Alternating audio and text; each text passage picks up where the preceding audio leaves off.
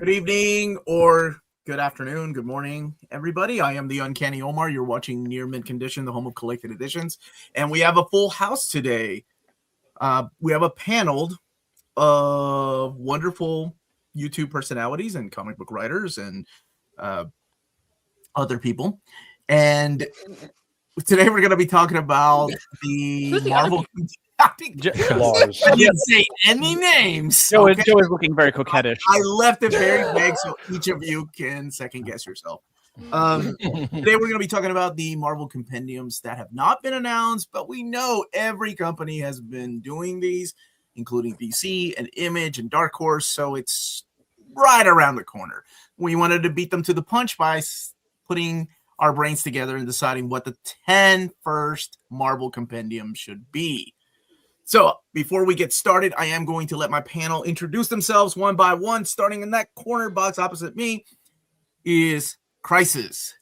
Who are you? Hello, everybody. I'm Krisis with a K, as I am known throughout the comic-loving internet. My home on the internet is crushingcrisis.com, where I have guides to well over 200 how to read, how to collect for Marvel, DC, Image, indie comics, and more. I'm so happy to be here in a stream that, let's be fair, Omar had to twist my arm a little bit because compendiums are not my number one format. But now that we're in it, I'm ready to rumble. So we are here to talk compendiums. And folks, this is the territory that I know well, man. I have a guide to every single thing every single one of you picked. So I'm ready to fight. Okay. I didn't say anything about fighting either. I said to debate. Next to him is Tessa, making another appearance here on the channel. Very welcome. How are you, Tessa? I'm good. I'm one of the other people, and I'm also really ready to fight. I love fighting, so let's go.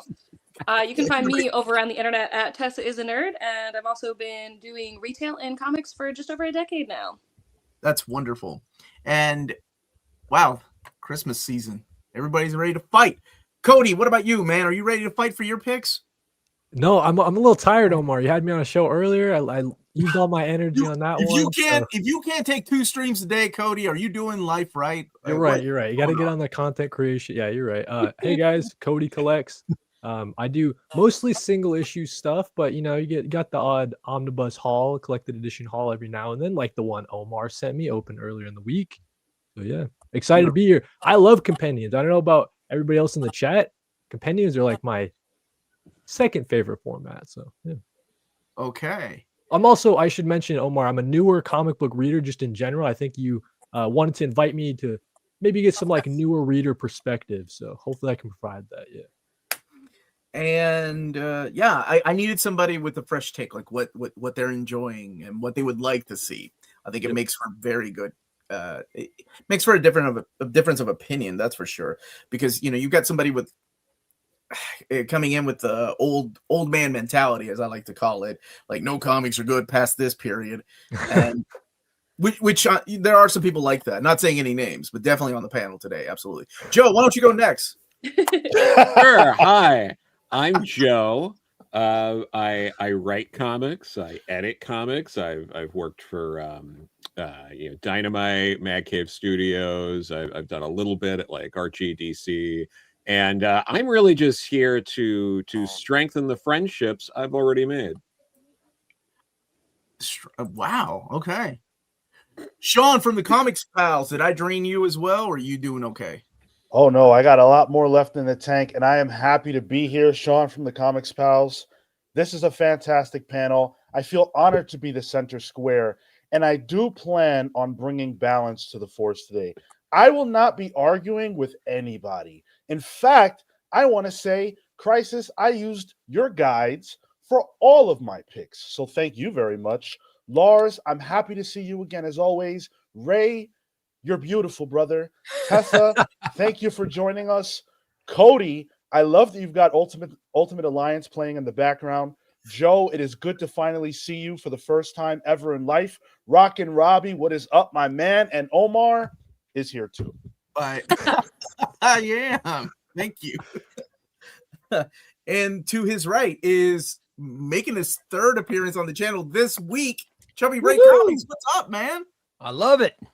Hi, everybody. How you doing? I'm Chubby Ray. I don't buy single issues. I get trade paperbacks. I get omnibuses. I love collected editions. I love talking about them. And I love Omar, and I love these panels. You guys are, it's fantastic. It's wonderful to be here. And I like Lars because he's a fellow Legion fan. That's right. And he can tell Omar how dare you when Omar makes his. So is Joe. To be fair, Joe. Wow, there's 3 Legion fans now. At That's least awesome. 3. Long live the Legion. If we had Jess here, we had all 4 people who would buy the omnibus. Yes. How dare you? And making his return back again is my buddy Robbie. What is up, Rockin' Robbie? What's up, Rockin' Robbie from Pop Culture Philosophers, home of the weekly comic book review. Very excited to be talking about Marvel Compendiums. I'm a retailer as well, and Compendiums sell very, very well. Like the DC ones, the Image ones, the Dark Horse ones. Marvel, we're ready for you to dive into this because you got plenty to dive into. So I'm ready. I'm excited. And no fighting tonight because I feel like we're excited. And for some reason, I'm even a friend with Joe. Apparently nobody else here tonight is, but it's okay, Joe. I got your back, man. I'm used to it. Also, just so people are aware, I do still get recent comics. All right. I pick up floppies. I read them and enjoy them. It's not all just, the old stuff. Just putting that out there. Did you only hold up DC books on the Marvel show? Is that what just happened? I know. I saw some indie stuff. I got some indie stuff. 1776, Okay. Captain America, Elvis Presley. Yeah. Thank you. That's research for Joe. Yeah. Write it off on his taxes. Here's hoping. Lars, what is Yes, up, sir. my friend? Yes, sir.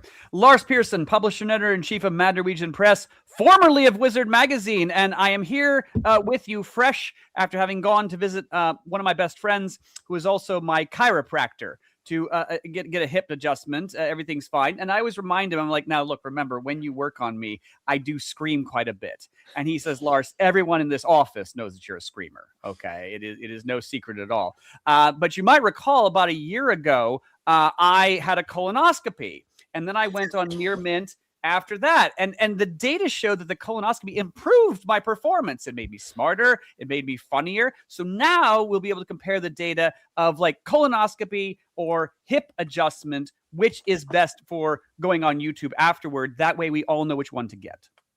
Awesome. Lars, it's so great meeting you. I love that this is my first piece of information from you. I feel like I'm on the match game for some reason. I always love Lars Thor, so I'm happy with it. Well, thank you. Well, by the way, when you go to your chiropractor, like I don't know why everyone doesn't scream. I mean, the way he lays hands on me and like, it's like being executed by a Navy SEAL. All I right. thought they say don't go to the chiropractor. That's what everybody tells me. Not Well, when you I reach think that you should certain give age. the chiropractor Okay. a- I'm just glad you didn't scream during the colonoscopy. Well, no. So am I. Yes. That's when This you isn't the stream I thought it was going to be. No, it never is. It is It exactly. never is when Lars is here. talk comics at some point, I think. Yeah. So.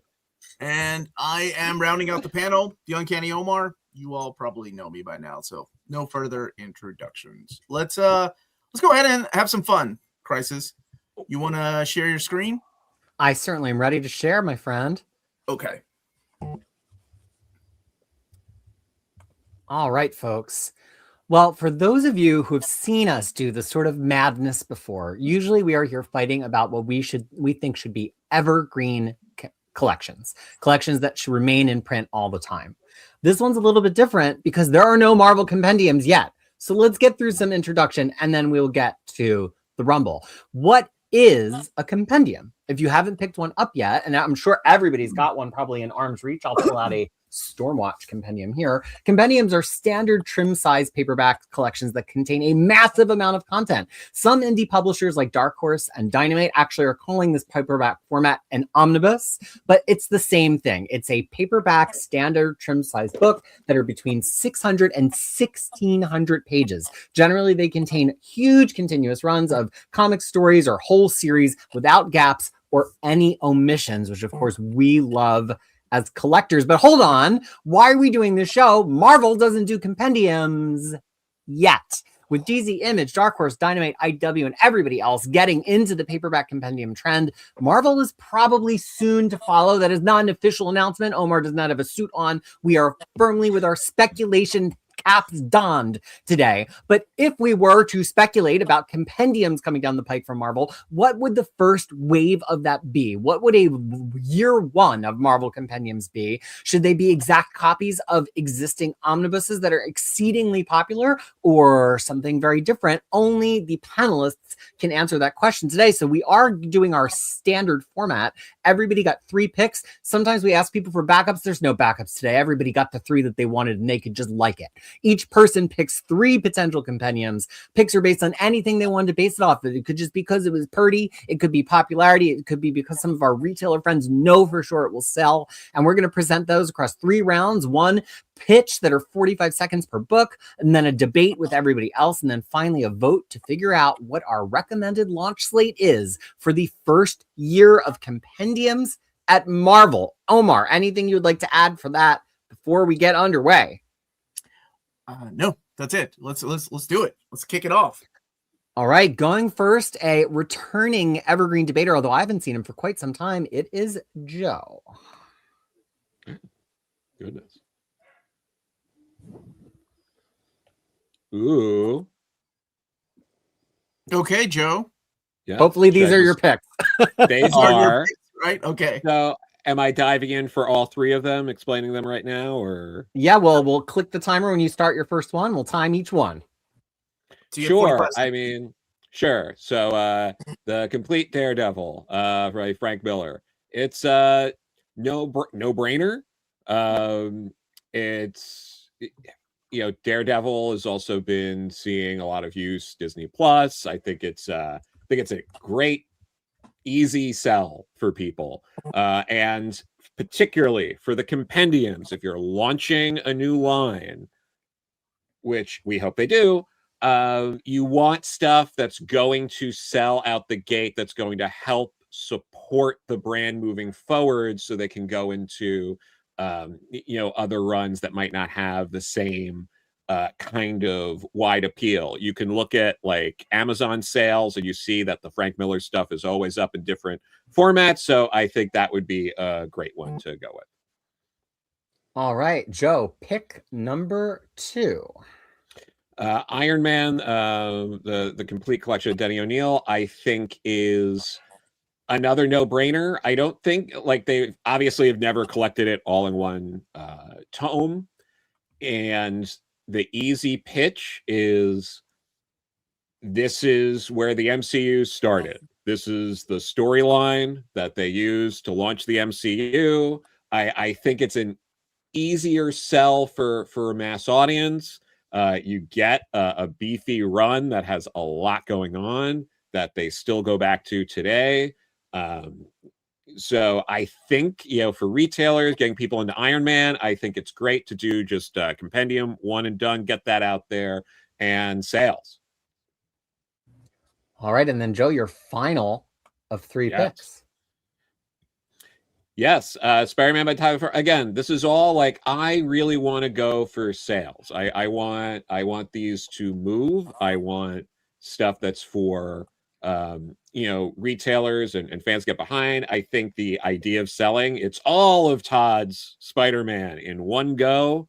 The Todd stuff still sells well. We've seen time and time again that you put these same storylines out in different formats and they still sell in the wide variety of formats. I think there's a lot of people out there who would love all of Todd's Spider-Man in one go, and that it would do well for retailers. So I think it's another no-brainer. All right. Next up, we have Cody. Cody, are you ready? I am ready. Yes, yes. All right, here we go. Cody, take it away. Okay, nice. So first pick, something I read earlier this year, and it really did just blow me away. I know it has a lot of hype around it, obviously taking the movies taking big cues from it. But yeah, I got to go Ed Brubaker, Captain America. I wasn't sure how much it should include in this first volume of the compendium. Looks like someone did the mapping for me. Thank you so much. Mm-hmm. But yeah, I mean, that looks good to me. That includes the... You're welcome, Cody. Thank you. Thank you. I mean, yeah, that must include the Winter Soldier stuff, right? So that stuff, reading through it for the first time. And I'm just a big Ed Brubaker fan, so I had to squeeze him in somehow into this stream. So yeah, definitely one of my most anticipated compendiums would definitely be Ed Brubaker's Captain America. I just loved it. So, yep. I was kidding. This is all Krisis. He Oh, you take credit really well, Omar. Nice. Yes. You steal credit really well. Cody, he was One of eating his your finest time. qualities. Yes, no snitching. Okay. Sorry about that. All right, Cody, number 2. Same kind of thing. Read this earlier this year. I was on a kind of a journey trying to read some of the most seminal Daredevil stuff. Good thing about Daredevil, a lot of people agree that it's pretty much all seminal stuff, but this Brian Michael Bendis stuff, it just like blew my mind. All the Alex Maleev artwork, it's just really great stuff. It made me look at Daredevil in a new light. I mean, we talked about the Frank Miller stuff. I tried reading that before this, and I just couldn't latch onto it as easily as I could this Brian Michael Bendis stuff. I just read through these 2 omnis so fast. So I think this could be a really good pick, especially mentioning obviously the success Daredevil's had recently in the MCU. So I think this would be kind of a no-brainer. One of the better Daredevil runs. So good compendium pick there. All right, now this final one, please forgive me if the map is not exactly what you intended. I was trying to help you out with some map here, but you talk about sneak preview of Tessa. Hold on. Back we go. Nobody saw that. Okay. So Cody, talk about why this is your number 3 pick and what ideally is in it. Yeah, so I mean, I think you nailed it here. Again, it's one of the ones where it being compendium size, I don't know if you could include the entire Marvel Ultimate Saga, but or at least year 1, that would be nice. Because we know that the kind of narrative structure of this Ultimate Universe, it has a beginning and end. Like we know that Ultimate Endgame is coming and it's going to cap it off. So I think that could be a really exciting type of collection, more of the newer Ultimate Universe, just all in one place.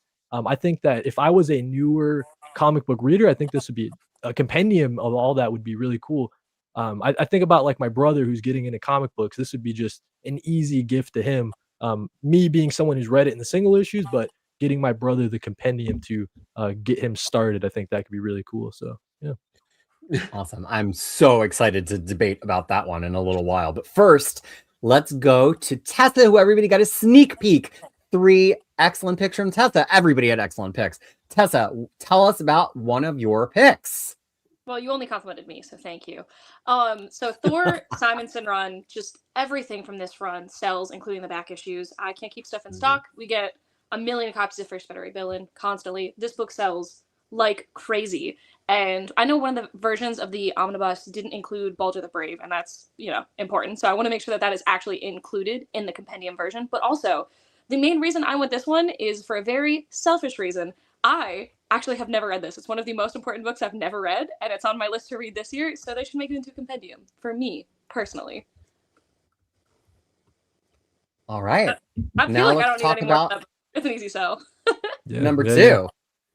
Sensational She-Hulk. Unfortunately, I love John Byrne's writing. I even love his take on Avengers, which I know a lot of people don't. And this omnibus sold so fast for us that I wish I ordered more. Usually, lady superheroes just don't sell as well as the male counterparts, so I didn't order enough of it, and people are kind of ravenous for it, and for a good reason. This book is funny, it's bright, it's witty. I love it. This is one of my favorite bronzy copper reads. It's just a really fun time, and I also feel like when people are buying any kind of omnibus or compendium, one of those thick boys, they like the entire run in one go. So I feel like this is perfect for them. Mm-hmm. All right. Very efficient on time. Let's talk about your 3rd and final pick. Thanks. I talk fast. So Squirrel Girl, either Unbeatable Squirrel Girl or Squirrel Girl by Ryan North. This includes the first 6 or 8 issues or whatever it is for the first volume, and then the entire second volume. With Marvel Rivals, Squirrel Girl has never been more popular, even though she's been gaining popularity the last few years. This run is phenomenal. It is one of the true all-ages books. Someone who is 40 can enjoy this. Someone who is 8 can enjoy this book. It is beautiful. I cannot keep anything related to any characters in Marvel Rivals right now, and I feel like a lot of stores can relate to that, and this book is perfect. And once again, it can contain everything in one go. I feel like getting to put her first appearance at the end would also just be a really fun touch, because it's a weirdly fun read. It's Steve Ditko and Murray. It's beautiful. All right. 3 outstanding pitches from Tessa. I know some people in the chat were saying, is anybody going to pick anything modern, just like Cody picked Ultimate Universe? Squirrel Girl, pretty modern. Now let's go down to Sean, who always has some terrific pitches for us. Hopefully he will not let us down today. Sean. All right, let's get into Civil War. So Civil War is not only my favorite event of all time, I also believe it's Marvel's most important event. The impact of the moments and choices in this book have consequences that reverberate for a decade. It's got a loose movie adaptation. Some games have used its story, and yet there's no great way to read the most important parts of the event that aren't just the core 7 issues. That's why I propose a comprehensive compendium of not just the main stories, but the key tie-ins that made Civil War feel all-encompassing. Civil War doesn't hit the same without reading Frontline, for example. No, this isn't the entire event, but what this format allows is to cut the fat, curate what's essential, and give readers the scope of the Civil War, getting the perspectives of all the primary players. Outside of sitting and reading every single tie-in, this would be the definitive way to experience Civil War. Damn, that's a good pitch. That's a good pitch right there. I'm still not sold on it, Sean. Yeah, I didn't say I'd vote for it, but it's a good pitch. It's a good pitch. All right, number 2 from Sean. All right. Original Ultimate Spider-Man is the definitive origin for Spider-Man. Yes, I think it's better than Stan Lee and Steve Ditko. Brian Bendis and Mark Bagley had the benefit of hindsight to see what went right and wrong in Spider-Man's publication history and created a streamlined story for Peter that doesn't just give us his origin, but a look at his entire life, from the moments leading up to him becoming Spider-Man to his last days, defending New York from the Sinister Six and ultimately falling in battle. This selection of issues covers the most important moments in the year-long superhero career of Peter Parker, including his encounters with the Goblins, Venom, and the incredible Ultimatum tie-ins that redeem an otherwise dreadful event by showcasing just how exactly amazing a superhero Peter Parker really is. All right, and one more pick from Sean. Okay, Immortal Hulk Omnibus. The Hulk is easily one of the most popular and recognizable superheroes of all time. And so it would be criminal for arguably the best Hulk series ever to not make this list. This is one of the very few modern Big Two books to make 50 issues, and it notably outsold Batman during the Tom King run, which is a testament to how great of a series this is. Al Ewing analyzes the man behind the monster, the life that led to the Hulk, and explores the way the Hulk has impacted the lives of everyone around Bruce. It's a modern classic, and it should be a representation of how good comic books still are. All right, with time to spare, a powerful pitch for the Immortal Hulk. We have a Sean, lot to talk about. dude. I have to hold on. Before we go to the next one, Peter, I need to praise him a little bit. Dude, it's amazing. Like, seriously, you never cease to amaze me how good you are at asking ChatGPT to write your pitches for you. Like, it's insane how good you've gotten at this, true. Sean. It's true. Omar, I will you fly to whatever bumfuck city it is and come get you. Are you kidding me? ChatGPT could never. True. You have that soulless competence down really well. Yeah. If ever arrested, I want Sean to represent me. I just want to make that. And I'll do it for free, brother. Love it. All right. I was always looking for soulless competence on my performance reviews, personally. That's really one of my favorite qualities. Oh, look, I'm next. How about that? Well, here's some soulful competence for you. Let's talk about my first pick, X-Men by Chris Claremont, Volume 1. I want to right a past wrong with this compendium because the omnibuses and the Marvel Masterworks cut off in the middle of the Dark Phoenix saga. It's crazy. This is a book that you can hand to anybody to watch X-Men develop from scratch, from the beginning of Giant Size, through all of the Proteus saga, Magneto and the Volcano, Arcade, the Hellfire Club, Dark Phoenix saga, and Days of Future Past, taking us all the way to the end of John Byrne's run. We could have called this Claremont, Cockrum, and Byrne, and it has all of the important side appearances that are also in the Epic collections. This is pretty much the Epic collection map. I think it's insane that Marvel doesn't have this in one book. I know they probably do it to make more money, but Compendium is the perfect place to put it all into one book. So I think that would make a fantastic compendium. My next pitch is for Jason Aaron's Thor God of Thunder. Jason Aaron, not my favorite writer. Thor, not my favorite character. But this run for me is just about as good as it gets at modern Marvel. I think that people came away from the movies thinking there was something cool about Gore and wanting to read more. I think every time these omnibuses or any trade paperbacks of this run show up, they sell out. And honestly, it's just epic. It's something that's a really cool read. You get to see sort of the rise and fall of the Odin Son, then the rise of the mighty Thor, and then you get to see this kind of operatic thing, which will pay off in the second half. So this is a perfect 2-book set. It's mapped exactly the same as the omnibus is mapped, unlike my Uncanny X-Men pick. And so we would finish it up with a second compendium that would have the back half of Aaron's run as well as War of the Realms. But I think this half reads great all by itself. And then finally, talking about writing past wrongs.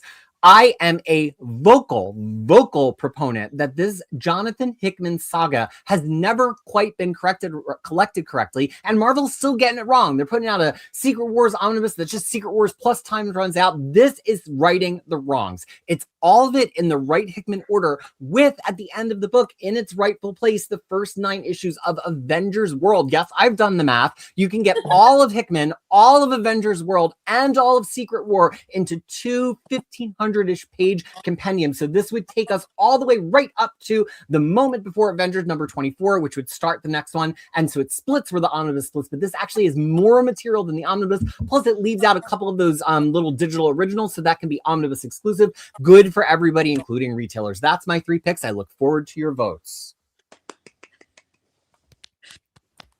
Now we have Robbie from Pop Culture Philosophers. Robbie with some classic runs here. Take it away, my friend.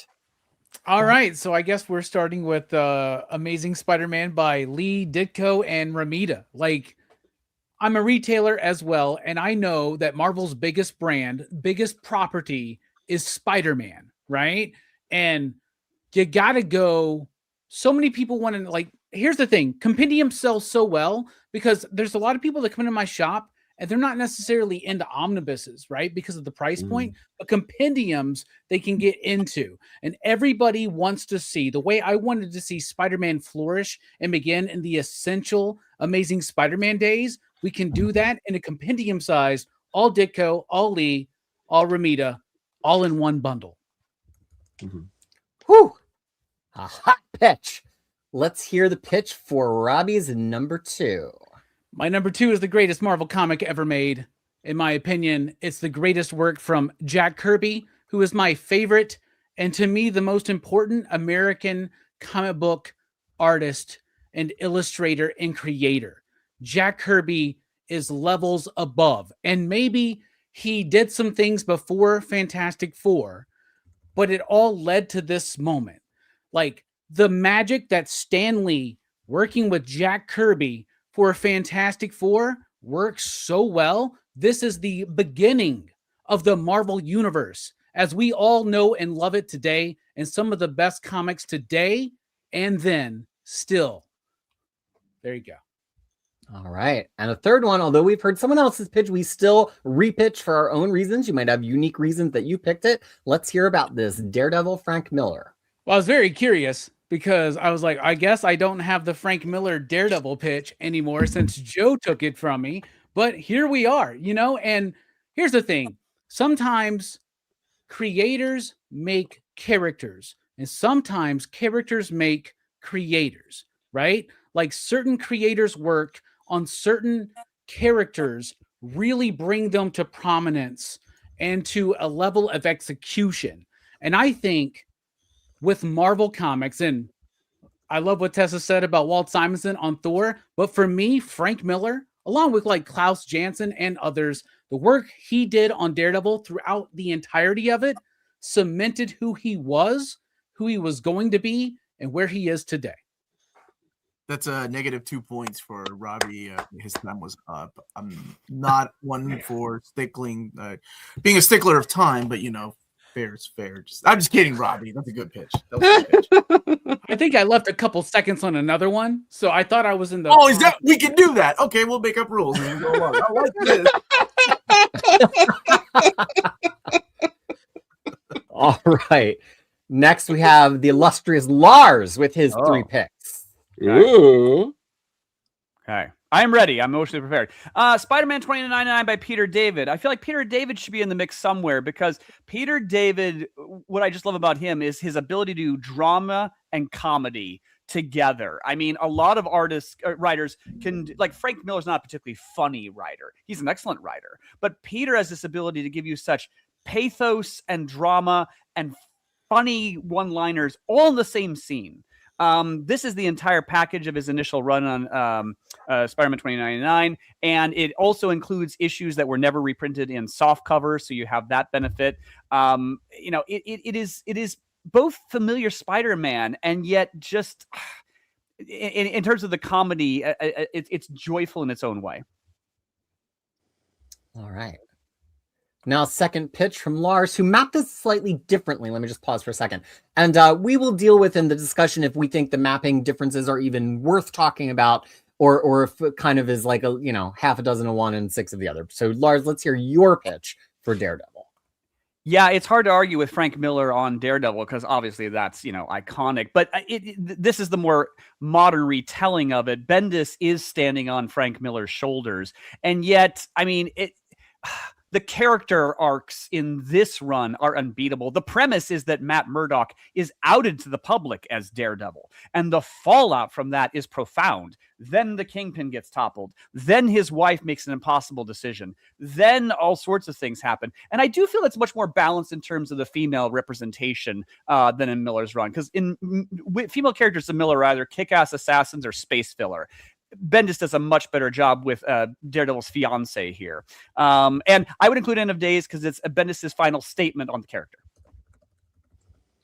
All right, and then Lars's final pick, the first non-Marvel character pick that we've seen so far. Tell us why this ought to be Compendium. These are the best Star Wars comics ever made. In my view, because Dark Horse did it for ages and ages and did some really wonderful comics, but it was like watching PBS. They were really respectable, but they got kind of, they were just kind of static at times. Here, Marvel gets the license. They're like, let's put our very top talent on it, hit the fucking accelerator, and just go, go, go. John Cassidy's art is just unbeatable. The writing by Jason Aaron and Kieran Gillen is unsurpassed. And, this includes the Darth Vader, which it's actually hard to have Darth Vader as the main character where supporting cast around him. It's very easy to get that wrong. Kieran makes it so interesting. This entire saga, these are the only Star Wars comics I own. Whoa. Major endorsement from Lars. All right. Next up, we have, let's not preview Omar yet. Let's have Ray talking about that. And Ray, I know there was a comment about pithy, clever title for the first one. So I did my best, but I know you're going to pitch it better than I titled it. That's right. First one is J. Michael Straczynski's Amazing Spider-Man run. With some of Volume 1, but I'm talking about the omnibuses, some of Volume 1, but all of Volume 2. I mean, this is peak Spider-Man. It's awesome. It's him telling everyone who he is. It's the new costume. There's some great stories in the J. Michael Straczynski omnibuses, and of course it goes to the end and the Back in Black, which is a fantastic story, and it ends with One More Day. I loved it because it was the end of the good run of Spider-Man before the soft reboot destroyed everything. I just love it. I think this would be a big seller. It's the Amazing Spider-Man Compendium. I love it. All right, and once again, we have a duplicate pick, but please give your own pitch for it, Ray. I love the earlier pitch, but mine is the entire Ed Brubaker run. Let's talk about all of it. Let's talk about Ed Brubaker's finding the Winter Soldier, the return of the long dead character in Marvel. We had never seen it before. And it was the Winter Soldier with Bucky. And it was a major part for Marvel because it ended up with, look at what it did with Marvel Cinematic Universe of how he's been such a big character of it. Then you've got the death of Captain America. Then you've got the return of Captain America. And then, of course, you have Captain America not wanting to be Captain America anymore. And Winter Soldier being Captain America. But then the Winter Soldier returns. I just love it. It's 2 compendiums, 2 volumes. I think it'll be fantastic. All right, and winding us up here with an all-in-one collection that many of us have been waiting for quite some time in Omnibus. Mm-hmm. This is my biggest pick for what I want to see as an omnibus. They haven't made it yet, so let's do it as a compendium. Matt Fraction and Salvador LaRocca's Iron Man was fantastic, with the highlight being the Dark Reign era World's Most Wanted storyline, which is so fantastic. Tony Stark downloading his mind into external hard drives to keep Norman Osborn from stealing the technology of Iron Man. It's such a great part of this run, but the entire run was great, including making a suit for Pepper Potts and so many other things. It's great. It's Iron Man. It would be a wonderful compendium. All right, 3 very compelling pitches from Ray, and now for wait, pitches that might be. Oh, Peter. Omar. Yeah. Before we have fun and start debating here in a second, man, everybody's choices, every single one of these choices were awesome. There's only, I think, 1 or 2 that I did not agree with, but most of the choices, it's going to be really difficult to vote for 10. Mhm. And yeah, thank you all. You all brought in some amazing choices. And now to contrast with that, we have Omar's choices. But none better than mine, of course. So let's move on.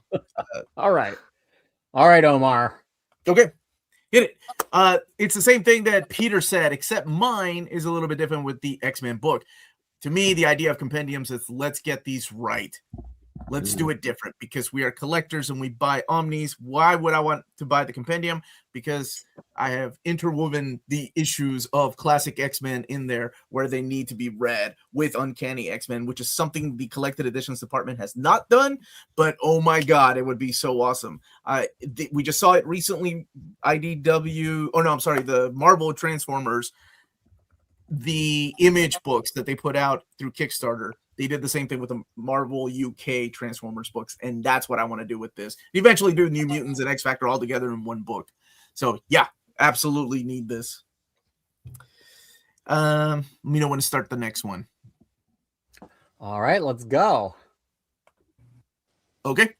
Punisher. This is the one book I get asked about all the time whenever there is a new announcement. When are we going to see the Punisher? Where is Frank Castle? Because I don't think I ever get asked, when are we going to see Joe Garrison? It's always Frank Castle. It's a classic one. So we get the first appearance plus all important appearances of his early beginning. So it's kind of like that first omnibus, the Back to the War omnibus, but I did add more issues of Punisher in here. And it's the classic stuff. It's the build up to this character.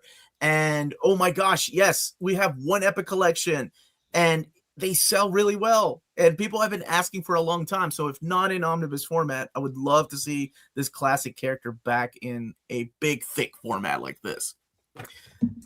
Talking about thick, let's talk about what you crammed into this last choice. Cut me off on New Avengers, man. Okay, my New Avengers is exactly the same reason that Peter chose his Avengers by Hickman. It's mapping done right. I think those issues of Civil War should be in there. I really think the issues of Secret War is how you start New Avengers, because that's where Bendis got the idea that this is going to be my new team. And yes, even Daredevil was supposed to be there, but he got called out by the internet and he chickened out at the last second and replaced them with some chick in Daredevil named Echo. Spoilers. Sorry. But I mean, you've got Wolverine, Spider-Man, Spider-Woman, Captain America, Iron Man. This book on the cover alone sells itself. And yes, it is a huge seller. It is out of print again. The first omnibus is gone again. All right. Time's up. Everybody on time. It's pretty impressive. Fight. Yeah. Well, apparently not me. I'm sorry. No. You borrowed time from another one of your picks, so that's okay. Called it. This is going to be tough. You're right, Omar. This is tough. Like 10 seriously. from this, Yeah. that's tough. I There's wish I'd like have gone only before 2 I would Sean. argue against, honestly. So Like, okay, my only Yeah. my biggest issue that I have with some of these choices is the mapping, and that's because I have this mentality of no issue left behind. So while I love the Get idea, over that. who said that? Who said that? Was that Lars? No, it wasn't Lars. While I love the idea of a Frank Miller Daredevil, and it will sell, because you also have Born Again here in The Man Without Fear, which is my favorite Daredevil story. It's just, to me, there's that gap. And even as a new reader, I would be like, wait a second, what happens between issues 192 and 218? Where's that collected? And that's just my way of thinking, and that's what would keep me from something like this. Iron Man, it's going to be tough because this is top 10, right? You can't have two Iron Mans in the top 10. Only one can make it. That's an Omar rule. That's not real. You can vote for as many Iron Man. It's all Iron Man. You totally can. Yeah, but It's all Iron Man. No, they got to be different. Otherwise, it's all going to be X-Men because they're the best. Maybe there's a better Iron Man. Have 2 X-Men books in this. Maybe somebody on the panel made a better Iron Man pick, but who knows, right? That's all I'll say. While I do prefer this Iron Man pick, I think the other one would sell better on art alone. You don't have the same sales pitch, though. You can't be MCU started here. Read where the MCU started. You don't get that. Sure, you can. It's Iron Man. Most kids these days. That's not the same. MCU started with story. the Ultimates, y'all. Get real. No. Come on, Mark. No, but the Ultimates, Iron come Man on. movie that they based the whole Obadiah Stane thing. That's all from Denny's run.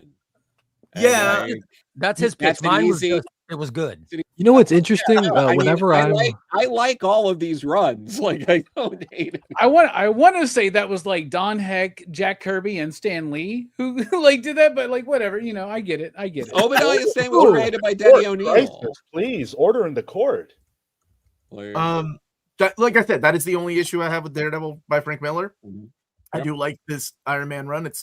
I think it is a better run. How dare you say anything negative about his Daredevil Frank Miller run? Okay, Oh, just dude, it's the definitive run from Daredevil. I get it. I just don't like missing issues. Spider-Man by Todd McFarlane. I'm so glad you did not take out the issue by Eric Larson. God bless you. So I'm okay with this. And honestly, it's a Spider-Man book. It's going to sell, and it's Todd McFarlane. Yep. Yeah. That's a big win right there. Yeah. Let me see. Did you put? Yeah, you did.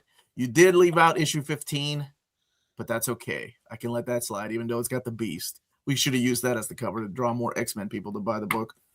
Yeah, right. Exactly. That's all I got to say about Joe's picks. That's right. Do we go down the line and we all kind of speak to each other's picks, or I forgot how this? Yeah, you could go next. That was for the evergreen, I guess. Cody? Yeah, you can go next. So I mean, I don't want to Omar covered it all so well. The one thing I would say about the Iron Man is like, as a if I was a new reader, I don't know if I really care so much if like, oh, this is kind of where they pulled for the MCU. As a new reader, I'd be like, what's the best Iron Man run? And but it's also one of the that's best. what I was wondering. No, and that's cool. I just haven't read it. Like, I got you. No, Iron Man is I just get never it. a character that's like pulled to me. So it would be like, what's the best Iron Man run as a recommendation to get me in? Yeah. And if that's what this is, then maybe that's something to vote for. But yeah. Yeah. But no, I mean, there's also this element of it that, like, if you look at sales, if I'm not saying people should go buy stuff on Amazon, but like a good way to see sort of what sells sometimes is going on Amazon and seeing what sells. The top 10, 20, like with a few outliers, are all like Frank Miller, Claremont, like, a classic Spider-Man kind those of are stuff. really good books. Weird. Yeah. So like, that's why I'm just like, that's where my head was at with doing this stuff, because, first wave compendiums, is sort of what I was thinking. And, for something like the Iron Man run, again, it's like, it's never been collected like, so you get that additional bump of the whole thing's never been like collected in one thing before. So like there's a few additions. I know you also get that with the Matt Fraction run as well. And it's also a very good run. So I think I think something DC did really well when they launched their compendiums is something you just pointed out, which is that some of them were very much an omnibus. Some of them were an omnibus with like some little extra special aspects. And then some of them were like, hey, this has not been coherently collected as an omnibus. DC Finest launched that way. Epic's launched that way. I think to make a good launch line for a new line of books, you do need a couple of books that are like, oh, wow, we've never had this like this before. I think it makes for a really impactful, noticeable launch. So from that perspective, I agree with Joe. Yeah. I think you guys make sense. There are so many times that Marvel has put an omnibus out, or they put a collection out, and you can read it, and they've got to have second thoughts and things going, oh, why did we map things that way? And Omar and Krisis, you guys are both right. When there are so many mapping mistakes, maybe not intentional, but there are mapping mistakes that can be corrected now. And I think these compendiums are a great way to correct it.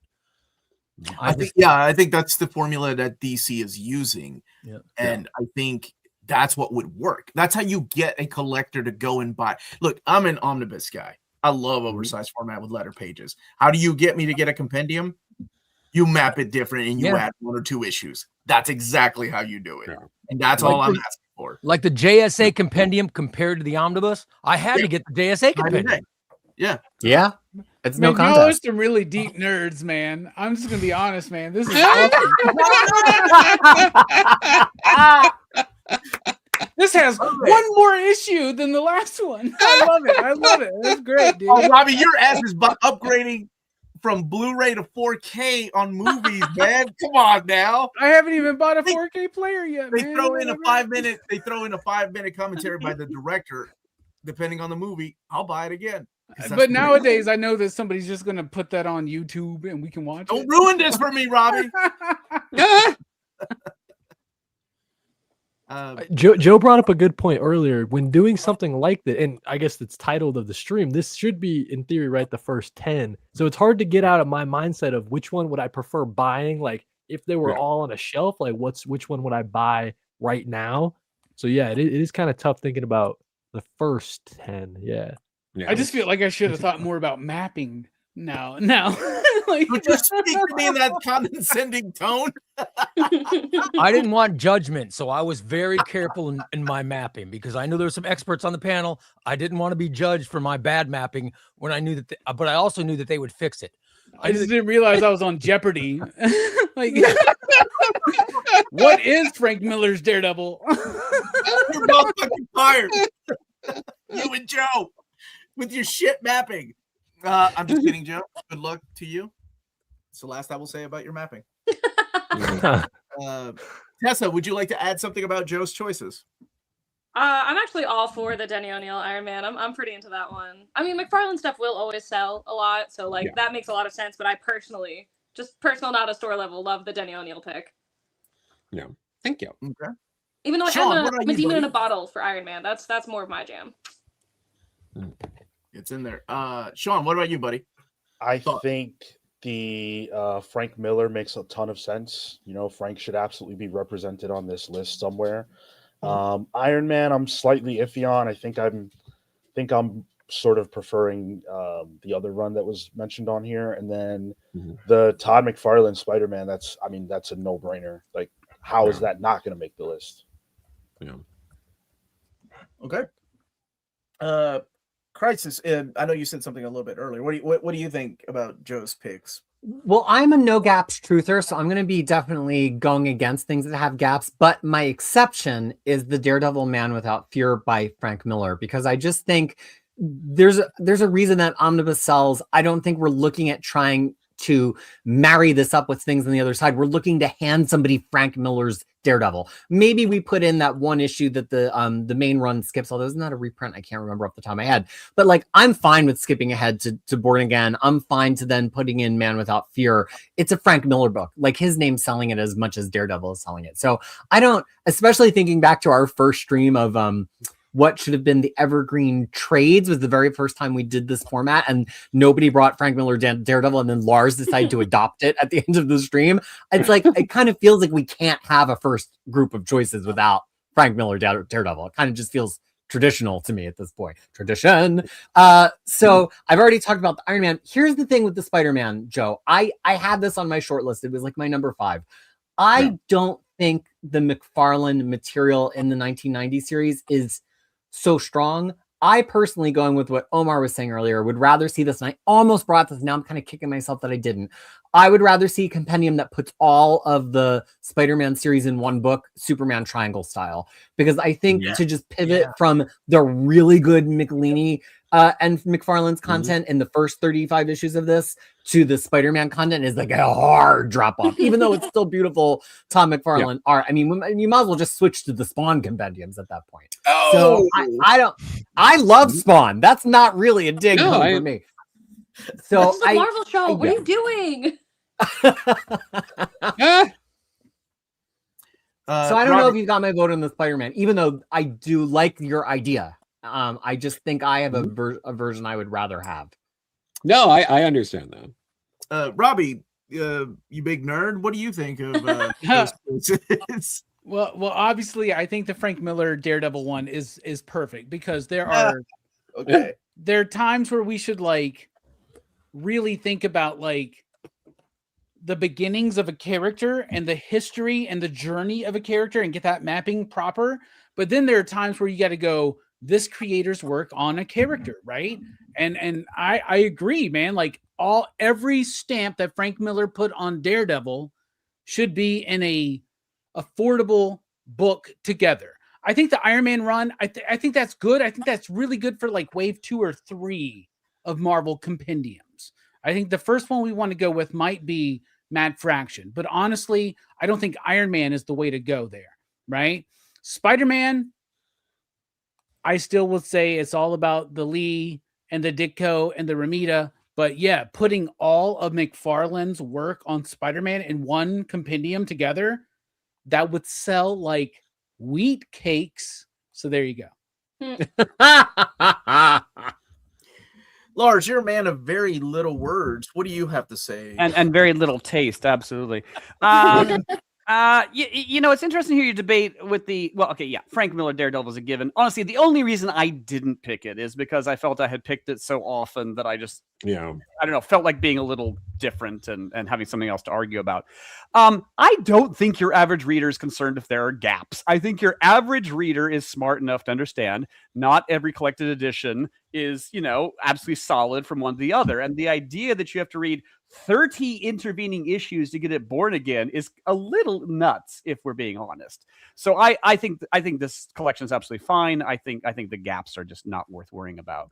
And the Todd McFarlane one, yeah, it's gonna sell berserkly well. Now, I mean, it's never been my cup of tea, just because I always feel like it's an exercise in breathtaking art, and the story is optional.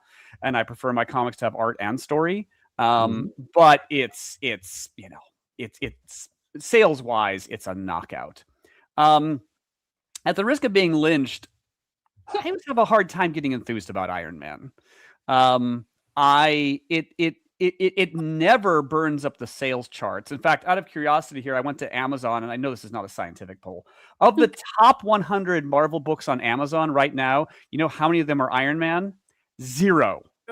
None at all. It's a perfectly respectable series and franchise, and you can see why they keep making it, absolutely, but it's never been a sales gangbuster, and it's never produced any, you know, many truly A-level stories, you know, in its decades-long run. I like Denny O'Neil. Denny O'Neil's a very smart writer. Denny O'Neil's a very interesting writer, but I don't know. Iron Man always feels like they're just doing out of obligation. It always falls a bit short sometimes. So I would have a hard time being enthused about this one. There is truth behind that when it comes to the classic Iron Man stuff. But if they called it Dr. Doom -1, just an idea. We don't even have issue 150 in here. So yeah, Iron Man, unfortunately, you know, it's just notorious for volumes 1 and 2 going to liquidation. That's why it really surprised me that there was an omnibus volume 3, and it took forever for the Michelini and Ramita omnibus to sell out. We do have a different market, and I am curious now if people would be willing to check it out, maybe in compendium format. Yeah. I don't know. I think it goes back to my mentality of like, okay, if we're only going to have 10 books, are 2 of them going to be Iron Man? They're not. Ray. I think it's safe to say Joe knew that would be the weakest of his three. Okay, but I think Joe knew that. Really? Okay. Yeah, I think he would throw Legion on here if he could, but I like Joe a lot. I don't know Joe, but I like him a lot. He's very likable. He's okay. However, go ahead. However, I'm not a Frank Miller fan. Iron Man, Denny O'Neil. It's not the best Iron Man run. The best Iron Man run is the one that I picked, the Matt Fraction run. I don't know about. And then number 2 will be Joshua Williamson's run, which hasn't even started yet. Bro, we can't say that yet. It's tough. Iron Man 2. It's tough. I don't understand the Denny O'Neil hate. Oh my goodness! But I do like Denny O'Neil a lot. I like him a lot, and I think this clearly found in a ditch. I would buy this, but not in Marvel's first top 10 or first 10. There's no way it would. It's gonna have to be about the 8th top 10 before we get to it. But I also like what Joe said about why he picked it. He said because he thought the younger fans would be familiar with the movies, and this was the most in comparison with the Marvel Cinematic Universe. Because unfortunately, I think that was true like a decade ago. Now the younger fans are like on TikTok and not rewatching. I was gonna say whatever your favorite Marvel TikTokers like. They think honestly, the new fans first just Iron Man wanna- movie is a classic. The new fans. Yeah, is he wearing this armor read, in Rivals? That's all that matters. The new fans just want to read Doctor Doom as Iron Man right now, and infamous Iron Man or whatever, right? So like, I'd also like to point out at this point that we are farther away from the Bendis run than the Bendis run is from the Frank Miller run. So when we why do you want to say stuff like that, Joe? We're happy with our age, man. So we're crumbling to dust, is what you're saying. Yeah, when people refer to it as the modern take, there's people who are in college now who are like, I wasn't born when that came out. How are we still evaluating Joel's picks? I don't understand. First, my hair started graying. Jesus Christ. I'll be very Then I had to hear quiet, man. Joe's comments. Okay, is that everybody done picking on Joe? Yeah. By the way, can I point out Krisis made the best point in the entire broadcast so far. Yeah, we're not done yet, Ray. The triangle era of Superman should be done by Spider-Man. That is Thank you, Ray. That's When this was first announced, I was like, finally, it's going to happen to me. It's going to happen for all of us. And then they just did amazing. I've been waiting for, 13 years. Okay. All right. I should have brought that one. Here we go. Let's move on to Cody. He's so kind, but I'm sure we can think of some things to say about his picks, right? Or are they perfect? No, you're good. I think okay, the ultimate Cody, line was smart. I like your idea of Captain America. It's a big chunk, and that's a seller. It's a modern book, and you're gonna have, if people still have that MCU energy and they want to check out Winter Soldier and where it came from, there you go. That's a good book. I like that. Daredevil by Bendis, again, same problem that I have with Miller, but you guys are kind of talking me out of it. You know, I'm okay with that.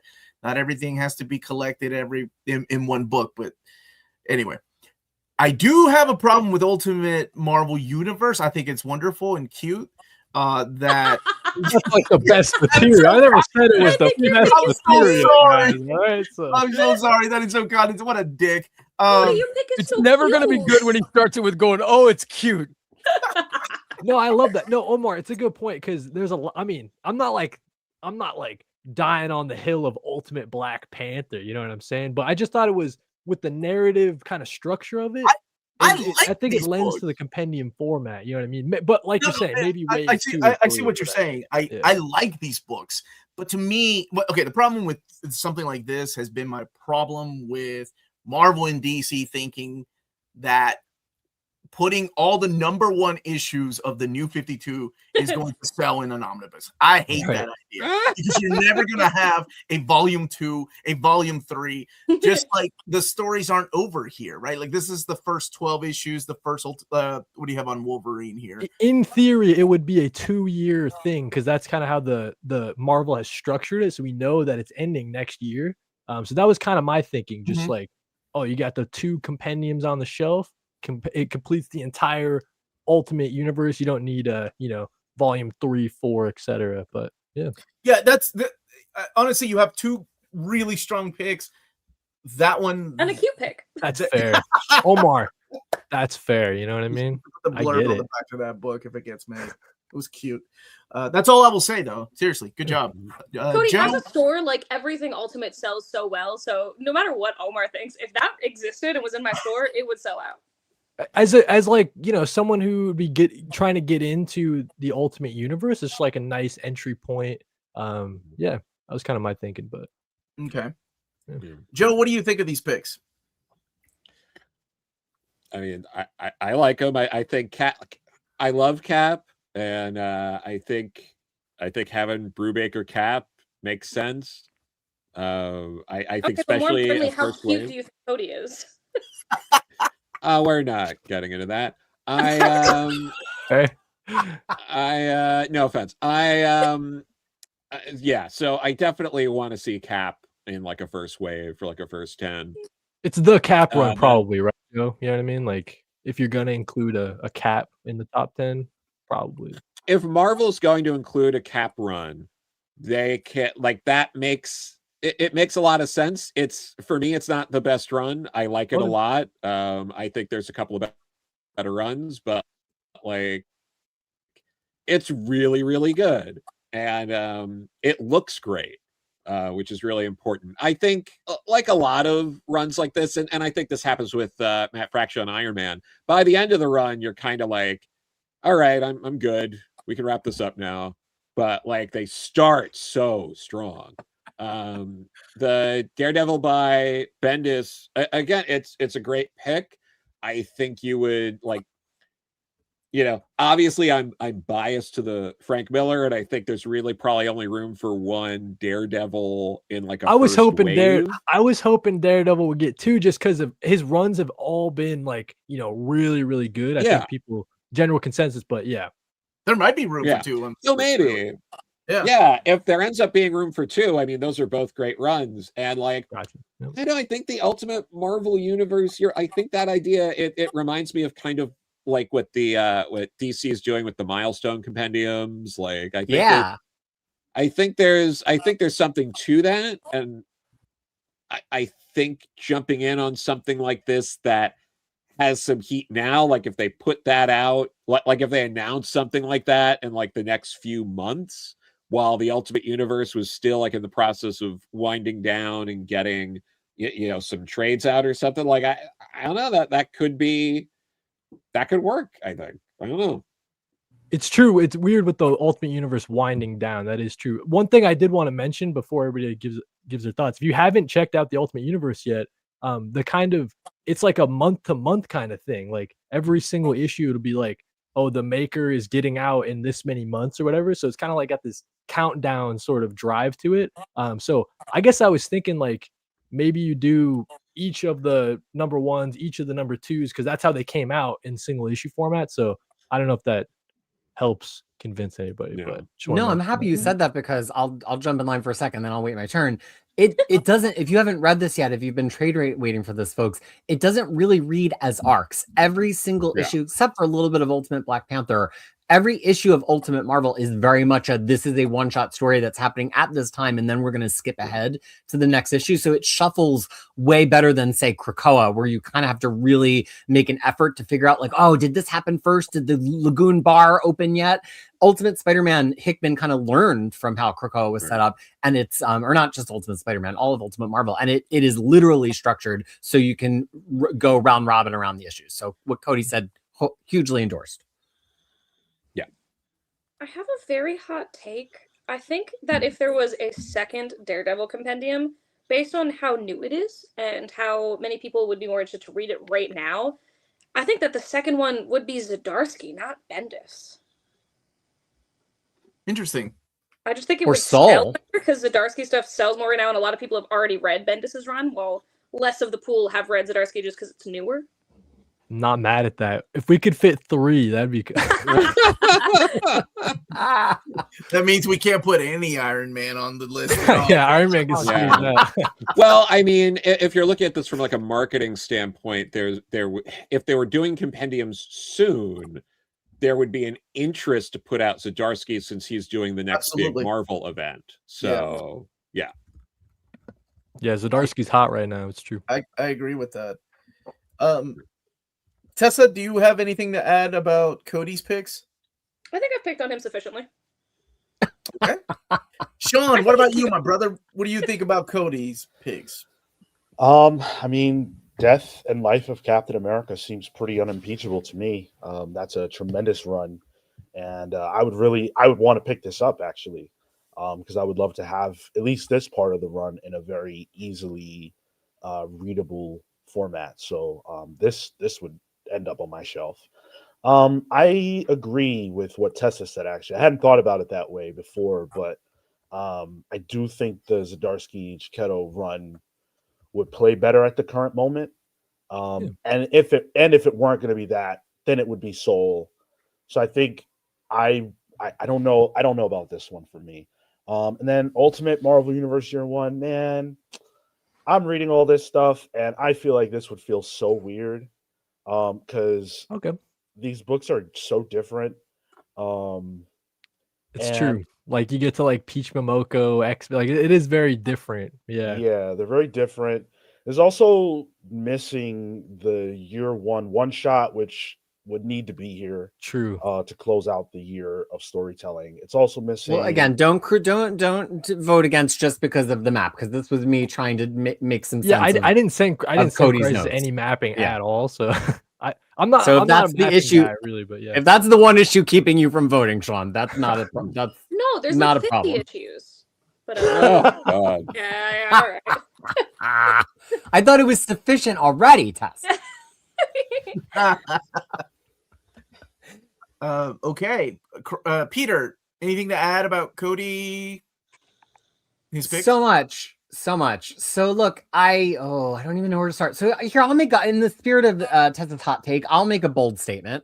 I think it would be such an atomic bomb blast if Marvel led off a compendium line announcement with Ultimate Universe as the first compendium, because everybody expects things to come out in omnibus, but this is like a run of the people. It's a run of the youths. It's like popular among everybody. I think to launch it into compendium first and to be like, hey, we're willing to put out something that's brand new in this affordable way, I bet they would make more profit on it as a $60 compendium than they would as a $150 omnibus. I just think there's something really special about the idea of like getting it right out there, making it super, super accessible. And I just think it honestly doesn't matter if you braid this series together in the style of the Milestone Compendium, if you just present them as 12, 12, 12, 12. I've read every issue in this. It's not my favorite comic books, but it is one of my favorite picks on this list. I think it's a brilliant pick. Captain America, there's no arguing against it. It's quite possibly the #2 Marvel comic book of the past 20 years after my pick of Jason Aaron's Thor. And and then Daredevil, here's the thing about this Daredevil. We just got it in Epics, and honestly, the Bendis run kind of just tails off into the Brubaker run, and we've done it in Omnibus, we've done it in Epics. I just personally would be more satisfied if we're picking a modern-ish Daredevil to pick Soul. Personally, it's nothing against this run. It's gorgeous. This is one of my favorite covers of all time, by Malev. But I just don't know how much excitement I can wring out of my shriveled old body that's about to turn to dust for another reprint of Bendis Daredevil. That's just me.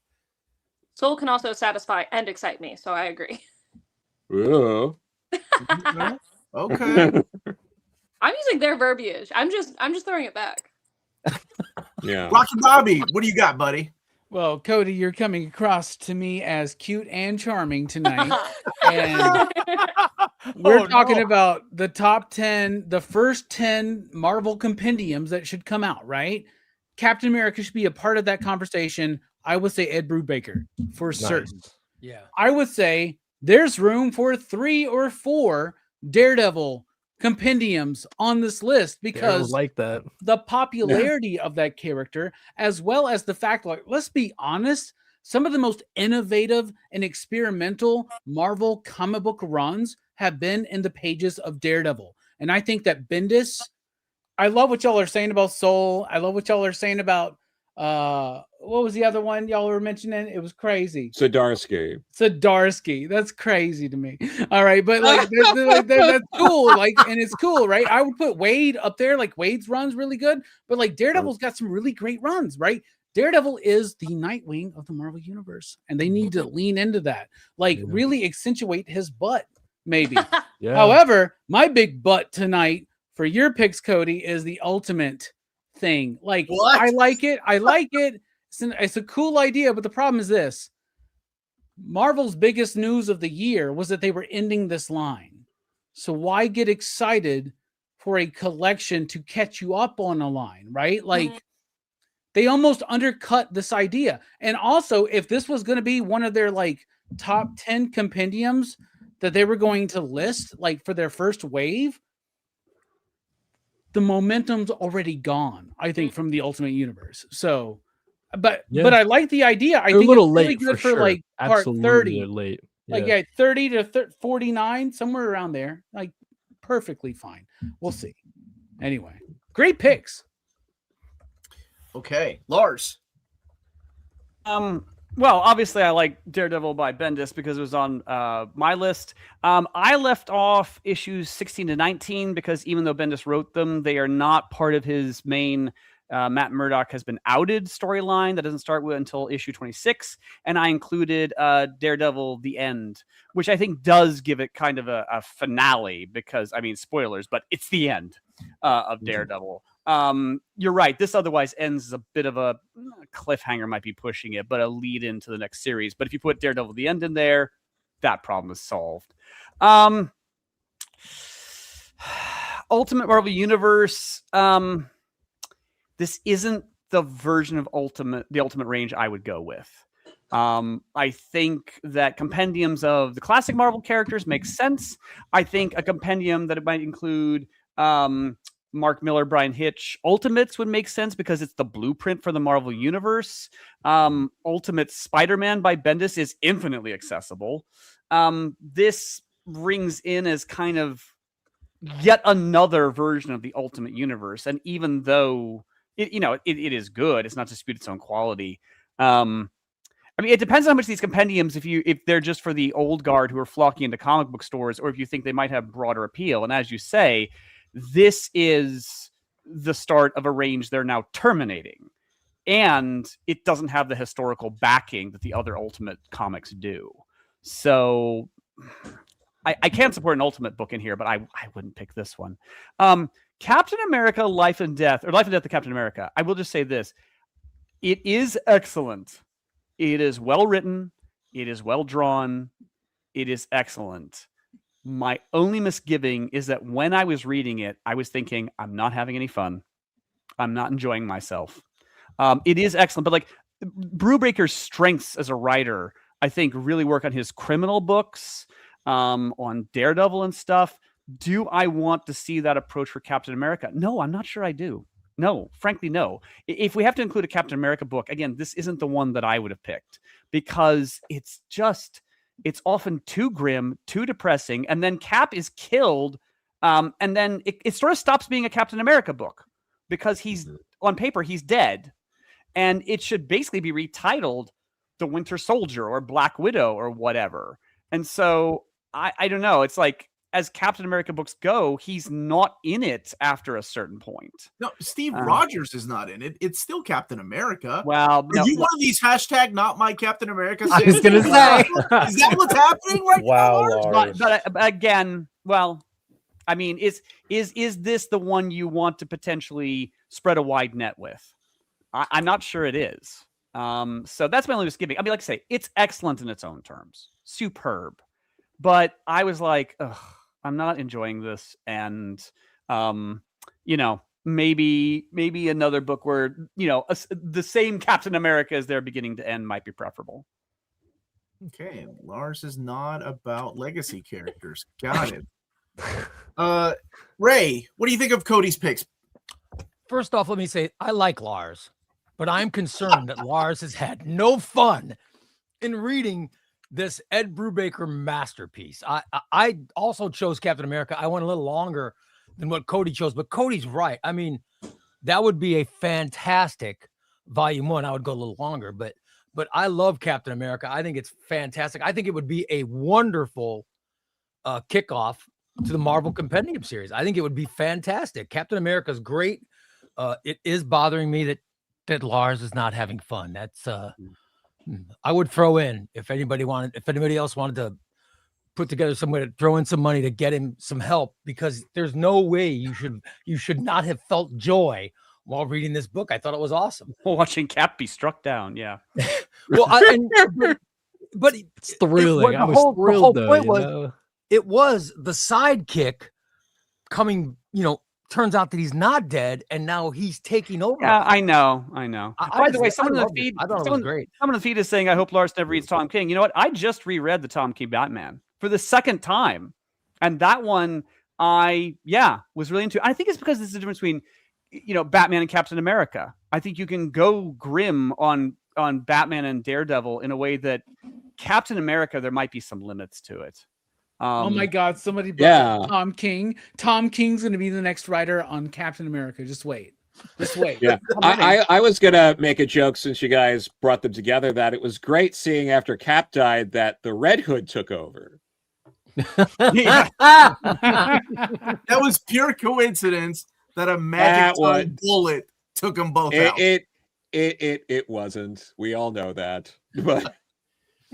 I do want to remark that I do think I agree with you both in a way, because I think part of what this run is that makes it interesting to me, and I do love it a lot, is that you don't expect that a Cap book is going to be able to hold up after seeing what happens to him, because you're thinking like Cap's cast is not iconic enough as like the Batman cast is to fill the gap of a missing Steve Rogers. And I think the way that Brubaker uses Bucky, Natasha and Sharon and Sam to like fill that in actually is so surprising, and like nobody had Grunwald had done that, but not Brubaker kind of advances that in such a way, and it's so surprising and in fact to me delightful that I think that's what makes this run to me, because I don't think anybody could do it again. I think Brubaker uniquely was able to accomplish something that in Lars' defense is a very Batman kind of thing that works well with Batman, because there are 200 members of the Bat family. I think this book was perfect for its time, perfect today, because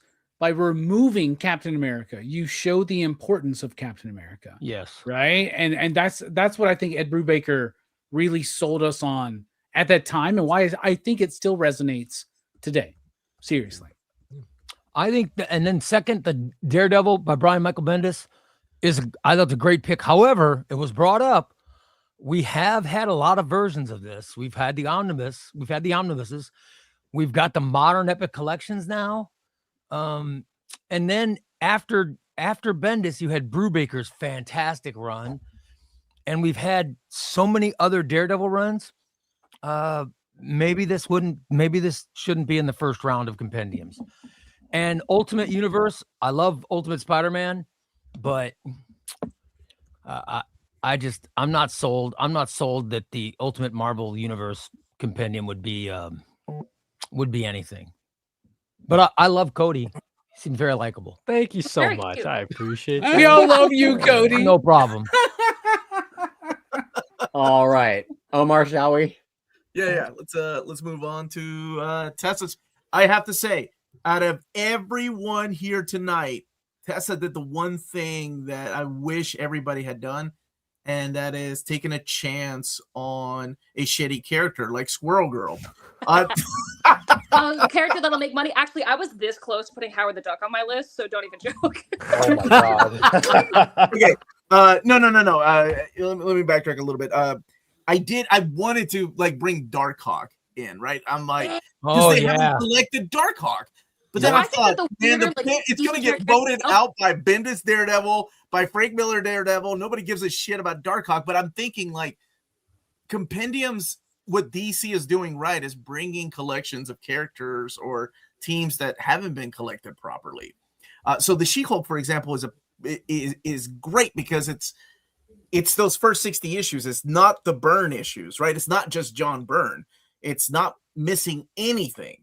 That to me is what would sell a compendium. We have the omnibus, and if you just love John Byrne, you can keep the omnibus. This is for somebody that just wants to read everything, and we've had epics as well, but this is mapped a little bit different.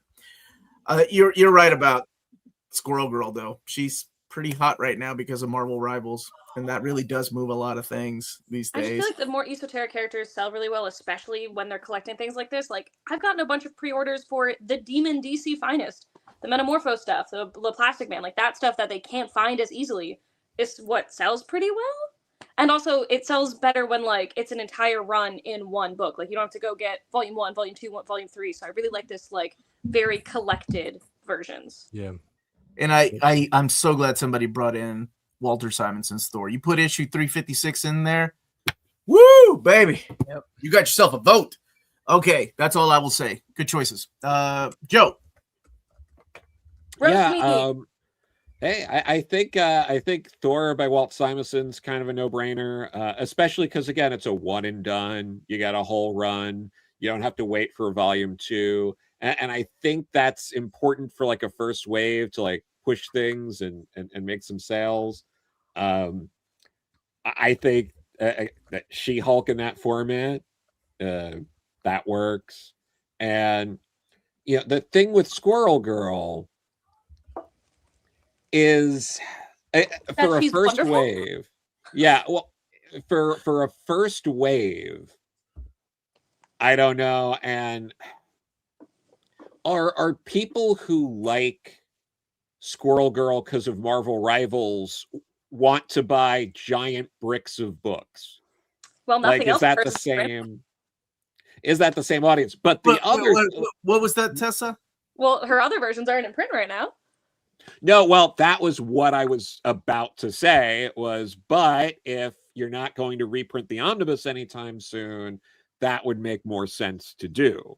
So. Also, as a store, I'm really surprised by this because I wouldn't have thought so prior, but casual readers buy a lot of compendiums.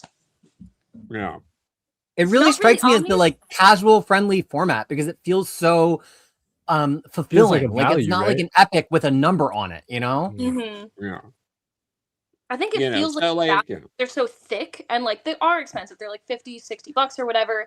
But omnis are really thick and they're $100, $150. I feel like they always think it's a really good value, but like the Tim Drake compendium sold extremely well, and I was not anticipating that. It's easier to justify because you look at the page count of a compendium and you're like, oh, $60. That's like, however much per page. So yeah. They sell well in the book market as well. Like right. Dark Horse and DC, the compendium sell really well. Easier to stock them at a Barnes versus an omnibus. That's true. That's how we should have started. That would have gotten everybody's vote. Marvel swimsuit compendium. How did we not do that, Can Peter? I change my picks? Damn.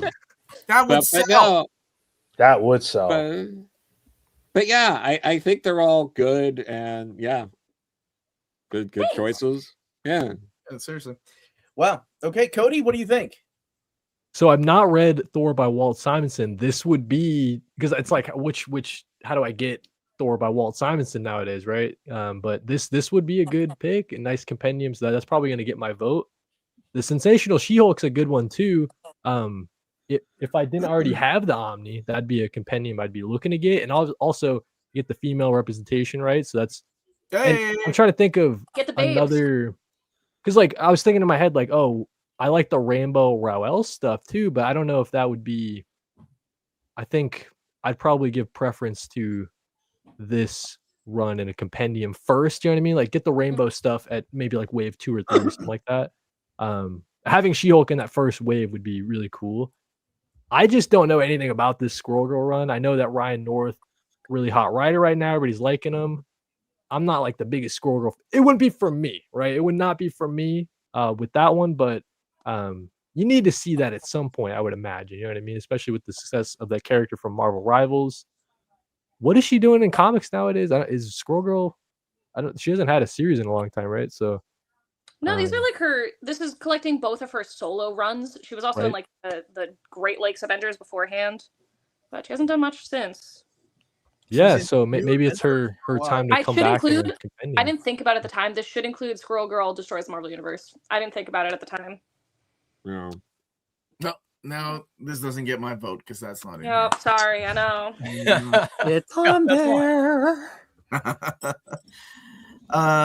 Sean, what do you think of Tessa's picks, buddy?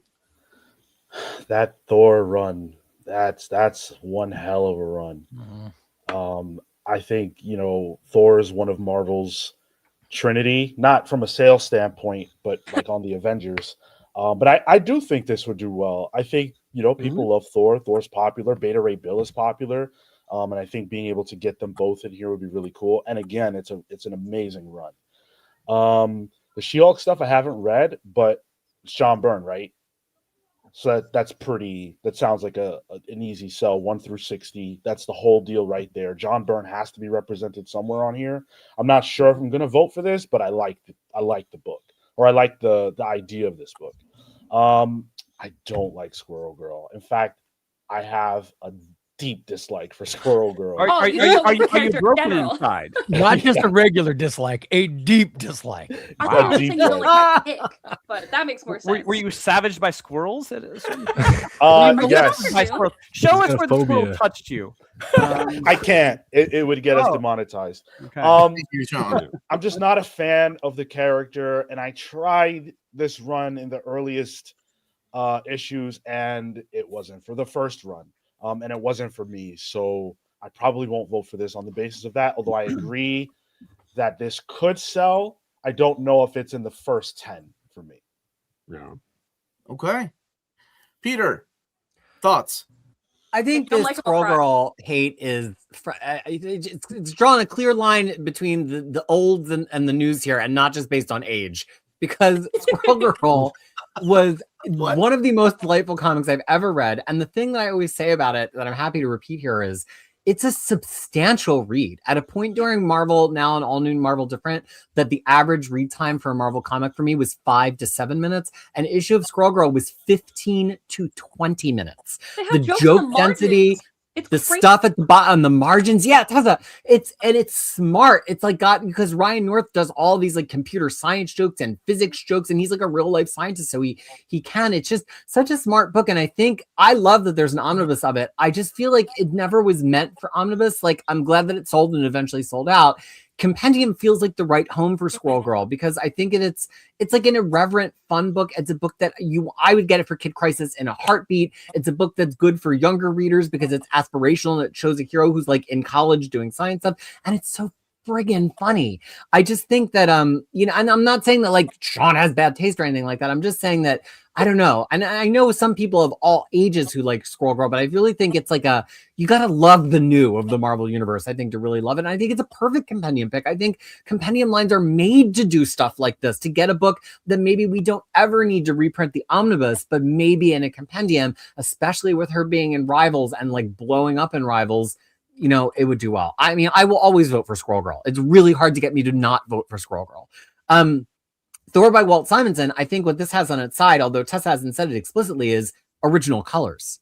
If they put this compendium out with original colors, every friggin' person would buy it. Because everybody, even the people who have the omnibus, still want it with the original colors. I would, yep.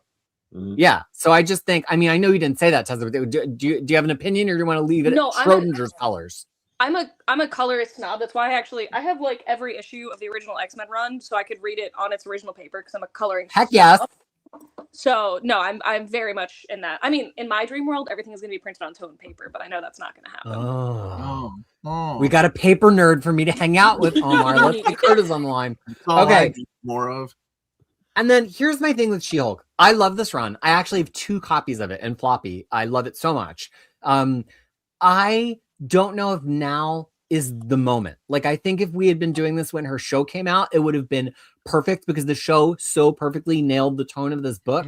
I just don't think she's prominent in the Marvel universe right now. She's not. Is she going to show up in some of this MCU stuff coming up? I don't know. It really should be. I know. I loved it. I think the show is perfect. It's one of the most perfect adaptations Marvel has done.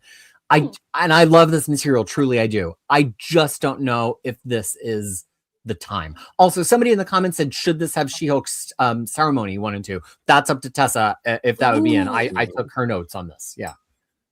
That's a good point. I didn't think about that. What is that? What is this currently at 60? I think that'll make it a little thick, but I think it's worth it. I would put it in there. Take the covers out and you can fit it in there. Yeah. Yeah, just do it Spawn style. Take the covers out.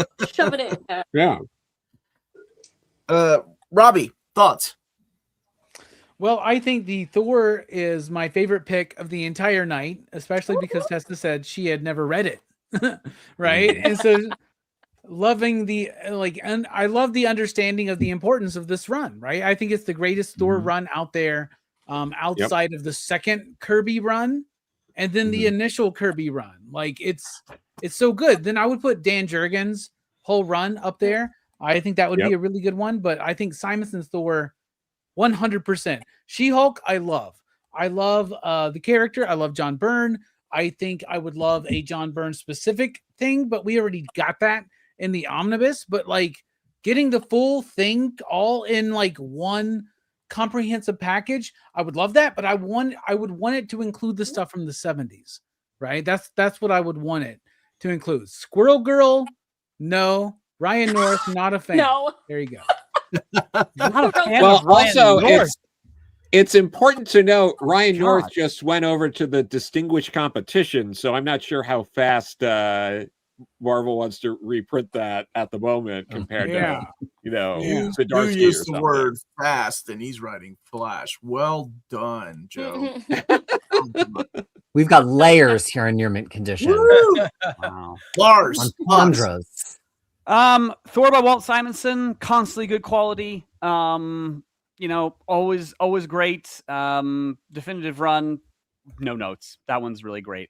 Squirrel Girl, I'm with Peter. I think Squirrel Girl is just constantly delightful. And I think it's the combination of Ryan North with Erica Henderson.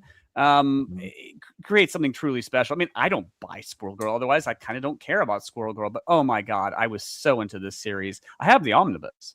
Absolutely superb. So She-Hulk, I love the John Byrne run.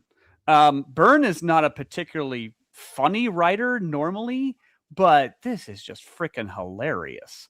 I do worry it necessarily hasn't aged well. I know that sometimes when you make fun of sexism, some people don't get the joke that you're making fun of it. And so I don't know how it would play today. Also, since the She-Hulk TV show crashed and burned, there may not be a need.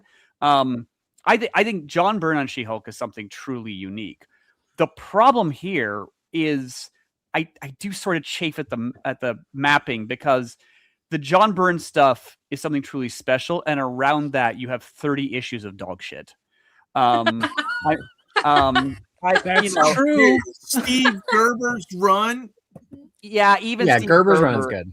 Even Steve. I mean, the thing is, like, I think there's two problems. One, the style of story that Byrne and the style of humor that Byrne does, I think, is hard for some of the other writers to replicate. Yes, Steve Gerber is Steve Gerber, but there's other writers in there. I think he creates something that's very, very hard to follow on from when he's not around.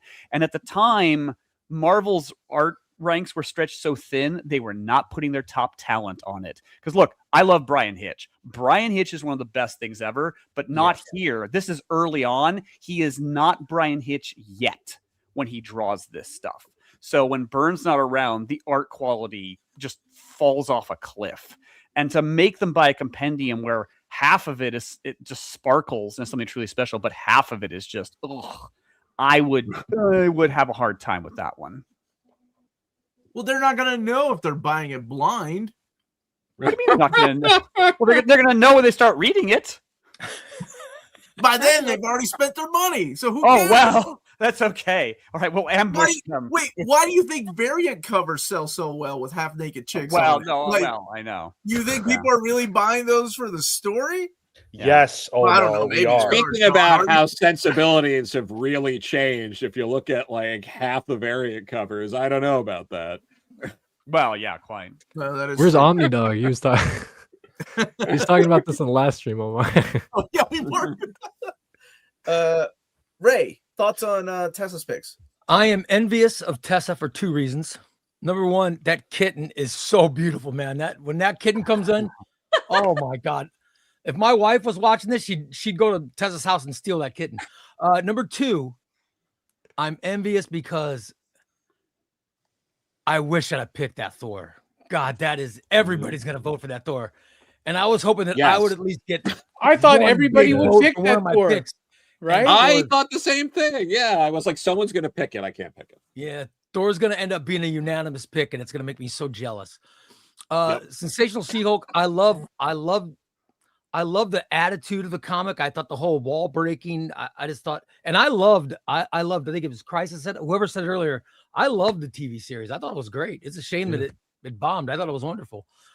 And to quote the great Omar, you go on. Squirrel Girl is very cute. That's where we're going with that. Okay. She's cute, yeah. Have you seen her Marvel Rivals, Sean? Her character? Yeah, I have. Yep. That might She turn is you into not a the Squirrel Girl. same. She might turn you into a Squirrel Girl fan. Just saying. What's the Marvel I've seen Rivals? it. What are you talking about? What's the Marvel Rivals? What's going on? It's this thing kids are playing on their phones. The youth. What's a phone? you can play games on your phone now? Holy Yeah, bro. Right, that's me. Like what? Games on Okay, let's move on to Sean's picks. What do we got for Sean? So Sean, okay. On principle alone, Sean, I love you, but I cannot vote for Civil War. Oh, Like I hate that story so much. But I know it sells, so I may have to, because I have to think about it. It's not available in omnibus format, so that is a good point. It's gonna be like, no matter how you map it, it's gonna be mapped to shit. I don't care who maps this book. You could have the best mapper in the world. It's not gonna make any sense because the stories don't make any sense. You should map it, Omar. We're not gonna talk about that right now, Robbie.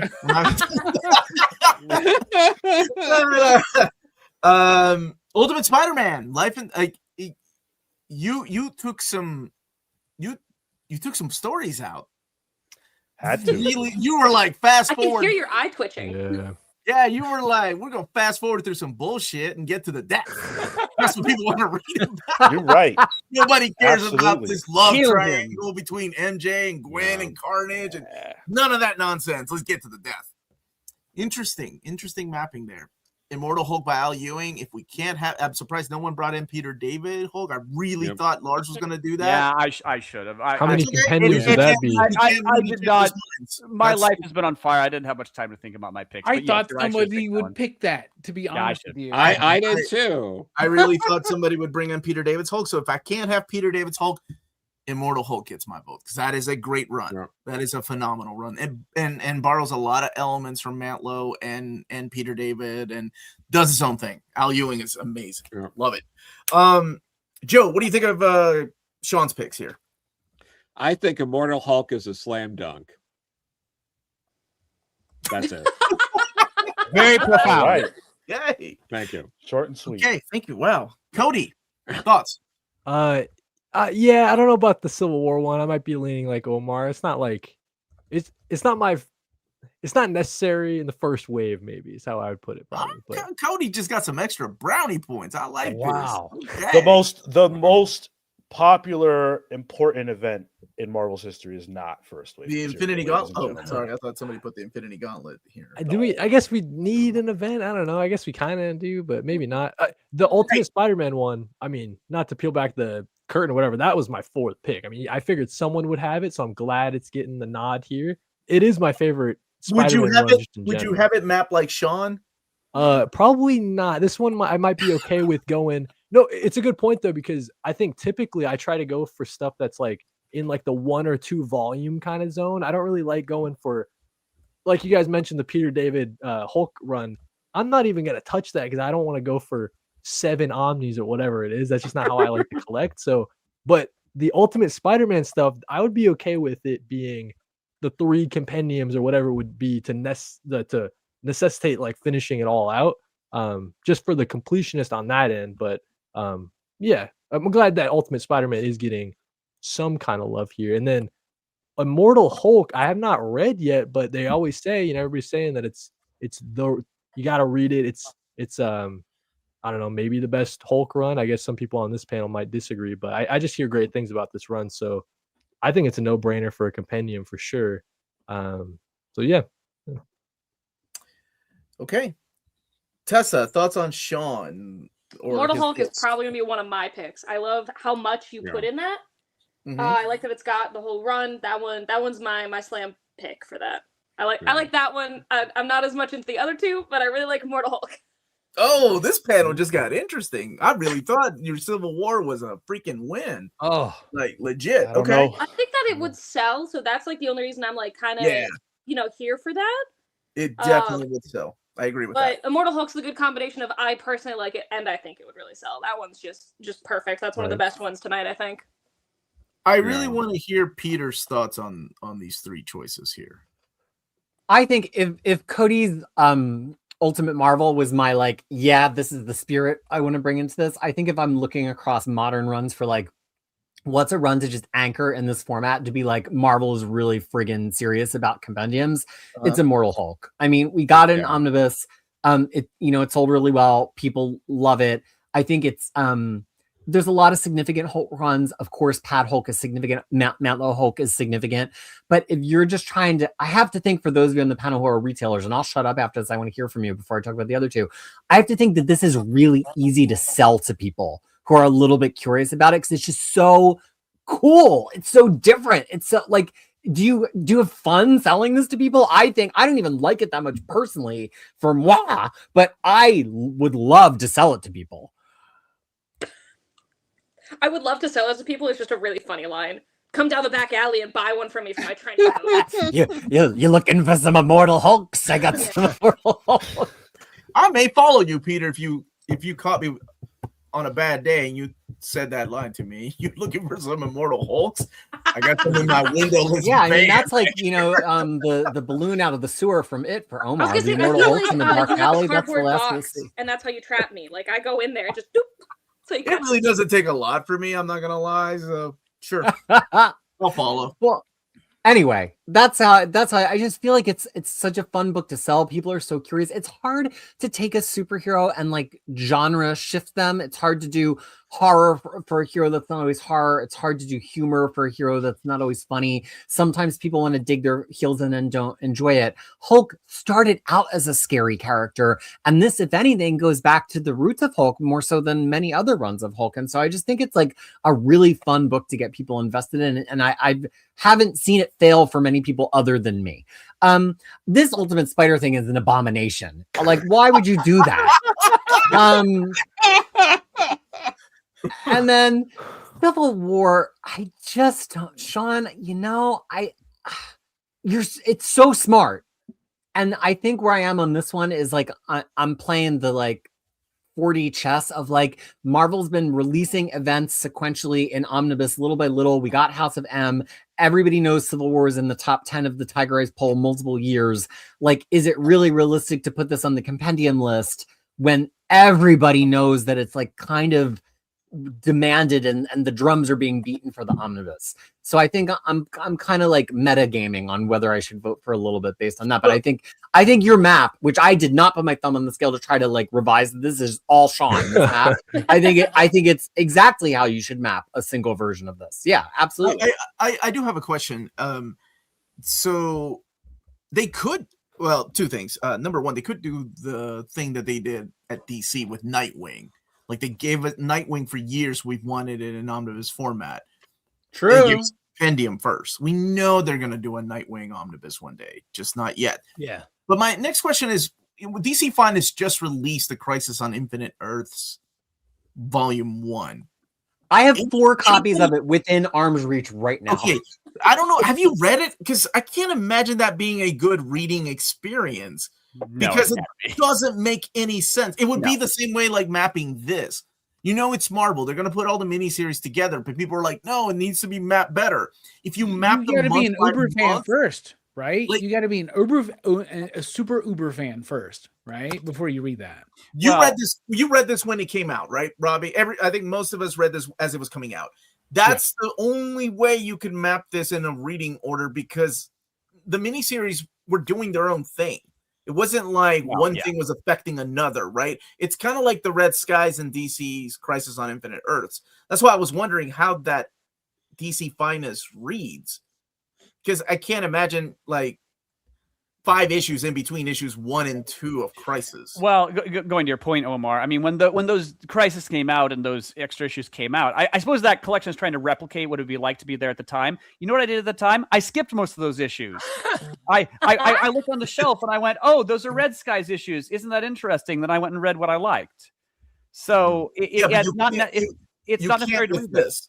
You can't with this or the DC Finest. So I was curious if people have been enjoying reading it that way, especially if you're reading Crisis for the first time as an event, like reading issues of Superman and Wonder Woman that have nothing to do with Crisis at all. The best way to read Crisis for the first time is just to read it, be confused, and read it again. Right? Like, just actually, that's true. So good, dude. Yeah. Okay. Where were we? Who goes next?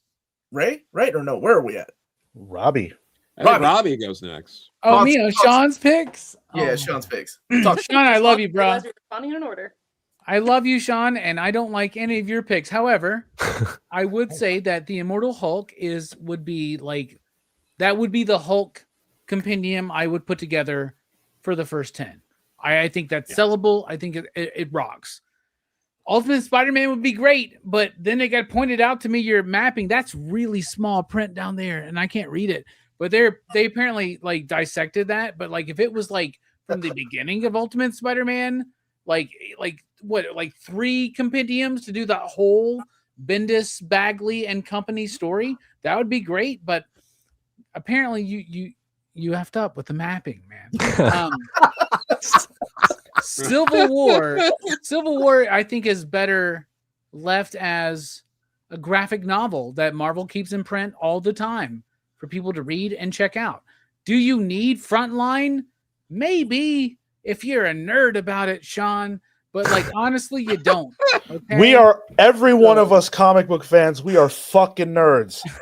It's true. And we all want Me too, bro. Agreed.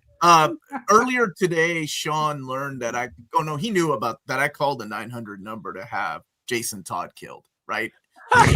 Amazing. I would do the same. You know what? I would pay 10 times as much to kill off Sally from Frontline. I hated that character so much. Wow. Bro, I'd pay $10 right now to kill Jason Todd right now. Who's in? Let's do something together. I love that Robbie completely came around on how important mapping is over the course of this very stream. One of us. Any other words for poor Sean? No, just the mapping on Ultimate Spider-Man sucks, bro. Okay. Jesus. Lars, be gentle. Be gentle. I basically agree with everything that's been said. Immortal Hulk has a lot of popularity. It's not even necessarily for me. Again, clearly there's certain things that I just don't care for a horror approach. I read plenty of horror. I loved American Vampire. I just got finished watching Welcome to Derry. But there's certain things I don't think that horror matchup. Like here, I started reading Immortal Hulk and I was like, oh, it's a horror thing. I'm just not into it. But clearly people are. So I can defend that one. I agree that the mapping on Ultimate Spider-Man is weird. I don't know that. Are we all going to say this? Well, I didn't. I was very nice. I don't know that the death of Peter Parker here is such an important part of the story that it must be included. So I think, if it had been number 1 to wherever it taps out, that would have been unbeatable because it is one of the greatest access points to Spider-Man ever.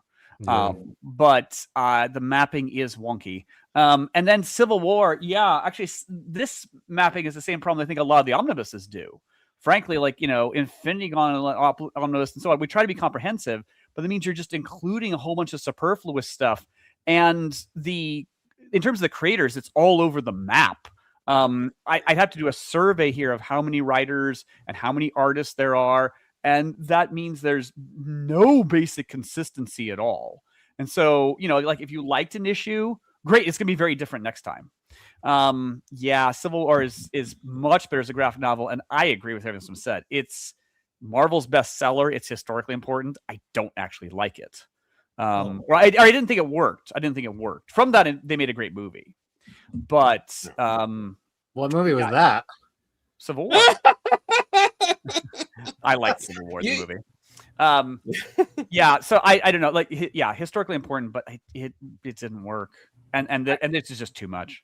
I think we just had the best pick in the entire conversation in the chat with the Alf Compendium. Like, Shout out Christian. Comic book stash. Why would nobody in all fairness, in Civil War, wasn't it hilarious when they buried Goliath and he was just gigantic? That was so they fun. had to make that giant. Everybody's digging.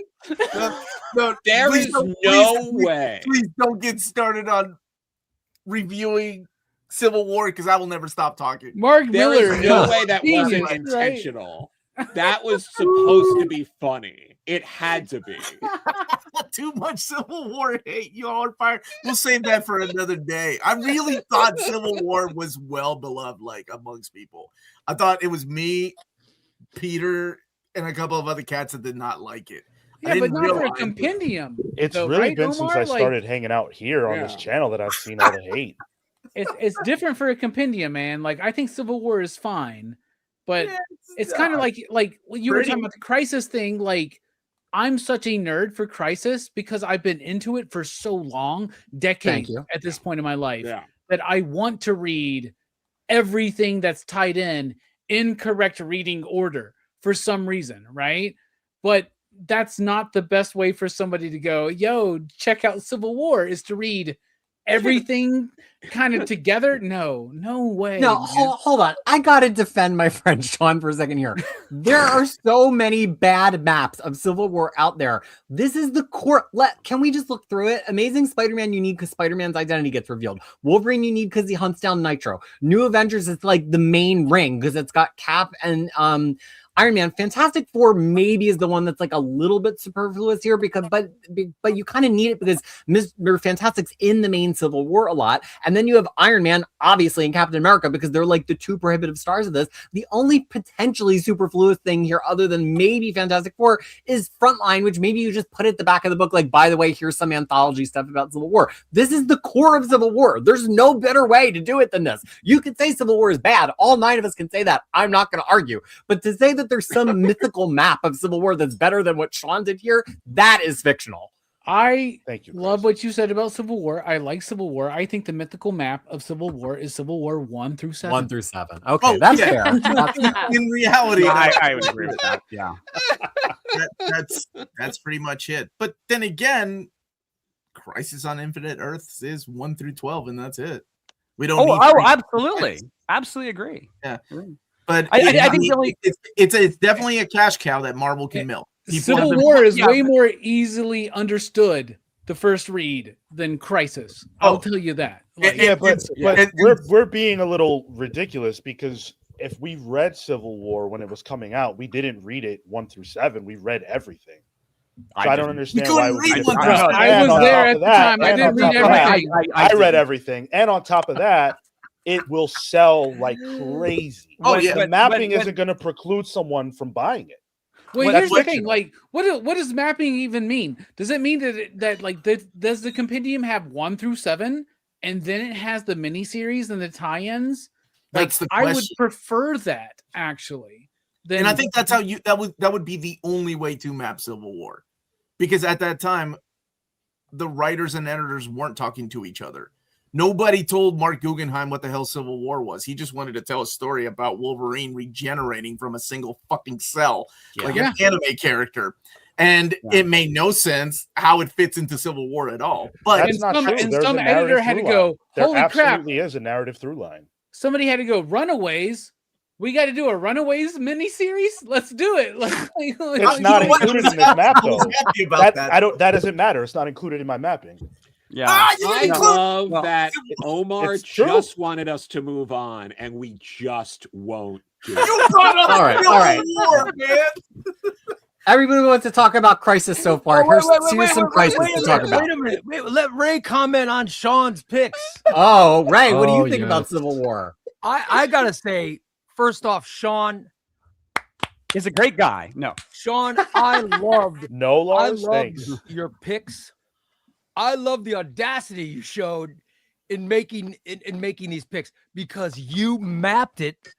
Knowing that you had map experts on this panel, by the way, I lost so much respect for people in this last round because of how you guys feel about Civil War. It's one of my favorite all-time events. Sean is absolutely correct. I mean, I have watched near mint condition, Tiger Eyes polls and everything, and I've listened to Krisis map things, and I go, oh my God, I was so intimidated. You'll notice I didn't map anything because I didn't want to be judged. Sean goes, hell with it. I'm mapping, and he did a great job. Sean, your Civil War mapping would be my number one pick. I love that. I think it would be great. I think it'd be a huge seller. I think it was perfect. That being said, Ultimate Spider-Man? No. Immortal Hulk? Immortal Hulk would be another good one. So there you go. That's Ray's comments. As much hate as I've given to Civil War, spoilers, Sean, I'm gonna fucking vote for it because I know it will sell. I don't even like that story, man, but I know it will sell. People love it, man. Yeah. It'll sell, but it won't bring them back. I'll tell you that. Okay, now let's By the move way, on. The line about Giant Goliath was the best of the whole debate. Joe's about to bring up stupid ass Giant Goliath. It was so funny. Oh, it wasn't supposed to be. We know Mark Miller. had to That's be. meant to be funny, right? Like It had to be intentionally funny. Had to. Okay, Peter, this is going to be so tough because you and I have the same X-Men book, except mine has the classic X-Men stuff. Which I was going to, literally the first thing I thought of for this stream was that. And then last night when I was like, I had to put my pick on the slide, I'm like, no, let's get to the end of Dark Phoenix instead. You're not wrong. People might have different opinions than the two of us. So my thinking was I already have the Omnis. I've got the Epics. I've got the stupid box set. I may have the Masterworks. What would make me buy an X-Men compendium other than the fact that I'm going to anyway? And that would be a different mapping, right? It would be adding those issues of classic X-Men, which is why I did that. So I guess people are going to have to choose between me and you, and that's okay. I feel like that all my life. I love your Jason Aaron Thor. I think that's a great run. And just like Tessa's Walter Simonson, I think this is probably one of the greatest modern runs. You know, actually top, I would say top 5 best modern runs of all time in comics. Damn. And yeah, this is a really good run. Plus, it's got that beautiful Esad Ribbage artwork, and then later on, Russell Dodderman. Oh, yeah, man. This one's good. The only one I have an issue with, well, actually, if we can have 2 Avengers, that would be good. I would be okay with this. And you put Secret Wars in here or no? Well, that would be in volume 2. Basically, it's mapped so that we finally get all of it into one sequential set of books instead of Marvel's way of kind of like breaking it up into different lines all the time. Yeah. So, Sean, you see what he did? He put volume 1 to be continued. Like, that would have saved you on your Ultimate This is Spider. all you, bro. Hold on a Sit and second. spin. You know what I'm You were saying? talking about Secret Wars. Is Infinity's also included in this? Infinity is Yes. in this one. Okay, Yeah. word. The print is so small, but yeah, basically all the Hickman Avengers saga, right? There will be a volume 2 that leads into Secret Wars. Word. Which I think would be great. Yeah, no, these are good. It's just between my X-Men or your X-Men mapping. That's the only thing. Woo! Okay, Joe, what do you think of Krisis' picks? No, they're good. The first, so the Claremont one, I think that might be. I know what you're going for, Omar, and you might technically be correct, but I think I'll take that win. That's in my wedding vows, by the way. but I think in terms of sales and just being able to be like, you get all the way through, fucking Days of Future Past with this. Like, I think so many people would go for that. I think that's an easy, like, here, do you want like the sort of definitive foundational Bronze Age, with half the stories you've heard of are all in this like one brick. I think that might be the best way to go. But yeah, the Thor by Jason Aaron, it's a good pick, but I don't think there's room for 2 Thors in the top 10, so it would probably have to be either that or Waltz. And there was shockingly so little Avengers rep in this whole thing. And I think this might be the best way to go with the Avengers rep that we have. So those are my thoughts.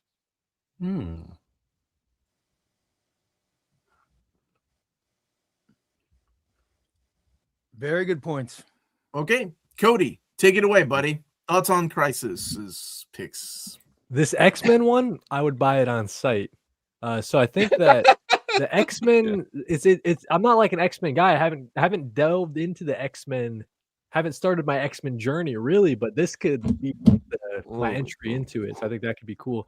I'm just like so intimidated by the number of omnis and like all that stuff. It's like, how do I just start scratching the surface of the X-Men? I think this is the answer to that. This Thor pick is really cool. That's one of my favorite runs of all time. I have it in the it's tricky because I really want to read that Walt stuff, like Joe was saying. Joe made some really great points regarding the Walt stuff versus this one. It's tough. I guess I'll have to wait if I'm voting on that one until like it's right about to vote or whatever. The Avengers, this is really cool. I read this earlier in the year. I've only read Omni number 1, and I think it's some really great material. And you probably need some Avengers representation for a top 10 first compendium. So probably leaning towards this one for sure. So yeah, I think these are some great picks here.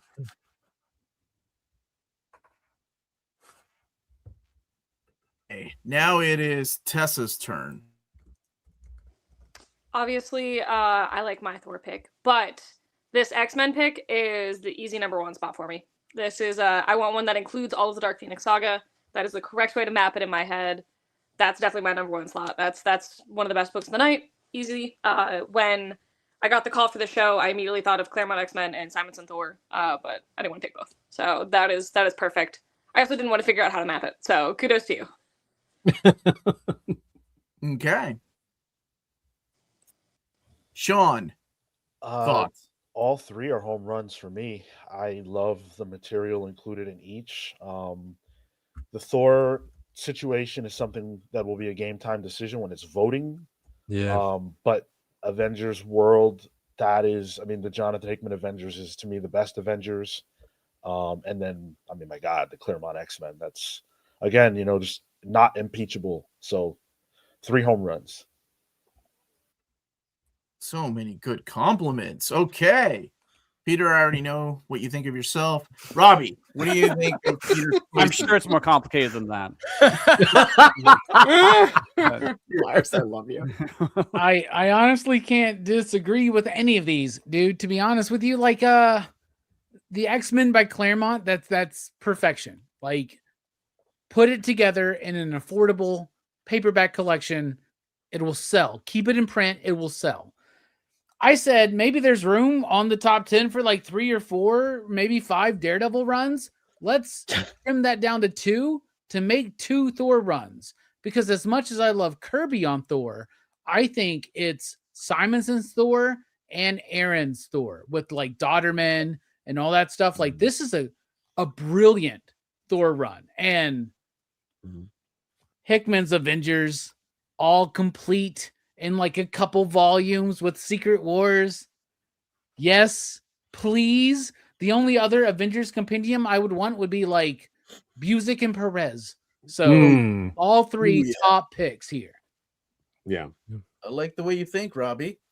Lars, don't be gentle. Don't be gentle. I Well, I think this X-Men Chris Claremont mapping is the best pick of the entire stream, really. You meant mine later on. Well, okay. You were also okay, Omar. Okay. I know that's in your wedding vows as well. But no, because this gets in the whole Dave Cockrum, but also then the entire John Byrne run. Not just Dark Phoenix, but Days of Future Past, right up into his very last issue. I think all in one go, that is a much better idea. The classic, because Omar, you have the classic X-Men stuff in there. Is that how this works? Yes, sir. Okay, yeah. No, and that stuff is excellent, but it was created after the fact. It doesn't. Okay. But I'm gonna let you finish. Well, no, it's perfectly viable, but I don't get me wrong, I love it.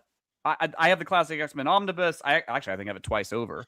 But it doesn't necessarily. It wasn't really meant to slot in there. It's like, again, this effort to put the magician's nephew first in the Chronicles of Narnia. Okay, it was meant to go six. This is more like Aliens director's cut. Yeah, I think this is a more self-contained thing of beauty because it does get in there. Without the graphic stuff, you don't get the friendship between Jean and Storm, or this weird crush that Wolverine has on Jean Grey. I want to cut in real quick and just say, Lars, like your reference to Narnia and the placement of Magician's Nephew, I love you. Like, yeah. Dude, I'm still kind of offended, but I was in Target just the other night, and they had on the shelf a $60 Narnia hardcover. It looked beautiful, and I was like, oh boy, I bet if I open this fucker up, it's gonna have Magician's Nephew first. And sure enough, it did. It's funny, after all these years, I'm still offended by it. I don't know why. Now that is mapping. Yeah, absolutely. No, but this is a self-contained piece of beauty. So absolutely positively to this one. Thor by Jason Aaron, yeah. I mean, I love it too. I've got it, and as good as the Walt Simonson stuff is, I mean, it's really good. It's really so really good. It's so good. Epic. Epic. I can't argue with that one at all. I don't know that I would call Avengers. I don't know if I'd call it the Secret Wars saga, because even though Secret Wars is kind of the final chapter, I think if you have any conception of what Secret Wars is like, I think you can read this a very long time and go like, well, what does this have to do with Secret Wars? I don't think it's obvious. So I would. The incursions start in the first issue, Lars. I know, but Secret Wars being that they're transplanted to another world and that's fair. What if it was called like Avengers Incursion or something? I was thinking that, Avengers Cody. by Jonathan Hickman. Not bad. Yeah, I think as you say, maybe just calling it Avengers World would work, or I mean that would work. I wouldn't call it honestly, I was trying to just think of like, how can I signal to people that even though this one doesn't have Secret Wars in it, it's going to have Secret Wars in Volume 2. But everything you just said is true, Lars. Like you're in for a ride. Like it's a journey you're on. I love that we're being so nitpicky on the way things are titled, because everybody's picks for the most part are really good. Well, so we get like really like. I'm just thinking of what again. Part of the reason they have these compendiums is because they're like the best things in life. They're cheap and dirty, and a more wider reader of this might be, if they have any conceptualization what Secret Wars is, and maybe they don't. They certainly will when the movie comes out. They might be going, well, what does that have to do with anything? Again, I'm sorry, I'm coming across as so prudish tonight, and I'm not meaning to. But no, you're not. I read. My only reservation again about the Hickman run is I read it, and again, well done, well written. But the degree to which it just sullied the characters, the degree to which the characters like Reed Richards were like, how much genocide did you commit today? The degree to which they're made to sit around and go, well, how many Earths are we willing to destroy purely to selfishly protect our own? I mean, it was just an exercise in taking these heroes and dragging them through the mud. But it's well done. I can't deny it's well done. So, and I read all of it. It wasn't a deal breaker. I finished it out. So I have mixed emotions about this one because I did finish it, but it left a bad taste in my mouth. What a dirty, dirty compendium. Okay. I know. What a dirty, dirty compendium you are. Ray, what do you think about Krisis's picks? When I found out I was going to be on this show, one of the things I was most excited about was I would finally get to meet Krisis. I love Krisis's mapping. I think it's perfect. But I also knew this. I also knew, boy, we're gonna get X-Men picks from both Krisis and Omar. I knew that. I knew that before it even started. And I said, I wouldn't be surprised if it's not very similar. Yeah, now you got to choose between Lion the Witch and the Wardrobe and the fucking That being Lord of the said- Rings. No. magician's nephew. So, that being yeah. said, man, Krisis has got a map perfect. I really and you know, Cody said it. If you're a new reader and you haven't read X-Men before, and you're going into a local comic shop, and you're gonna come in and talk to somebody, and you're saying, I want to get into X-Men, and they're gonna say, you know, here's a compendium. This is not an X-Men compendium, but buy this compendium, and you're gonna get all of it. It's gonna be, this would be the one to get kids into it. I love that. Thor. I love Jason Aaron's Thor. However, I think Simonson's going to win the vote on this. Jonathan Hickman's a genius, of course. I like what was Avengers Incursion. That I like, maybe change the title, but I think that's it. I think that's an automatic too. So there you go. Yeah. Okay. Let's move on to Robbie's choices. Oh shit. Let's go. Okay, so Robbie went old school with his choices, which I love. I love. You know, if we can have more than one Spider-Man book in here, I think Spider-Man by Lee, Ditko, and Romita definitely need to be. I had some good backups too. You know, you asked me for 5. I gave you some good ones. There's nothing wrong with these. I thought I was going to be here tonight defending Christopher Priest's Black Panther run, bruh. Honestly, I thought everybody would pick Spider-Man. So, but everybody had great backups, and then also Omar had Darkhawk. But that, you know, I wanted to defend Darkhawk. I really, you know what? I love Darkhawk. How is Darkhawk not an epic collection? If you told me top 10, I would. If you told me top 10, I would totally map out a Night Thrasher compendium for you. Yes, Robbie. So yes, and all 12 people, including me, would eat it up, man. And one of those people is Fabian Nicieza. Hell yeah!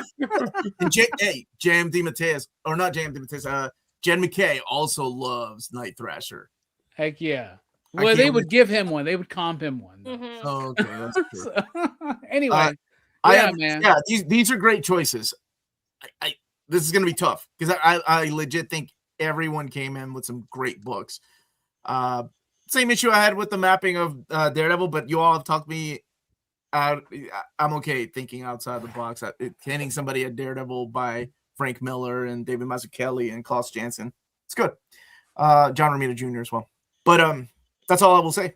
Joe, thoughts? Nice. Yeah.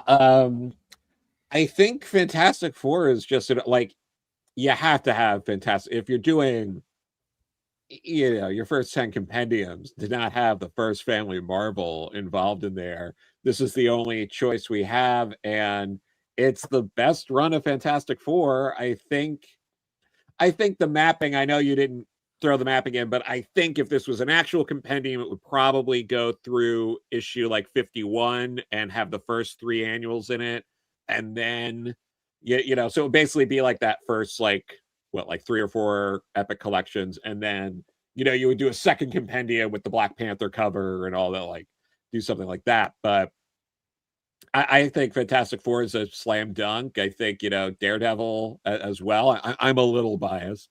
And yeah, and I think the same thing with, you know, Spider-Man, you know, would probably go at least to, you know, Spider-Man No More or something like that, and maybe a little past that. But yeah, I mean, it's for my mapping. I said just copy the omnibuses. You know, honestly, Yeah. for Whatever, the compendium, they could do the first 50 issues of Amazing Spider-Man, and that would be a really. I mean, it would be pretty cool to take it right through Galactus, and like Joe just said, then the second one starts with Black 100%. Panther. Well, I mean, like, what's the page count, man? Why not take it through the point and end it at the peak? To me, is where Doctor Doom is on the Silver Surfer's board. He has the power cosmic. that's around. in the 60s or something like that. Yeah, I think it is issue 60. I think is when that all wraps up. Around Just there. do all that. There you go. Let's remap it right now. I mean, we got into that on the Fantastic Four stream, talking about how that's like one of the coolest issues that there is. That's my favorite moment in Marvel Comics ever is Doctor Doom on the surfboard, bro. And it's so early on in what they were doing. It's great. But no, like Fantastic Four, like that run is so incredible. And I mean, those are the two Silver Age runs, right? It's, Fantastic Four, Spider-Man, and then I would put Thor probably under that for the Silver Age Marvel stuff. So yeah, I mean, if you're going to have any, if there was only one Silver Age in this lineup, it has to be Fantastic Four, and if there's two, it has to be Fantastic Four and Spider-Man. So absolutely, dude. Seriously. Okay. Yeah. All right. And if you want to know more about Doctor Doom, check out Fantastic Four by Jack Kirby and Stan Lee, right? Put Doctor Doom on the cover. That can be your report. Cody, thoughts on Robbie's picks? Yeah. I mean, these are, what can you say? I mean, these are the three that you probably, even though, like, let me put it this way. If these were on the shelf in front of me, I wouldn't be in a rush to buy them necessarily, but I do think that they should be somewhere in the first wave. You know what I mean? At least for the, I think personally, I wouldn't go with this Daredevil pick, which I know is a hot take, but we've discussed that earlier. It was just hard for me to kind of latch onto the Frank Miller stuff. Probably got to give that like another incredibly hot take, unbelievably hot take. I got to give it another go, but yeah, I just like sped read through. Every other Daredevil run I've tried, I've been able to get into it a lot easier. Well, the first that's crazy. That makes it worse. Here's what's crazy: is the first Daredevil run I got into was the Kevin Smith, Joe Quesada, Jimmy Palmiotti run, right? And then David Mack blew my world. Then Bendis, Bob Gale has a very like little mentioned kind of run there that I didn't like, right? Yeah. But like it was that Marvel Knights Daredevil that really brought me into the character. And then when Marvel first started doing their Marvel Visionaries trade paperbacks, and they did the Daredevil ones that would like line up on the shelf, the spine, I still have them, right? My original editions of them. And I don't know, like I when I read the Frank Miller stuff, I was like, oh my goodness, this is what they were referencing when Ben Urich is dreaming about being stabbed in the theater. Right? Like I don't like, it was so crazy. It was like when you learn things backwards, if that makes sense, right? And you get into a band on their new album, and then you go into like, oh man, they had 5 albums before of this, and you like they're like Daredevil to me, like it all goes back to this Miller run. Like every great Daredevil run all goes back to this one, in my opinion. Yeah. And I think it's one of Marvel's greatest comic book runs, period. It could be like beneficial to kind of go back, like now that I've had some more Daredevil under my belt, because it is a good point. Like I tried reading the Frank Miller stuff first just to get the like start from here and go on. But yeah, so it could be like revisiting the Frank Miller stuff. With my mapping, like Roger McKenzie is doing a lot of the scripting at first, and it is hard to get into it. But then it picks up a thing. But it's really like Born Again, Man Without Fear. Like the entirety of Frank Miller's conversation he's having with us, the audience, about the character of Daredevil is worth being in one book.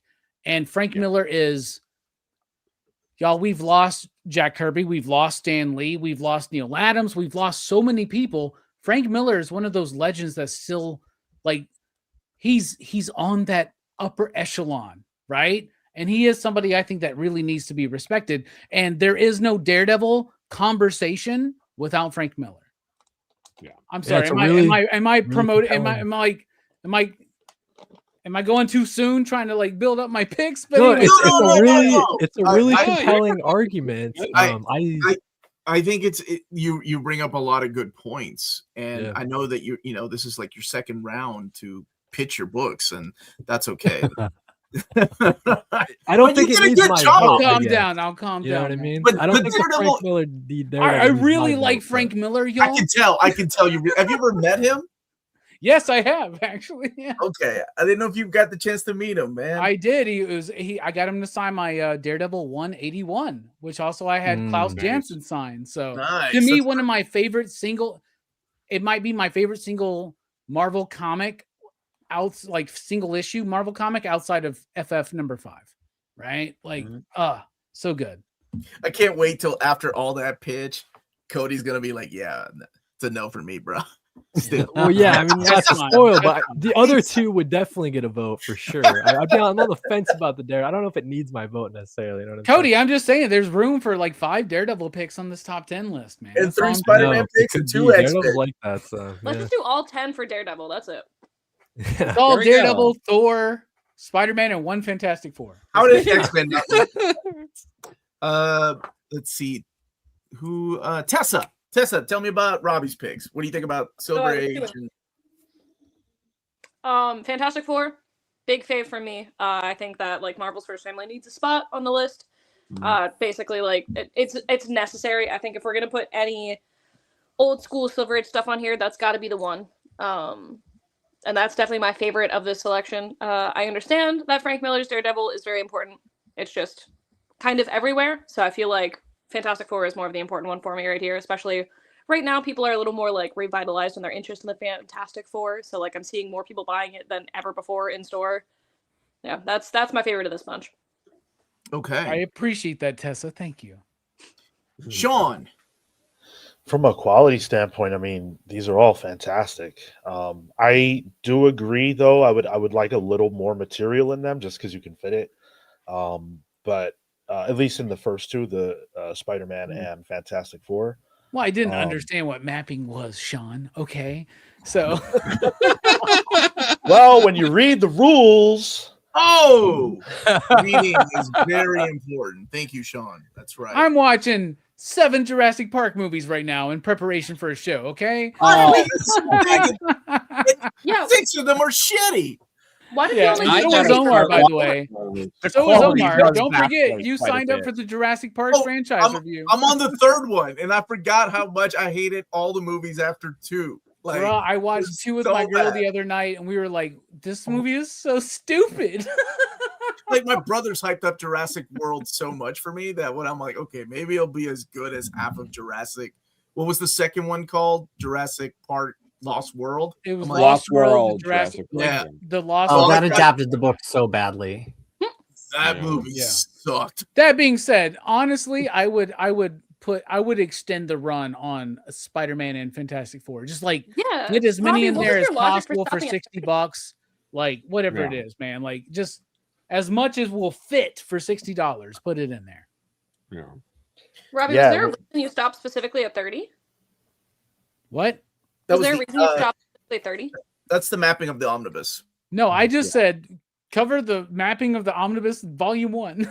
like that. Oh, That okay. that seems like that would go far enough. I don't know. Like Okay.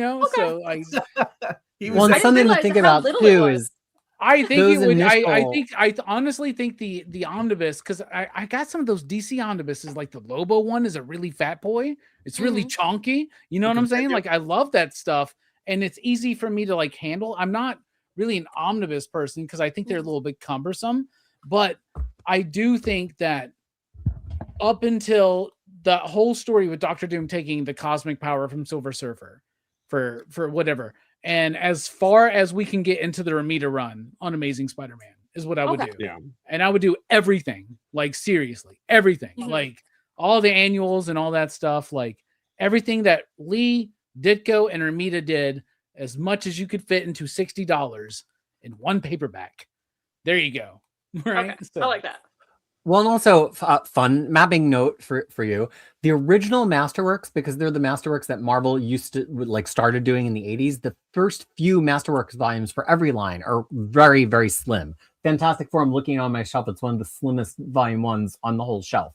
So when they originally put out these omnibuses, then they were mapped to include 3 Masterworks each, like it just made for slimmer omnibuses. So I know that you were like, oh yeah, take the omnibus because omnibuses are huge. You just happened upon 2 omnibuses that are not huge because they were based on Masterworks mapping, and the original Masterworks were petite. So that's kind of the origin story. I'll tell you what, Krisis, next time I'll be way more invested in my mapping. You didn't realize how important it was. I should have, man. This is the home of collected editions. Dude, so you already know. True. You already know. Sean, were you done? Is that all you wanted to say about Robbie's picks? Yeah. Okay. Krisis, take it away. I want to actually read a little snippet of a conversation I was having with somebody on Reddit this week, which was so perceptive about this Daredevil run. It's by somebody named obvious_season3398. And they said, Miller's a great place to start Daredevil, but also just a heads up, since Miller redefined the character, the start of his run takes some time to get into, since he's reworking the foundations of the character. But once you hit the latter half of the run, it becomes a masterclass in comics, and then obviously go into Born Again, which is one of the best comic books ever published. And I do think, I mean, I have nothing to say against this Daredevil, but I just think a lot of people in this discussion are kind of coming at it like, oh, but wouldn't it be better to have Soul or whatever? Yeah, because you get the benefit of having Daredevil fully formed, which this run did, which I think Robbie very convincingly just explained. I often talk about the most readable Silver Age comics. Daredevil in the Silver Age, not very readable. X-Men in the Silver Age, 1 out of every 4 or 5 issues, occasionally readable. These are the 2 most readable Marvel Silver Age books. Once we get in the Bronze Age, I would absolutely throw some other things in there, including Doctor Strange pretty quickly. But like, these are timeless. They always work. Weirdly, now that I finally have more Silver Age DC from having DC Finest, which I never had before because I don't buy DC and Omnibus, I'm realizing a lot of DC was a lot more readable, but like the stories were just so disposable. These 2 books strike the perfect balance. It's and honestly, I don't think the demand curve has ever tailed off. There's always people on near mint condition reprint polls asking for Spider-Man Volume 1. There's always people on Reddit being like, where is Fantastic Four Volume 1? So I just think if we're thinking about like 10-ish books, and it sounds like many of us in our minds are trying to put together a line. What does a line of 10 look like? Do we have room for 2 Daredevils? Do we have room for 2 Thors? I just think like these are and I think 2 out of 10 for the Silver Age is not a lot to ask.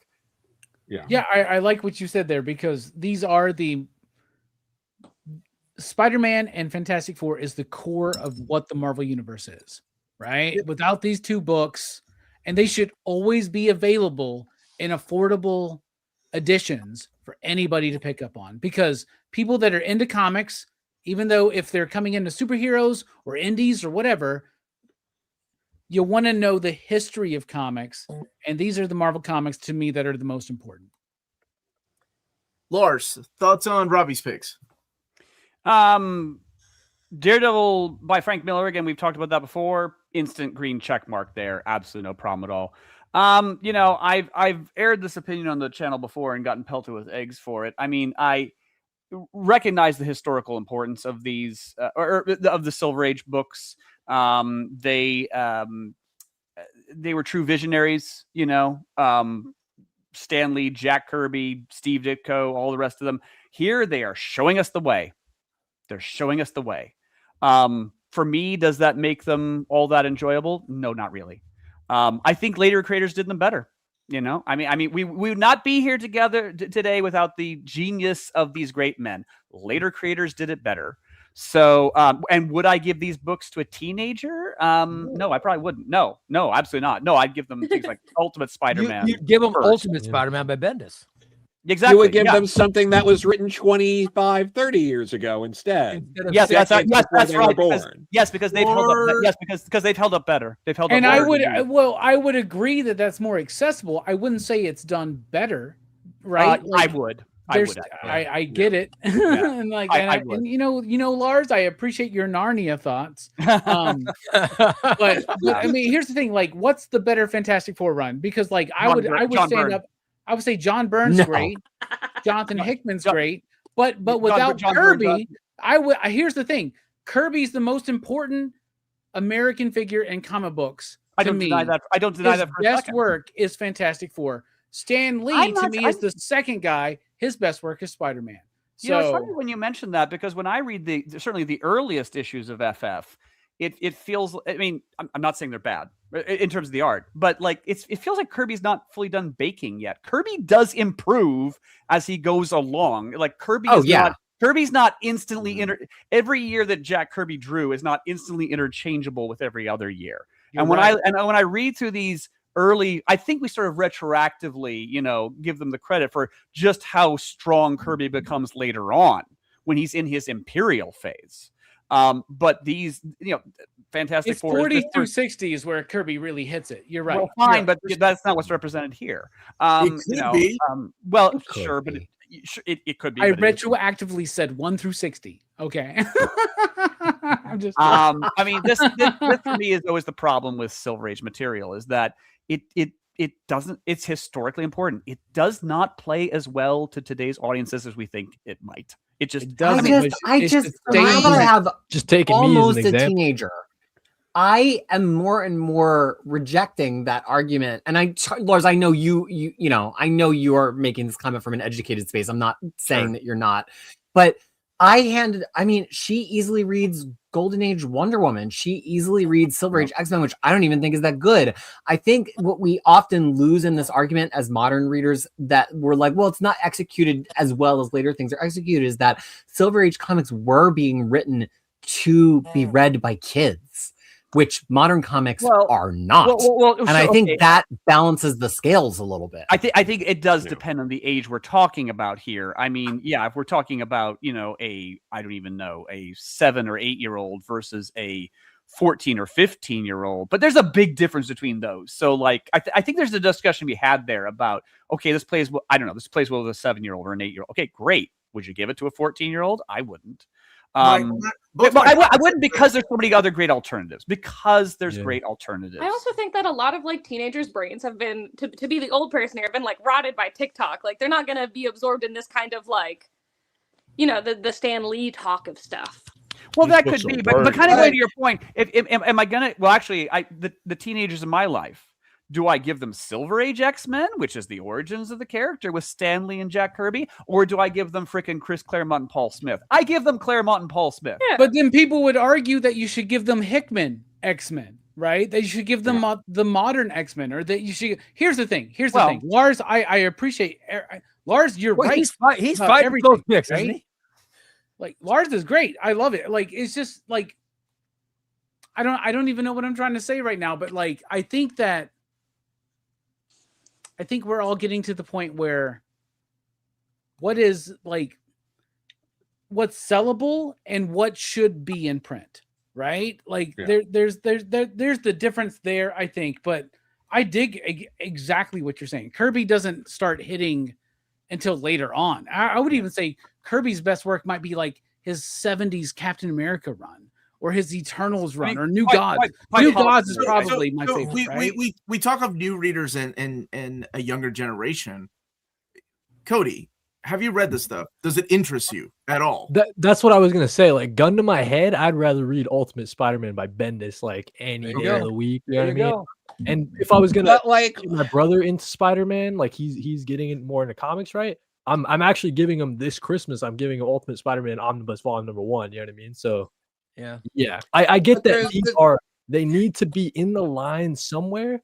I just personally, I don't care if they sell well or not. I wouldn't be in the market for these in particular, but do agree that they should be there based on the importance. It's just now both Tessa and Robbie probably actually know a lot more about the sales at their designated stores.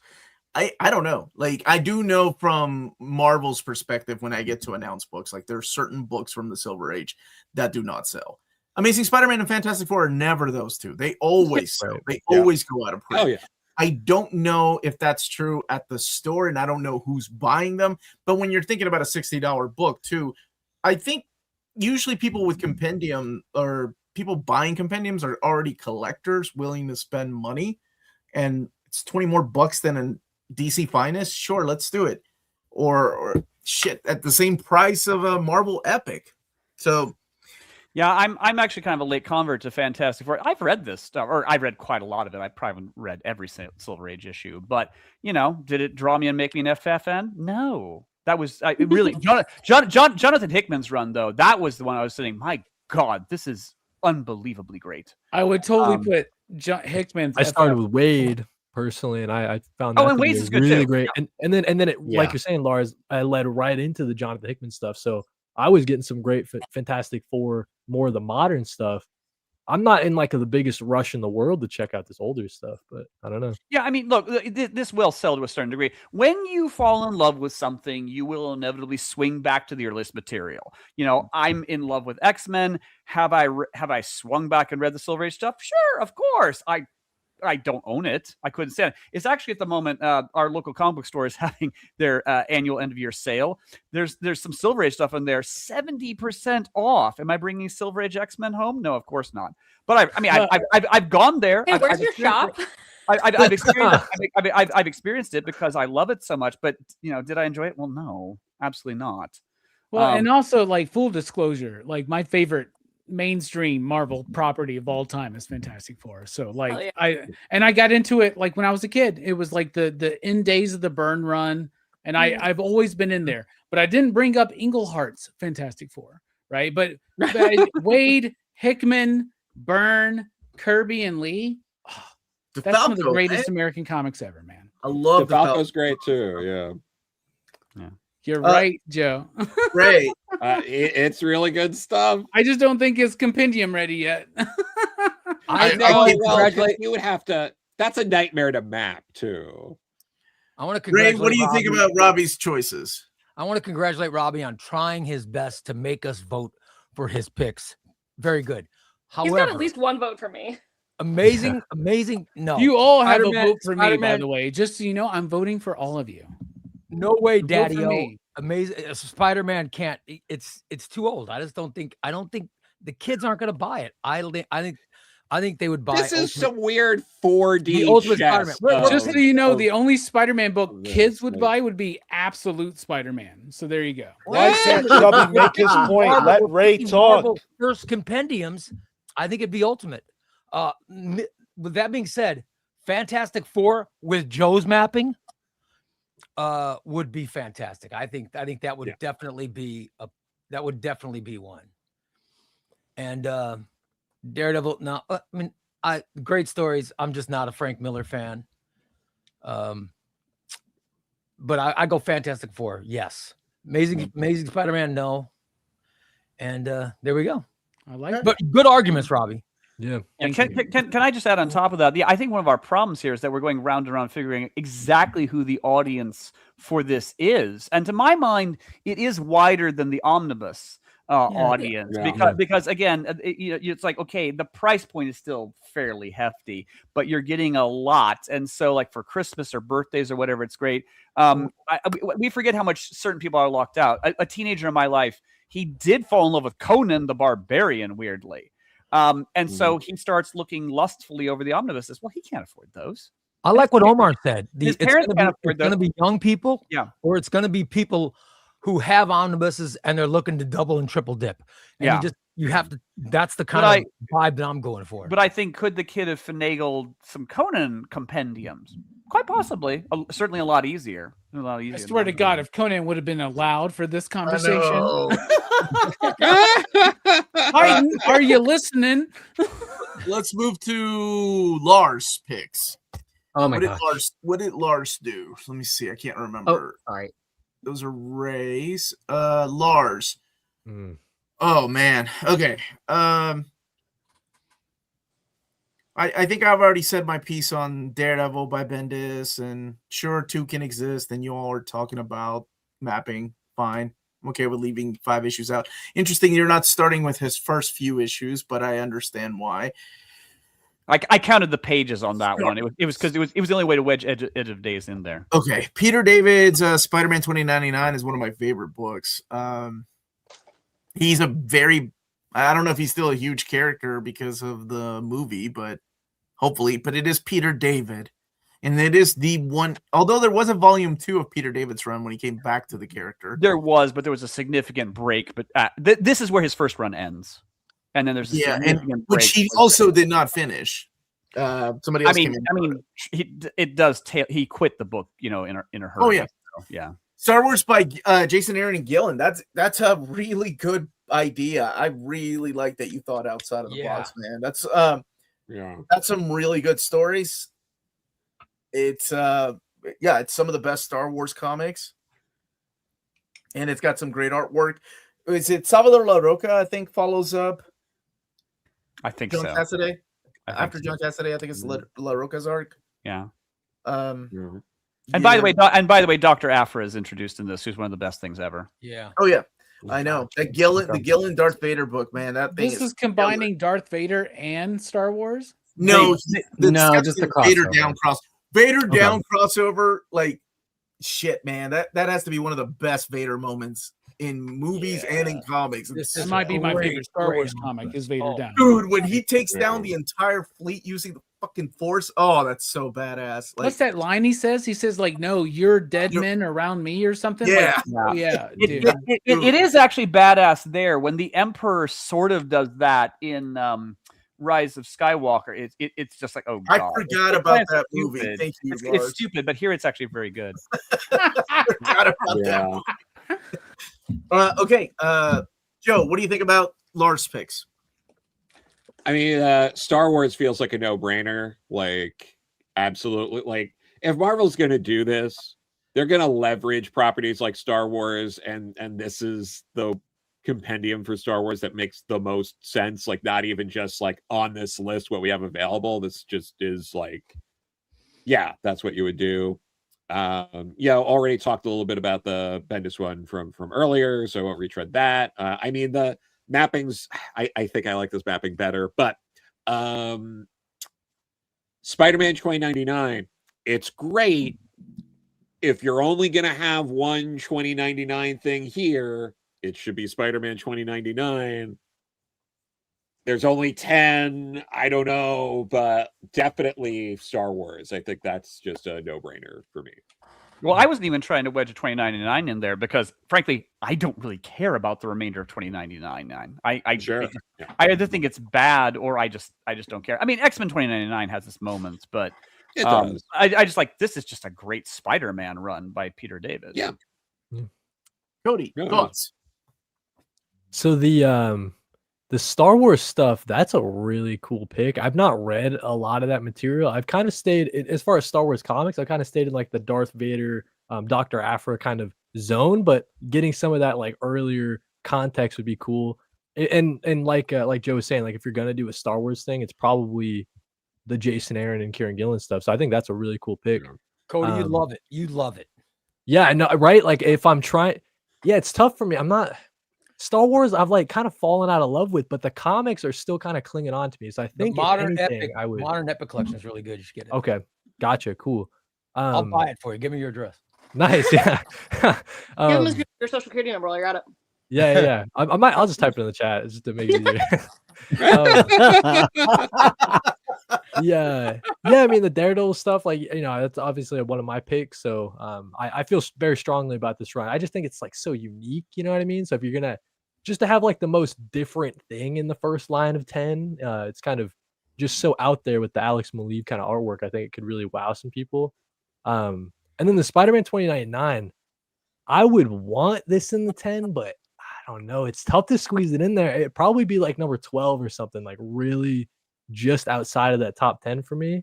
But do think that like at some point they do need to do the Spider-Man 2099 if they are going to commit to a compendium format. It's like a no-brainer to have that eventually. It's just not something that I would be in a rush to buy right just now. But yeah, I think like the Star Wars one, that's definitely going to be a pick for me. So yeah.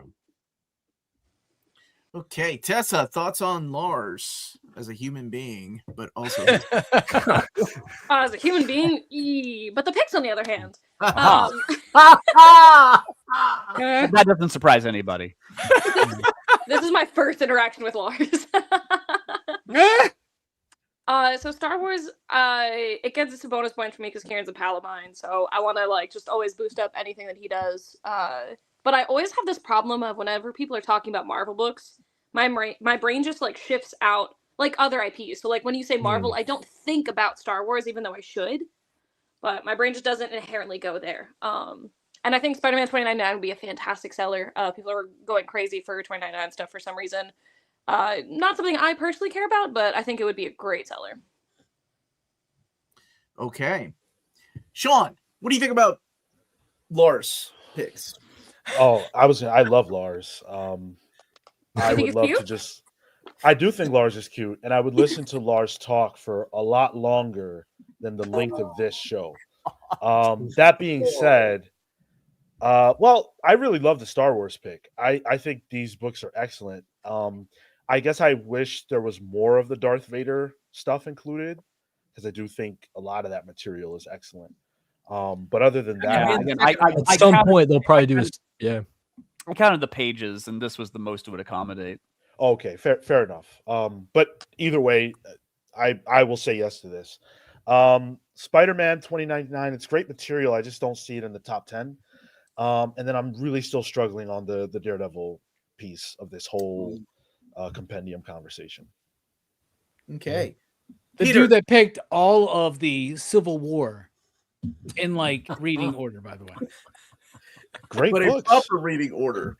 Proper reading order is what mattered. What do you think about these picks, Peter?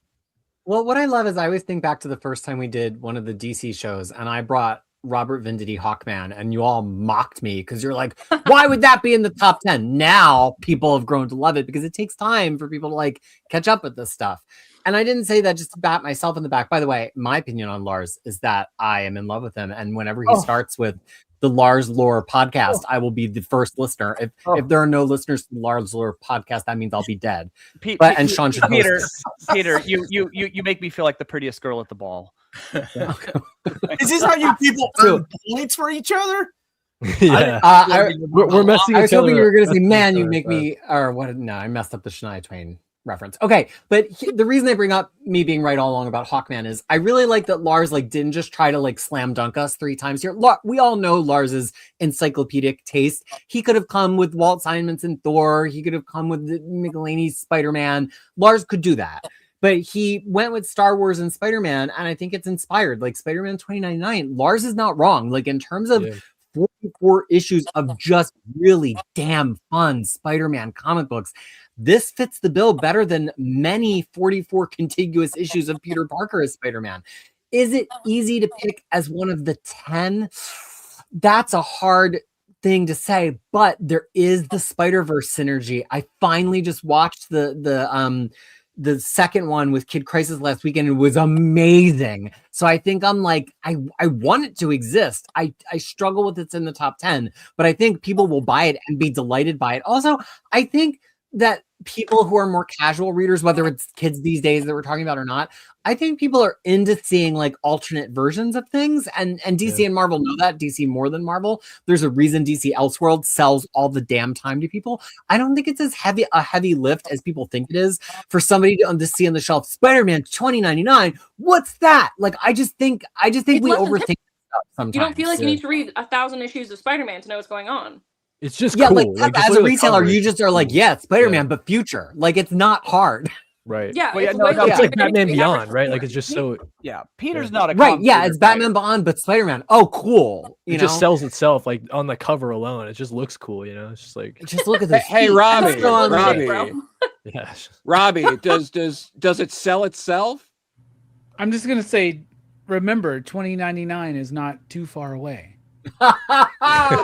Thanks. I mean, Cody's gonna live to see it. A number of us will be dead by then, so thanks. It's not so much the future eventually. No, it's not. Star Wars, again, I'm like metagaming. Like, do I want to give one of the top 10 spots to like a non-Marvel character IP? Also, although I think the choice is inspired, I personally did not like this run. I found it very dull. I'm the opposite of Lars, though. I actually like the Dark Horse Star Wars, and to me, that's real Star Wars. And like the Marvel Star Wars is kind of like, oh, I guess we're going to put out another 10 issues of them talking. So I just am on the other side of the fence from Lars on that. That said, fantastic map, great pick for a compendium. I personally don't love it. Okay. Robbie, thoughts? My first thoughts are on Lars, and I love Lars. I think he's great. And I love his thoughts on Narnia. And I love the thought that, like, here I am today being on a panel with somebody who worked for Wizard Magazine, which to me is such an iconic position to be in our industry. And like, I grew up reading that magazine, right? And wanting to work there, right? I was like, when I grow up, I want to write comics or make movies or work at Wizard Magazine, right? So, man, it's just so... This is like Omar being told, I grew up watching your channel.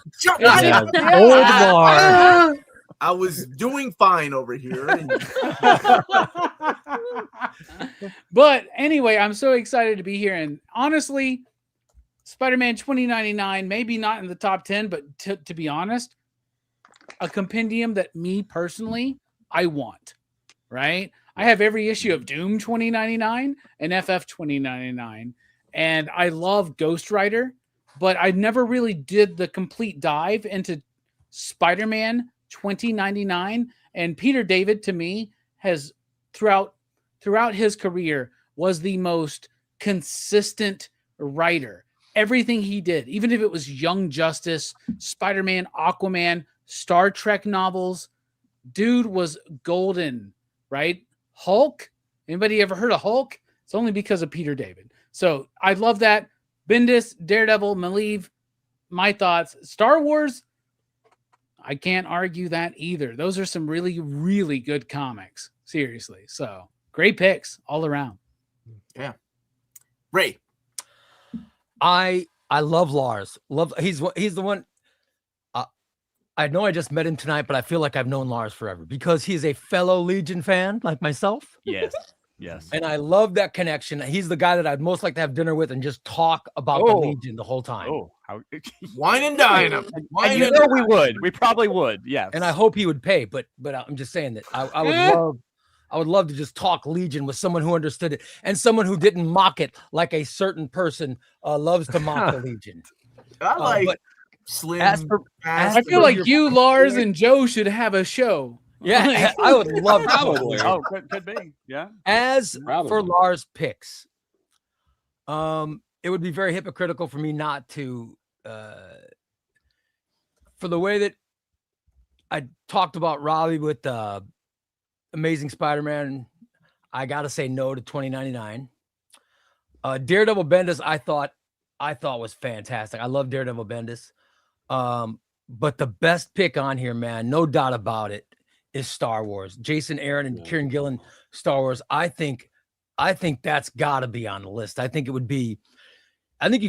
could just map 1,500 pages of Star Wars, and this is all post Episode 4, right? It's all of A New Hope. It all starts after there. I think it would be great, and I think it'd be a big seller. That's a gimme from me. So yeah, I go Star Wars, yes. Spider-Man 2099, no. Daredevil, I guess I gotta go no on Daredevil. I love Bendis, but no. Yeah, I realized I somewhat erred by not picking Incredible Hulk by Peter David. I think this is not to make excuses. My week has been insane. I had like 3 minutes to make picks, and I like my primitive brain was like, but Peter David's early run on Hulk takes a while to warm up. And so I just skipped it, and I should have skipped. I want to say, I also Dale thought Keown or Gary Frank stuff, which is much superior. I also thought everybody else would pick this, right? Yeah. Like that's the hardest part about this screen is you never know what everybody else is going to pick. The Todd McFarlane art would have sold it though. Like even though it's not the best part of the run, like. Well, no, the McFarlane art is excellent, but McFarlane doesn't actually draw that many issues. He's in there for almost a year. The first year. But it's not even like 12 issues. It's, Well, the cover alone would sell it, though. Like Oh, Joe's right, and sure. it would get Yeah. it would get people 340 into on where that it's stuff. good in Compendium Volume 2. Yeah, I realized now we're should've- mapping out into the future. Look Yeah. at Robbie. Yeah. He is welcome Yeah. to the. I should have done Love Peter it. David and Dale Keown, and that would have soared off the shelf. Yeah. All right, let's move on to Ray, and then we can vote Please on be mine. kind. Let's see. What do we got here? Oh, Amazing sorry. Spider-Man. Computer That's went okay. twice. You're good.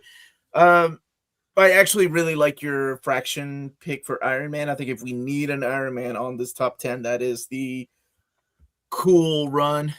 And it's a fun run. Captain America, I've already said my piece on. And Spider-Man. I'm surprised there wasn't more picks of Spider-Man by JMS. I'm honestly surprised Sean didn't bring in Spider-Man by JMS. Like, legit, I thought he was going to bring it. I like it. I think this is a great jumping on point for Spider-Man.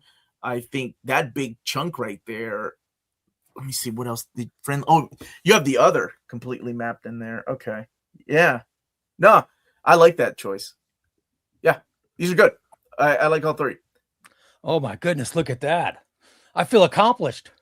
Gold star. I need a sash and a crown, man. Joe. I mean, they're all three compendiums that should exist at some point. I think Captain America should be in the first round. I don't care that much about that JMS Spider-Man run. It doesn't really do much for me, but it should exist. I think it makes sense to have it in a wave, and I'm not talking about it in a personal preference. I do think if I thought it would sell better than Todd McFarlane or Amazing Spider-Man by Stanley or and Ditko and all that I would say this should go in the first round. I don't think it would. I think it's like a second or third round of Compendiums kind of Spider-Man story for other people, not me. And then Iron Man, yeah, it's the other one that naturally makes sense to do a compendium of. And I can see people going either way with it, but I think we might both not make it with Iron Man. People kind of really made a point that they shat anti-Iron upon Man. our Iron Man picks.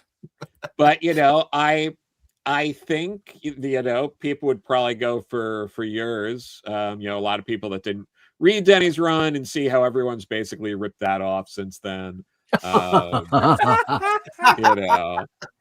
But yeah, no, definitely, Cap for sure. I could see people going for your Iron Man, and then the Spider-Man. There's a lot of Spider-Man competition. I could see it maybe eking out, but I would definitely go for at least Captain America. The reason I chose it is because it was the end of the good Spider-Man before the soft reboot that wasn't a reboot.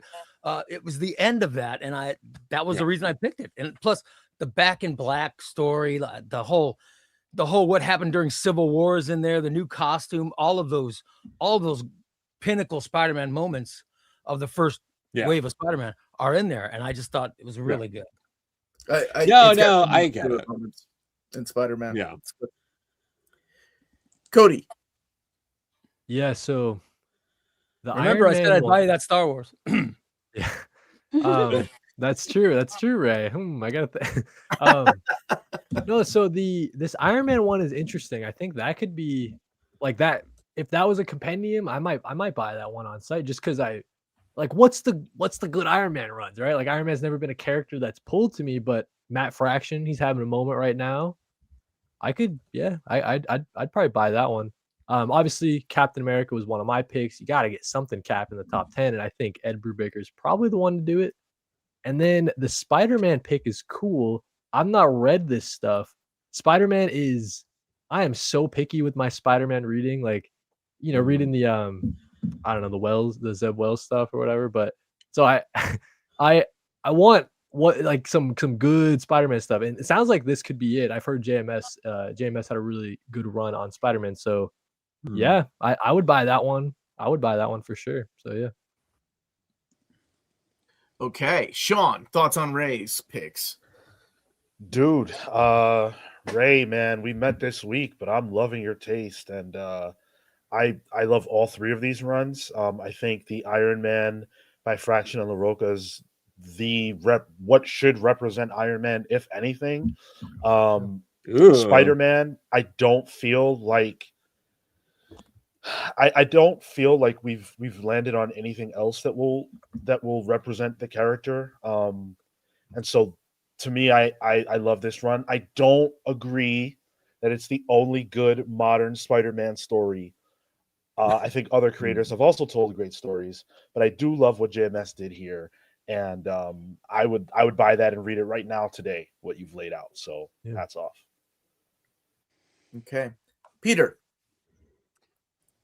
You know, I chose that Spider-Man cover for Ray. He didn't specify because I like pink on covers, but also I think it's the best Spider-Man's ass has maybe ever looked. I mean, just that definition, the detail on the thigh. I find myself here looking at my large monitor, just transfixed by it, which is probably the only time I will ever be transfixed by JMS Spider-Man. Notoriously one of my least favorite comics of all time. Oh, wow. I knew I loved you. I mean, I just hate JMS. It's just the personal thing. You just can't get me to vote for JMS Spider-Man no matter how you woo me. We've been over this on streams. I just despise it. I would agree. I don't know that I need to go on at length about the Matt Fraction Iron Man. It's so strange to me that it feels like Marvel has been resistant for well over a decade now of like headlining this of like, hey, here's some Iron Man you all can enjoy. I don't know if it's just because Fraction left on such weird terms and at the end of 2014 or in 2014 when he like walked off of Inhumans or what, but it's just so strange to me that they like really have resisted recollecting it or omnibusing it or like I know Iron Man doesn't really sell super great, but it's just so easy. It's just so complete. It's just so modern. Yeah, it tails off a little bit in the back, maybe like 12 issues, but those first 24, 30 issues, man, Iron Man comics don't get better than that. They don't get better. And this is LaRocca at like the height of his powers. I don't really care that Iron Man doesn't sell super well. It's just so good. Like, just put it in a frigging compendium. I mean, yeah, would I rather have an omnibus? Sure, but like maybe because Iron Man's a softer seller, it'll actually do better in compendium with this great cover or like the cover of, I forget the other one. I was going to use the wraparound one with him like reaching his hand out. Yeah, man, I love this friggin' run, Ray. I love this Iron Man run so much. You say he's a softer seller, so you want him in soft cover? Hey! Robbie, Ray's picks. So I think Captain America is perfect. I think it should be on there. If an Iron Man book is on the list, I would go Fraction, but I don't think we're at the level where an Iron Man book needs to work and or should be a part of the initial wave, right? The first 10, right? So I would downgrade this a little bit, but I do think it's a good pick. JMS Spider-Man, no. Not the way to go. I'm sorry. I'm sorry. It's not the way to go. It's just not. Interesting. Okay. As a JMS fan, I'm offended. It's okay. I don't know. Let's watch Babylon 5 together, I guess. I don't know. Right? Like, yeah. I mean, I love Babylon 5 marathon on Discord. Let's go. Okay. Lars, go easy. Go easy, Lars. No,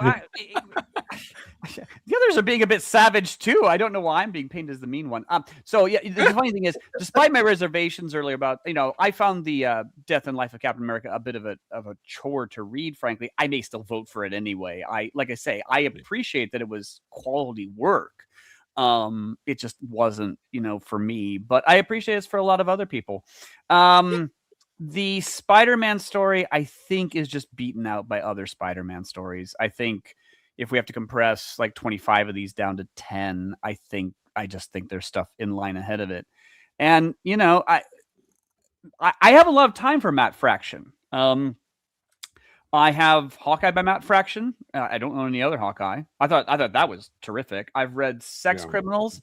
I've read his Jimmy Olsen, for God's sakes. His Jimmy Olsen is amazing. Yeah, all three I read earlier this year. Yeah, Jimmy Olsen comics. sticks out so good. Yep. I even like his Fantastic Four run, and his Fantastic Four run doesn't reach I've height heard a lot of people anyone say that. That's I, awesome. it didn't offend me. I honestly think with like somebody mentioned like the prevalence of Matt Fraction, like with his Batman tenure right now, like maybe it is the time to do this as a compendium. Possibly. Right? Well, Like, maybe. I'm letting his Batman bank a while before I attempt that one. I will say his X-Men run tapered off quite a bit. He can be uneven, but I've read a lot of stuff by him that I've enjoyed. So if you have to pick an Iron Man, I think this is a very, very worthy choice. Absolutely. Again, I return to, do we need an Iron Man at all? And I wonder if he's not there, is anything obviously lacking? I'm not sure it is. When Penguin Classics did their early Marvel collections, and a lot of people were like, oh, look, Marvel's getting some respects. Penguin Classics is collecting them. Did they have Iron Man? They did not. And no one even noticed, really. The- no one cares no- anywhere. It's like The whatever. mighty Marvel Masterworks. In did fact, not they have Iron Man. Wow. They had Captain Marvel. Not even after the success of the MCU, people still aren't really feeling Iron Man. It's like, okay, Yeah. cool. In fact, the Like- Penguin Classics skip Iron Man and put into the ring Black Panther instead. So, and again, I'm you're like, curious if I really had brought Darkhawk to the conversation, if it would have bumped out both of I would have these. voted for that, No, man. but I don't think anybody was sitting there going, why the hell did they not include Iron Man? And I think we so- would all agree that Fraction's best work at Marvel is Hawkeye. Oh, absolutely. Right? Oh, absolutely. Yeah. Undeniable. Maybe some Iron Fist, right, with Brubaker, but like, That was Oh, good too. love I haven't it. read that yet. Yeah, Yeah, I it's love on my it. list. Yeah. The yeah, Order. I like The Order. That was a good little mini series that he did. Yeah. But Okay. also, let me Anything throw else, this Lars? out here because Oh. everybody's like, "There's no room for Iron Man at the table." Like when Marvel launched the epics, the way that they launched the epics was like, The "Here's first- all the ones you're expecting." It's Cap, Iron Man, Thor, X-Men, Spider-Man, like the Avengers, and like it wasn't a bad way to launch a line of comic books. No. DC Finest did the Yeah. same way. I know we're approaching the compendium discussion from like, well, if there's 10 books do we need an Iron Man book? But I'm kind of approaching it more from the line of like, don't you want to give retailers a shelf that has like one of each character to sell? And I know that Yeah. you might respond to that, yeah, but Iron Man's only going to sell a fifth of what the X-Men sells. But like it gives them an Iron Man book to sell as a comp for Iron Man when people say, What's what about one of crazy- these for Iron Man? what's crazy is I sell a Legion book every couple weeks, right? Like somebody's there to watch. Lars comes into your shop that often? I do, and I keep buying the same book over and over again to support them. Look, I mean, this would probably sell okay. It's not like that. They're gonna take a bath on it. If we craft a top 10 list without Iron Man, is anybody really going to be sitting there sweating blood? I doubt it. No, more room. We'll throw him a for Thor bone in and like number Daredevil. 15 or something. Like whatever. Yeah. He doesn't need So to be that's my top concern. 10. But if you must pick an Iron Man, yes. I mean, I didn't finish this one because I think there became some accessibility problems. Like, did they like not collect it for a while, or they didn't finish collecting it? No, Yeah, they never put out all the hardcovers. Yeah, they did two Krisis was right. It did tail off at the end. Yeah. It should totally include Fear itself, right? Would that be a Yeah. part of the collection, Yeah, right? Fear. Eventually, Not all of Fear itself, just Yeah, as one these- shot. The way, These days you could I mean I could read it all on Marvel Unlimited, but I feel like at the time, like if I was sticking to print, there's some of them went out of print. I know there were some problems getting all of it. So I haven't actually finished this, but my objection is really more to Iron Man than Matt Fraction. Okay. Well, if you're looking for a book with Iron Man in it, then let's move on to my list. 'Cause I've got you covered, along with Wolverine and Spider-Man. How cool is that? Okay, so have at it. Joe, come at me. What do you got? Yeah, no, already discussed the X-Men. Like, I think the other mapping just makes more sense. But again, the technically, I get what you're doing. I love that there's nephew. I love that there's Punisher rep, and I love that it's not Garth Ennis. yes. Not Too much Garth Ennis. Not because I don't like Garth Ennis or anything. Garth, if you're watching, don't worry. But this is good stuff.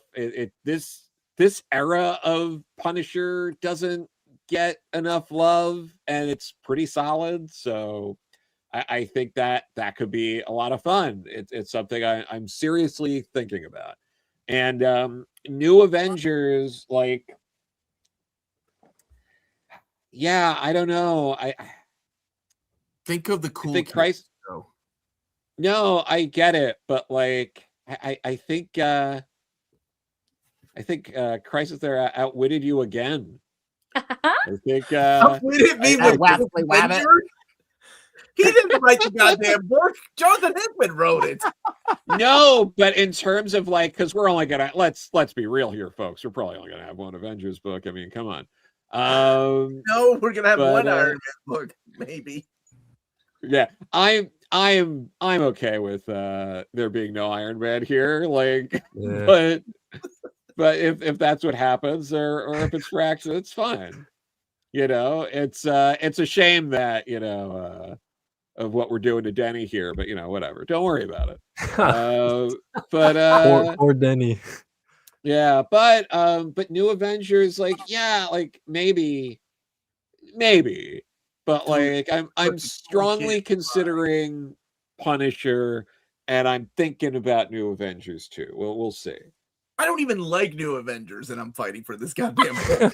No, that's the thing. Like, in terms of Bendis, I would rather vote for the Daredevil thing, and that might be how it plays out. But I know for a fact that this is the thing that people like. Yeah. And it's just something that, over the years I've come to know. Okay. You done tearing me a new one, Joe? Was that it? Yeah, no, I just think we're trying to play too much 4D chess, and I think we're all coming off as Unk right now. Is that how you say it? Okay. I'll take it. Cody, what are your thoughts, buddy?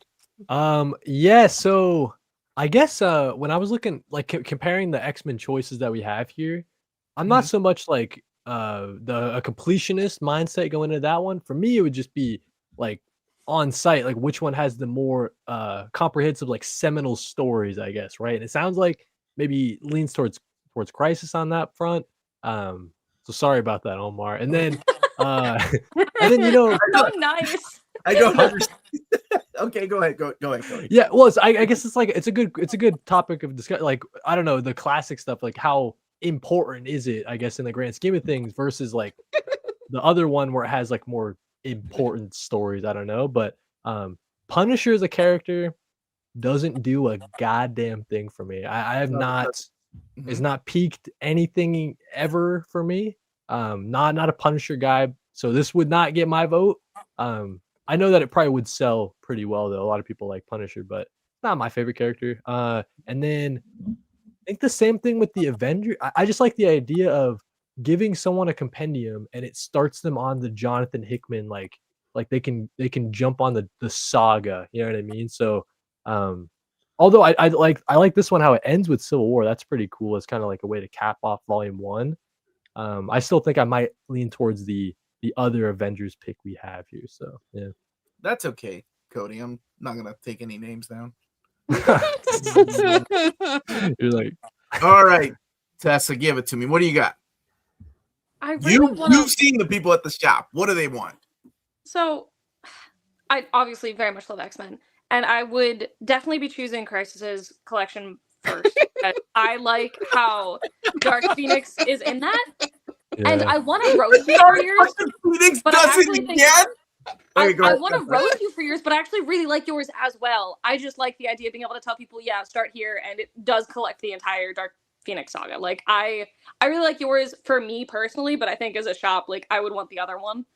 But I think your Punisher pick is awesome. I love how it's collected. I love the mapping you did for that one. There's not a lot that can fill that kind of void for Punisher.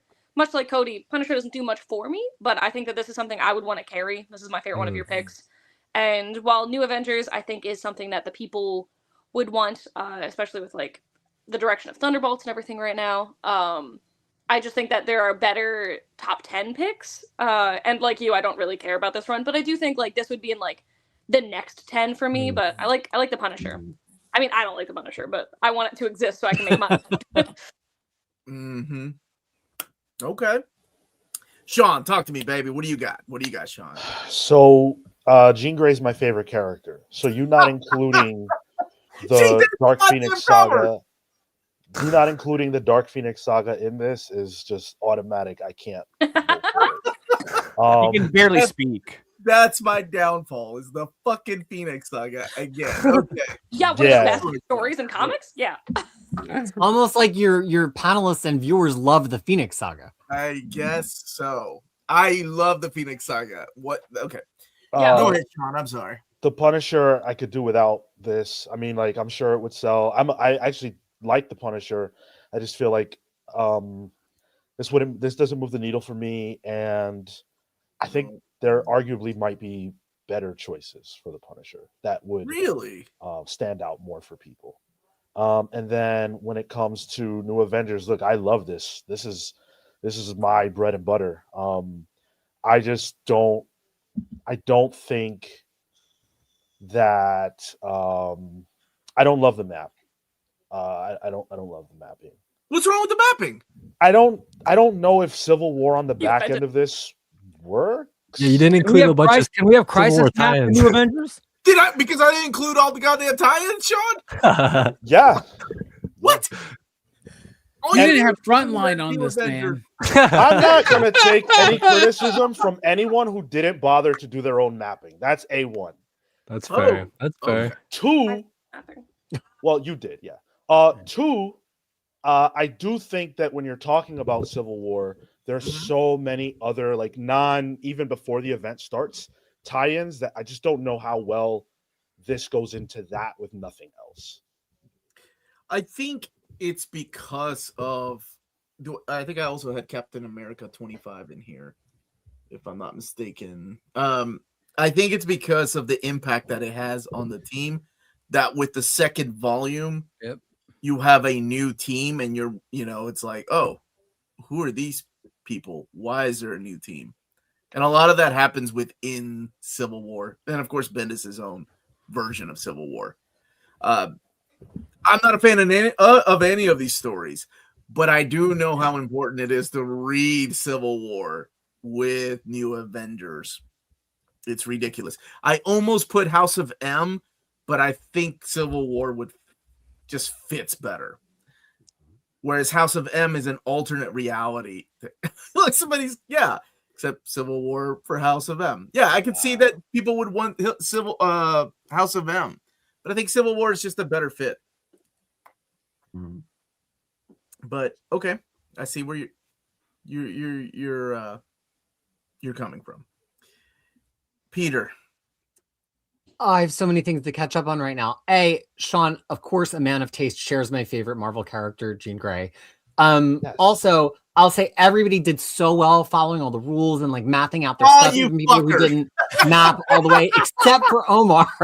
I had to write to Omar at 6 a.m. when he was working up by his kittens to ask him to fix all 3 of his maps. But Throw me under the bus, you bastard. But that said, Omar, the thing is, and the reason that I love Omar so much and we're such good friends and we get along so well is Omar thinks with the same brain that I think with. These are the 3 books that I want. Like, this is the X-Men book I mapped and then chicken shitted out that like, oh, people are going to complain about classic X-Men. But if I was in charge, is this the book I would put out? Yes. And I think that it has enough extra bonus interest by integrating the classic X-Men stories in the same model as the Transformers compendium with the all-in-one, that the fact that it doesn't get all the way to Dark Phoenix Saga kind of doesn't matter because people will be like, whoa, you integrated the classic stories. We could quibble about putting them in the right reading order instead of putting them with the issues that they go with, but that's like a whole different Peter and Omar stream, which we could host for a whole other 4 hours. Point being, this is the book that I want. Same thing with Punisher. And again, I think Punisher, I think we could get into the economics of books or characters that the market has an appetite for, but they don't have an appetite for multiple units of that character. So like I look at the Lobo compendium from DC, which somebody else shouted out already. I love it so fucking much. I don't think there is an appetite in the market for like 6 smaller Lobo books. There's an appetite in the market for 1 slim book of the initial Lobo miniseries, which DC just did, and there's a market for one giant ass compendium and maybe another one in a few years. That's what I think about the Punisher. I just don't think it's hard sell to get the epics out one by one, but this is like 4 epics worth, and this would sell like freaking hotcakes. It's got so much good art. It's got so much classic stuff. It got the Punisher being a badass. It's good comic books. And again, Omar mapped it exactly to the letter the way that I would map it. He just tried to have like 1,800 pages, which isn't physically feasible in a book, and I had to correct him. And then the new Avengers, again, this is what I want. Even the Epic collections didn't do this thing that this could do, which is put in all of the events. I actually happen to agree with that comment that we just had up from who was it? From Fox, somebody, Foxer. I forgot the name already, but I did highlight that comment. Foxtastic 4. Let's just put House of M in it. Then let's stop this at House of M. Have the next one be Civil War leading into Secret Invasion. Put Civil War in it. Then have the next one be Secret Invasion. Put Secret Invasion in it. Then have the next one be Siege. Put Siege in it. I would buy those all over again. That's the way it's meant to be consumed. It was the main spine of the Marvel Universe. Why don't people care? That's how it should be read. And that was my idea, is to put it. And I'll be voting for all 3 of these books. Thank you. Oh, thank you. And the idea was to map it with things like Mighty Avengers and Dark Avengers, everything that Bendis was writing at the time. But that wouldn't be until the next volume. And I didn't want to be that guy that brought in volume 3 to the first 10 books that should be published by Marvel. Robbie, talk to me. Well, one thing I've learned tonight, Omar, is the importance of mapping. And I think your X-Men mapping is slightly lacking because it doesn't include, apparently, the Dark Phoenix saga. So there you go. Oh my God. However, is your favorite character Jean Grey? My favorite X-Men character is actually Beast, and then Hell Nightcrawler. yeah. Nice. So then Punisher, yes. Thank the gods almighty. Give us this Punisher compendium. Seriously, it would sell like crazy at my shop. I would want a copy. I have the essential Punisher. Oh man, right? Yes. Like, I love that shit. Like the way you were mapping it, like, dude, that's really small, but it seems like you have the first appearance and all the other appearances, and then into the main series. That's dope. That's dope. Bendis' Avengers. Omar, I love you. Crazy as shit, dude. You crazy, dude. You crazy. If you're gonna do Avengers, you're gonna either do Hickman or you're gonna do Busiek and Perez. Not Bendis, man. I'm sorry, not Bendis. Dude, you telling me that the Busiek and Perez run sold better than New Avengers at your shop? I'm not saying it sold better. I'm saying it was better. No, like I said, I'm not even a fan of this run, but you can't deny the power that it had. This was the flagship Marvel title at the time. It was outselling X-Men. Of course, X-Men at the time was also being written by Chuck Austin, but we also had. You're also talking about the year 2000 and what, 2? Like 2003, 2004. Yeah, it didn't take a lot to sell comics back then, man. Like I like the Bendis run. I think it's fine. You know what? I do appreciate it. It is something that needs to be done, but not in the first 10, Omar. That's what I was saying. Okay. Yeah. That's like that's the next one. Next 1 or 2 rounds. Wow. I can't believe I'm the one that's standing up for Bendis. Dude, but you're Punisher. Like thank the gods for you. For Tassio, yes. Oh, dude, that's got some killer artwork. That sells the book by itself. Bruh, we could have 3 or 4 Punisher compendiums. It would be like the Spawn compendiums. They would just constantly sell.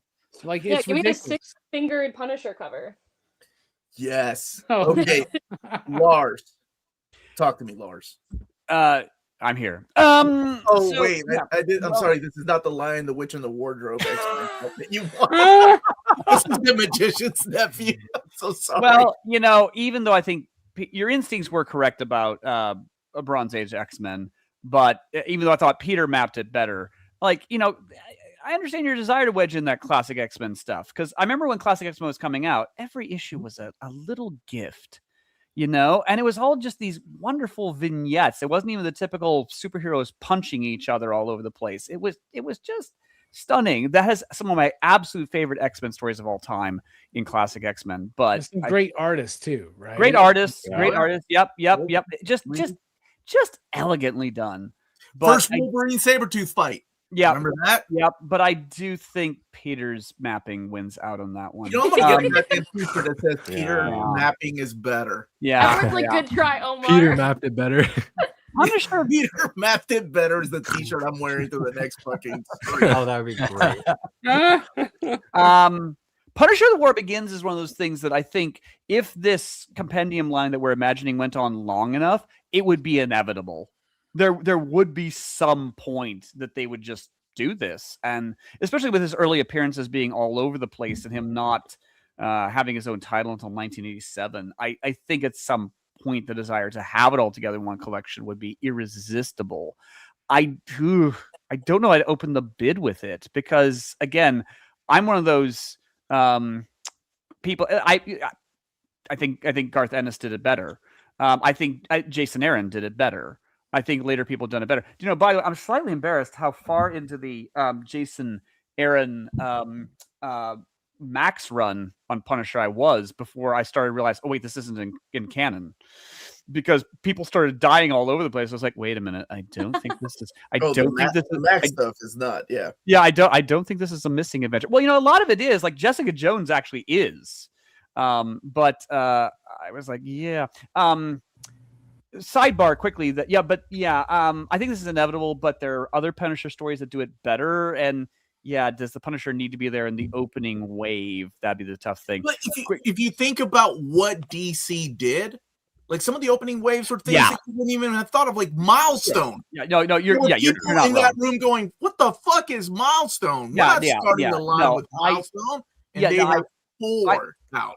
I agree. I don't think Punisher being there is the worst thing in the world. Certainly, I just don't think it's a huge omission if it's gone. I will, by the way, brief sidebar that there's a friend of mine. Well, I say friend, associate, whom I've known for ages and ages and ages.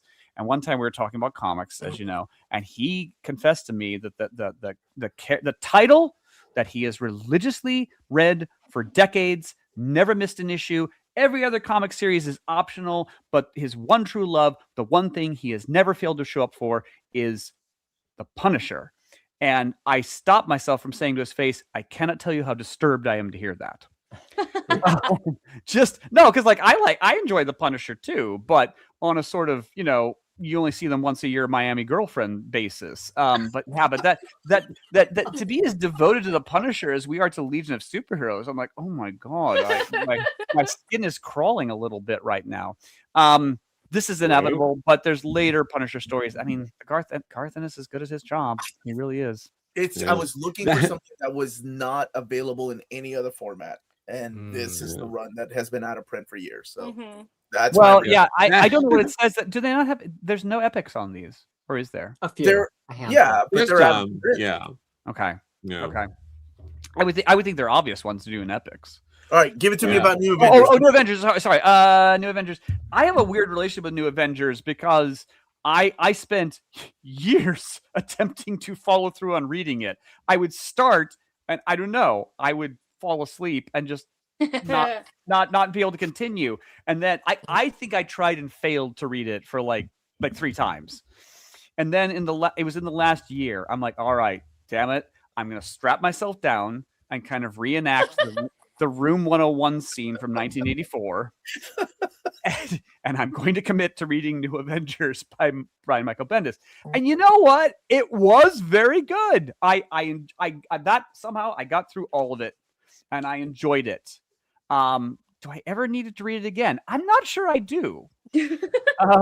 So it took me like years and years to get around to reading it. I did enjoy it. It was kind of disposable eventually. People do love it. So I'm really on the fence with this one. It was really important. I just don't know if it still is. Well, they always keep it out in some format. I mean, it must still sell because there's basically no time that it's not available somehow. And let's not kid ourselves. This would sell like crazy. From a Probably. collected editions perspective, Yep. Volume 1 of the Omnibus is currently out of print. And it just came back to print last year. Yeah, no, I don't. Volume doubt, 1 I of don't the doubt that at Epic all. Collection is out of print. I don't and doubt it that at came all. out last year. It does It sell. just doesn't stay in print. It does sell, but like, yeah, I say I have. It's not a slam dunk for me. I don't know. I'm somewhere in the middle. Okay, it's an us thing, Lars. We're a collective. Ray, talk to me. Let me say for Cody, Greg Rucka, Mark Aketo's Punisher run, you would like it. Omar, your picks.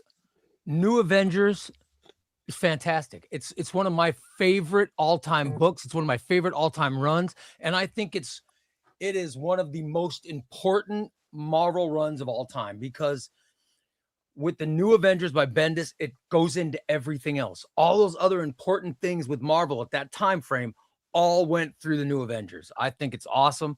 I think your mapping is very good in it. I think this is not only just a slam dunk. This is in your face slam dunk on a poster.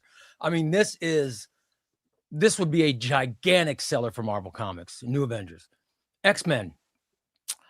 I understand why you put the classic X-Men, why you put those in, because, Claremont, in hindsight, he said, well, it would have been better if you know what I mean? And I understand why you put them in. However, Peter's mapping's better. I'm sorry, Krisis mapping's better, and I'd have to vote with Krisis mapping. Punisher, yeah. Okay. So there you go. All right, let's take it to a vote then. Peter? Whew, we're finally there. Okay. This is gonna be hard. There's a lot of great picks here. It's just yes or no. It's just yes or no. That's all we want to hear. It's just yes or no, and there is no limit. If you want to vote for multiple versions of X-Men, if you want to vote for multiple Thor books, there are no rules for the voting.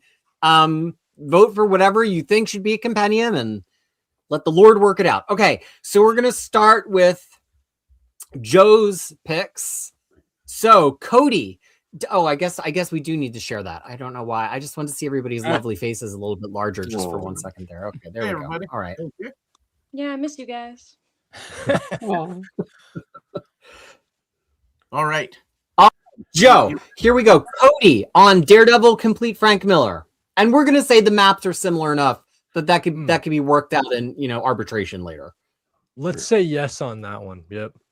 Okay, Denny O'Neil Iron Man.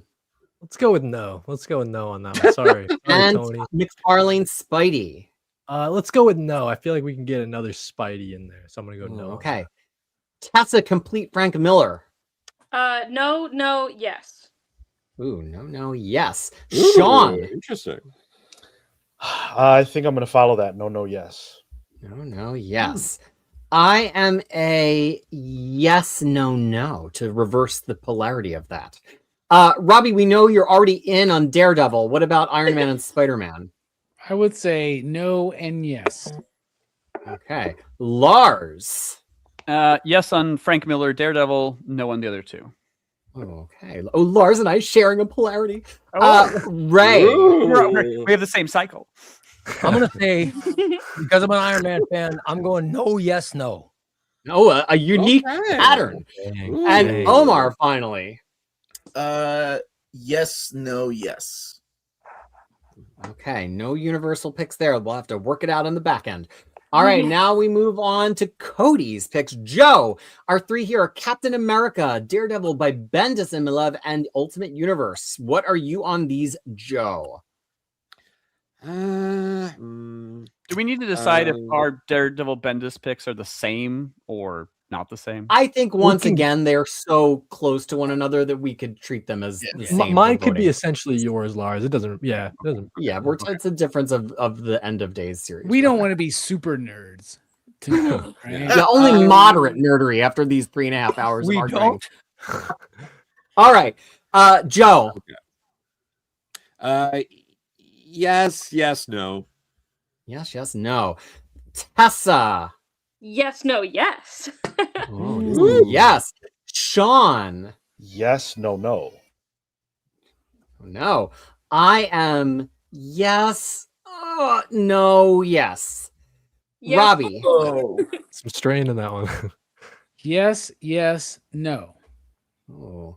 Lars, we already know you picked Daredevil, but what Yeah. about the other I two? feel like Madeline Kahn here going, yes, no, Yes. no, yes, no, no, no.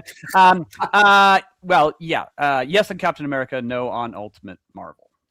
Okay. Ray, we know you already picked Captain America. What about Daredevil and Ultimate? Yes, no, no. Yes. Oh, 2 no's. And Omar, finally. Yes, no. Well, we have a universal pick, which is Captain America, I think, to nobody's great surprise. Okay. Yes. That's the one, man. All right, now on to Tessa's. I think this will be interesting. Joe.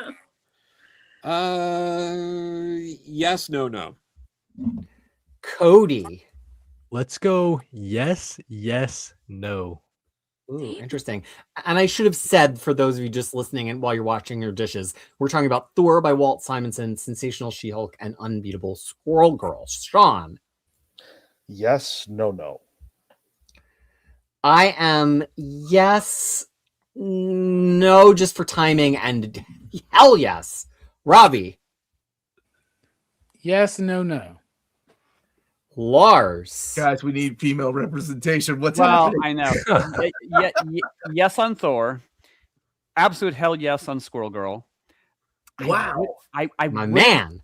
I would have voted yes on She-Hulk if it had just been John Byrne, but with half of it being so terrible, I have to vote no. I have to vote no on that one. Yeah. All right, Ray. Yes, no, cute. Yes. Is it cute a yes or a no? That's an Omar. That's an Omar cute, as in no. Okay, Omar is a no. And Omar finally. Yes. Oh shit. You know what? Again, I'm thinking of the people, so yes. Yeah, that's a yes across the board. Man of the people. We do have another Omar. universal pick, probably to no one's surprise. The Mighty Thor by Walt Simonson with, one would hope, original colors. Yes. All right, now we're on to Sean's picks, his Civil War mega compendium, his Ultimate Spider thing, Spider-Man, and the Immortal Hulk complete. Joe. No, yes. No, yes. Cody. Let's go no. And I really want to say yes for something Ultimate Spider-Man, but maybe a no on this one. And then yes for Immortal Hulk. That's a gotta be. So Yeah. So delicately said by Cody. Tessa. No, yes. No, yes. I am a yes, no, yes. Robbie. No, hell no, and Yeah. okay. Okay. Lars. I don't remember okay being one of the answers, but hey. So judgy. No to Civil War. No to Ultimate Spider-Man. Yes to Immortal Hulk. All right, Ray. If Civil War doesn't make it, people are gonna riot. Civil War. it's like Death of Spider-Man and the War- Evergreen Superman, unanimous. Omar. Remember that? I thought Civil War would be unanimous. Yes, no, yes. And Omar. I'm voting for Civil War. Yes. God, it sucks. No to Spider-Man and yes to Immortal Hulk. I know what Perhaps a little dark horse surprise. Immortal Hulk is a universal pick by our panel. You gotta have That's something surprising. Hulk, right? It just feels like you need something Hulk. Yeah. there. All right, now to mine, which are Uncanny X-Men by Claremont, Volume 1, Thor by Jason Aaron, Volume 1, and Avengers World, The Secret Wars Saga, or perhaps The Incursion Saga by Jonathan Hickman, Volume 1. Joe. I'm going yes, no, yes. Okay, Cody. Let's go yes for all three. So sick. I love these picks. Like these are all Loving it. three I'd buy on site like immediately. So On site. Tessa. Yes, no. Ooh. Sean. 3 yeses, clean sweep. All right, Robbie. Yes. Okay. Lars. Yes, no. Ray. C. All right. And Omar, I don't know. Are we counting this X-Men as the same pick as each other or no? No, we're not. No, because they No. Oh, wow. Tessa has strong feelings about it. Okay. Mapping is important. So All right. It feels wrong to say this, but I have too much pride. to say yes. So I'm gonna go. So you're gonna deny it universal pick because of your pride. That's crazy. Okay, just wanted to be You clear. can call me the pitiest bitch at the party. That's what I'm gonna be. No, yes, yes. Omar's like, whose channel is this? Yeah, You're gonna feel super bad when I vote yes on yours. Okay, Robbie's picks, and we've already voted on Daredevil, so I'm only looking for 2 votes here. Don't get it twisted, folks. We're talking about Silver Age Amazing Spider-Man by Lee Gitko and Romita. We're talking about Silver Age Fantastic Four by Kirby and Lee, both of which could be easily 10 or 20 or 30 issues longer than what's here. Don't get hung up on that. And then we've already talked about Daredevil. So Joe on Spider-Man and Fantastic Four. Yes on both. Cody. Let's go yes on both. Tessa. No, yes. Ooh. Sean. No, yes. I'm a yes on both. Lars. No to both. Ray. No, yes. And Omar. Absolutely yes to both. Fuck Well, we you, didn't get a Lars. universal pick there. Jesus Let's see. Christ. He said no to both. Necessary. I'm also gonna Your get that allegiances shirt. come out at the end of I'm the also gonna get that stream. shirt. All right, folks, we're talking about Spider-Man 2099, the 90s run. Daredevil, we do not need to re-vote on, so I'm only looking for 2 here. And then Star Wars, so I'm looking for 2. Spider-Man 2099 and Star Wars. Joe. No, yes. Cody. Let's go yes on both. Maybe 29.9 weeks it Ooh. in. We'll see. Yeah. Feeling Cody. fancy. Think outside the box. Tessa. No, no. Okay, Ooh. Tessa's not Sean. No, yes. Yes, no. Robbie. No to both. With a smile Ray. too. With a smile. Fade her down. No, and a big yes for Star Wars. All right, and Omar. Yes to both. Gonna have to do some math at the end here. Okay, next up we have Ray's picks, and again we've already done Captain America, so we're looking for a vote on Spider-Man, the second half-ish of JMS's run, and then all of Iron Man by Fraction and LaRocca. I Starting just with want to say those Joe. look like good picks. Yeah. I'm gonna go no, yes. All right, Cody. If I'm worried we might not have any Spider-Man in the thing, but I guess I'll say no and then yes to Iron Man. Okay, Tessa. No, no. 2 no's. Sean. Yes, yes. 2 yeses. I am no, obviously, and yes. Robbie. No, yes. Lars. No to both. And Wow. Omar. How dare you. This panel is shocking me. Okay, yes to both. All right. Like It's a real slow burn. You had to wait 3 hours, 40 minutes for it to really get released. Right, this is the Lord of the Rings movie. all It's that like a French pitching, film about mimes, Joe, right? all that Yeah. pitching, so people could be like, "Nah, fuck off." And it's all led to this. Omar. Omar's picks. We have Omar's version of Broad Age X-Men, which does include classic X-Men, but has to cut off before the Dark Phoenix saga because pages. It is Then we have integrated Punisher, within The War pages of Begins. Uncanny. And New Avengers by Brian Bendis through Civil War-ish. So I'm looking for 3 votes here. Joe. Yes, yes, no. Cody. Let's go no, yes, yes. Ooh, this one's going to be spicy. Tessa. No, yes, no. Sean. No, no, yes. Will anyone have the same pattern as anyone This else? is crazy. I am yes, yes, yes. Robbie. Yes, yes. Hell to the no. To the no. Okay. Lars. No. Yes. Yes. And Ray for our final vote of the evening. No, yes, and yes. Okay, folks. Please talk amongst yourselves while I tabulate our final positions. This is has there been any- fun, right? This has been super fun. Is Hell there yeah. any character Yeah. that's missing in this top 10? Like, can you guys think of like, oh Tons. crap, we made a Tons. mistake. Silver Surfer, Luke Cage, Yeah. Inhumans, Miss Marvel. Darkhawk, Black Panther. Night Marvel. Thrasher, Miss Marvel. Black Panther. Yeah. Yeah, I was Christopher saying Priest- like the Silver Christopher Priest, Surfer Black Albert Panther, yeah. Scott would be good. Yeah. You don't know how close I Moon was. Girl to and put New Devil Warrior. Dinosaur. Yeah. I would love a Moon Girl Devil Oh, Dinosaur. Moon Girl And, Devil and Dinosaur would have been perfect. See, Howard I the should have taken Duck, chances man. like that.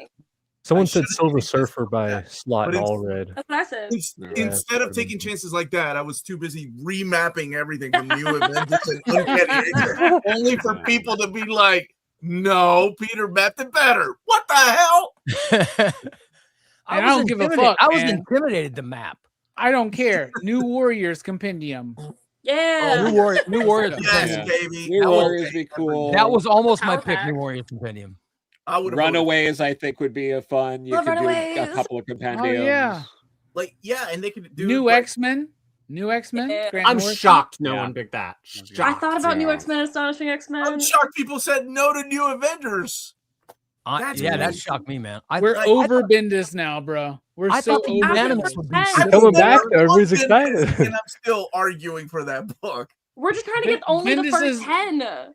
The best Marvel Bendis know. stuff to do in the first wave would be like, to be honest, his Ultimate Spider-Man mapped I really- correctly, Yeah. right? And Daredevil. Right? If So Yeah. Sean had put Ultimate Spider-Man 1 through 40 or something like that in a book, I think that definitely would have been on the list. or learn That my was- lesson and just said 1 through 60. I wanted to play the game. I wanted to. No, I think it was good, Yeah. but I think like for that, I think you need the whole experience, right? Like was risky. it's not like Yeah, for sure. the mapping of Daredevil by Frank Miller, where Frank Miller was like, okay, I wrote it for so many years. You want me to come back? I'll do Born Again. I don't know what the hell's going on in Daredevil at the time. It's not bring like Karen when Page one back. creator has a vision on a character. I get that. But Yeah. Sean, what you should have done was Yes, added in Nick, classic thank you. X-Men vignettes. And It didn't you help. would It you didn't would have help. gotten it, man. You would have gotten it. You motherfucker. Maybe It some did help. Art Adams covers, like Nobody just, cared. Nobody cared. People saw the Dark Phoenix saga. They're like, deuces. Yeah. Nobody cares. Like a You know, classic I'm X-Men not an crap. omnibus fan, but I do have the Marvel Art Adams omnibus, Yeah. because I love everything he did. But what's the mapping in that? That's crazy. There's like All over I the was looking place. through it. There's like, here's a Yeah. page from this. Here's a page from that. Like it's so 'Cause weird, it's all, man. 'cause it's all Yeah. Arthur Adams, right? So it's anything he did. But that's so good though, right? When you have like a creator's influence, right? Like, give me 4 volumes of John Byrne at Marvel. Yeah. I would love that. That'd be great. Yeah, I'm no Silver Age X-Men fan, but even I have to admit the Neil Adams stuff is pretty stunning. Oh yeah. Oh yeah, no, that stuff is Very good great. stuff. And what was it in the Kree Skrull War? The Ant-Man going into the Vision Oh, it was issue. so good, dude. That's That might be my crazy. favorite Bronze Age issue of all time. Or is it Yeah, silver? I it's don't know. It's so Such beautiful. a Silver. And crazy story. Yeah. You know, I mean, maybe I thought Marvel, during the maybe debate- Marvel needs to contact Fantagraphics and be like, you just want to do like all John Buscema ever from Marvel, like publish it in Yeah. a really nice format. Like that would be like, I would Oh, like that'd to be see them so do that good. with like Kirby, because they're doing a lot of the Atlas era. So it'd be really cool to Yeah. see a lot of the Western and the war stuff. All right, I'm going to need a tie break, and Restraint. it is it's between 3 books. And Oh, Omar, you could choose which way it's going to go, but you're not the tiebreaker. Would you prefer somebody who said yes to all 3 to pick one, or prefer someone who said no to all 3 to pick one?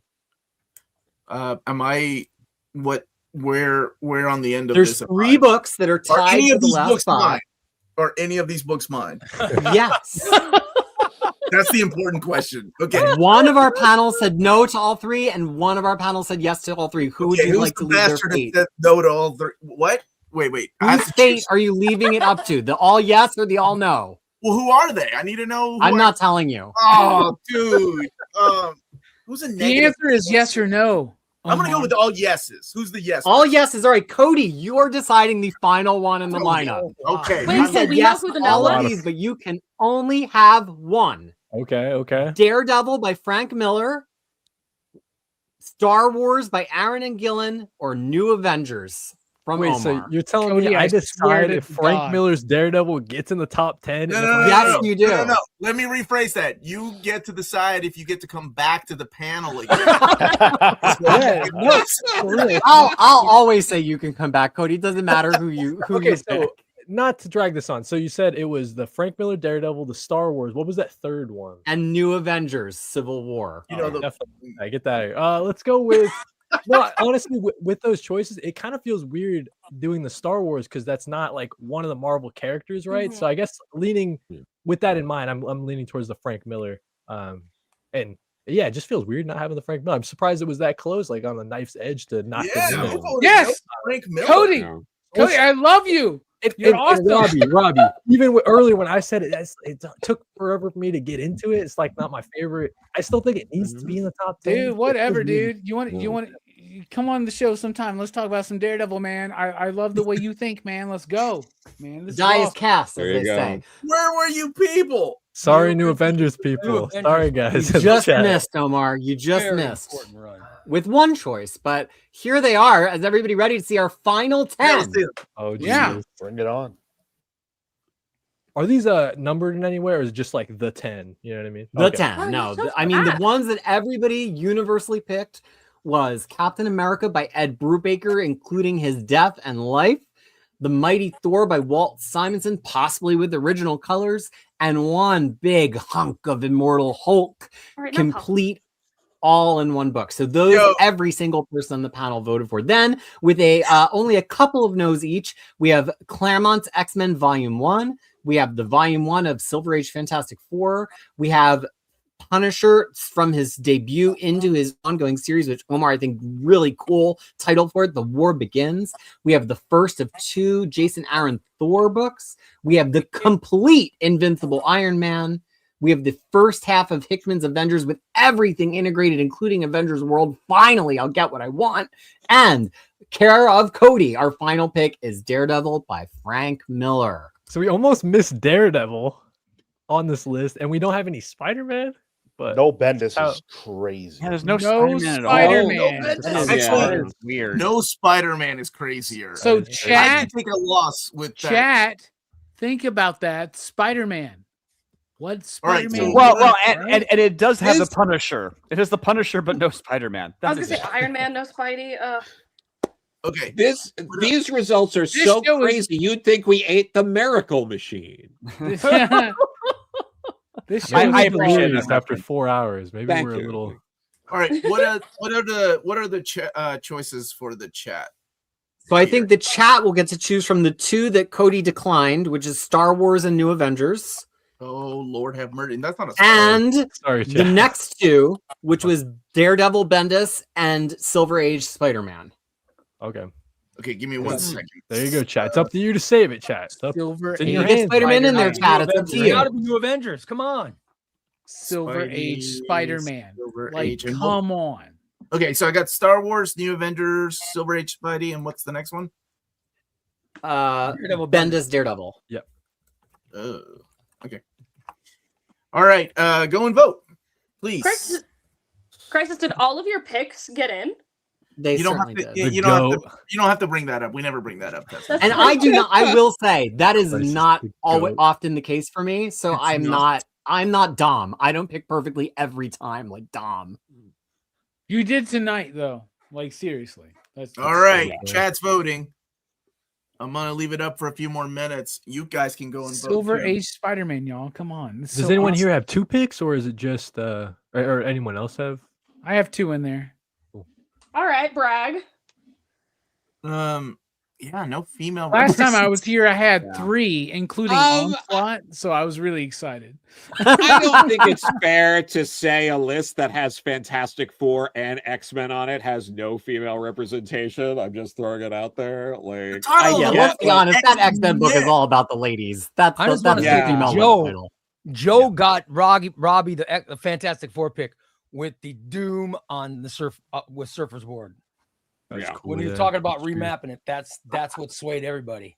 Interesting. Okay. it's a good. Oh my god, I love that story. It's so good. Trigonosis. It's a better dude. mapping. no, No Yeah. Deadpool. Yeah. Sorry, Deadpool. Punisher before Nobody brought Deadpool, man. Deadpool. No Yeah. Deadpool. Nobody brought Deadpool. As someone who doesn't really care about either character, definitely Punisher over Deadpool for sure. Here's one I Yeah. would like to see: Rob Liefeld. Every Marvel book he's ever done. They did that. They did an omnibus. It's an of omnibus. Rob Liefeld, Oh. Marvel Universe. What? Send me one, Legit. man. Nah, What the hell? I know you think- got think 3 that of them can back happen. there. You know what? I think I do have one. It might be in my giveaway pile, so I may. Yeah, if I find it, it's yours. Seriously, dude. This And then motherfucker's there's like, a actually companion doing omnibus it. that's just all feet. All the feet that are off panel Mm. are in the companion. I want to count up all the feet, man. Like I think he Yeah. did. He was like, I've drawn 200 feet, man. Okay, I disagree with the this in mapping in some ways, but generally think this is a good list with a nice mix of new and old, and would buy maybe all of these.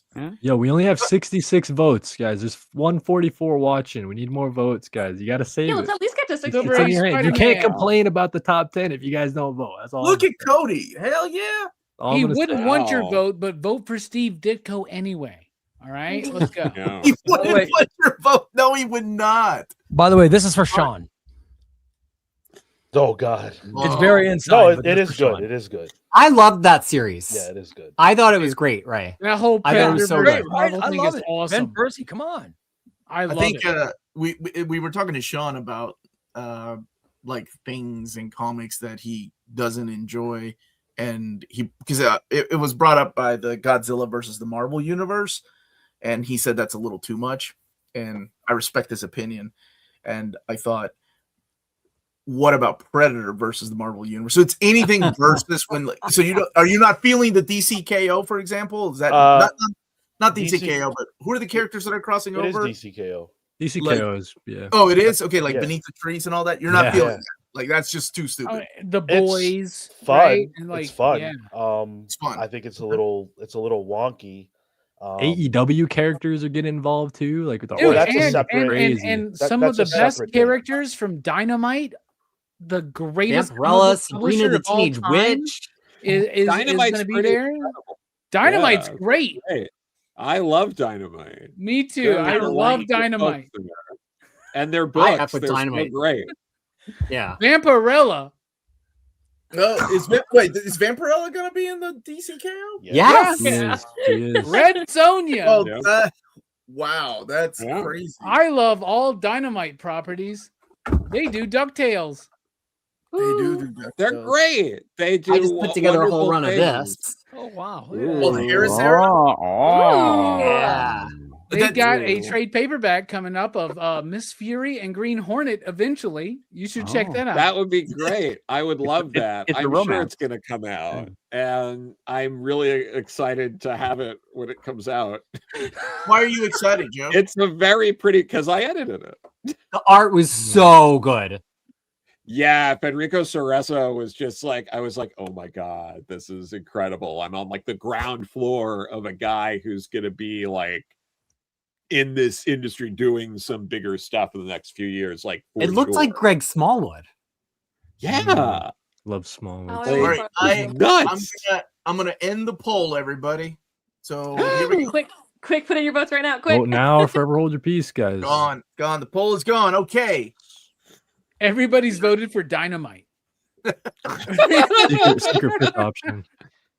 The boys. Oh, Oh, wow. Okay. Finally. Okay. History, Wow, we history. got Yes. That's a Spider-Man. All 3 of my picks are in, baby. Let's go. And this is like really good representation. It kind of mirrors the Epic Line launch. It's like really, Yeah. it has one. It's of each well thing, rounded. Really, It's ended well rounded for sure. There's Missing a little, monumental milestone series from every decade represented, right? I love Yeah, that. we sometimes have The trouble modern getting stuff. silver onto these polls because some people who will remain unnamed are resistant. But this time we came through.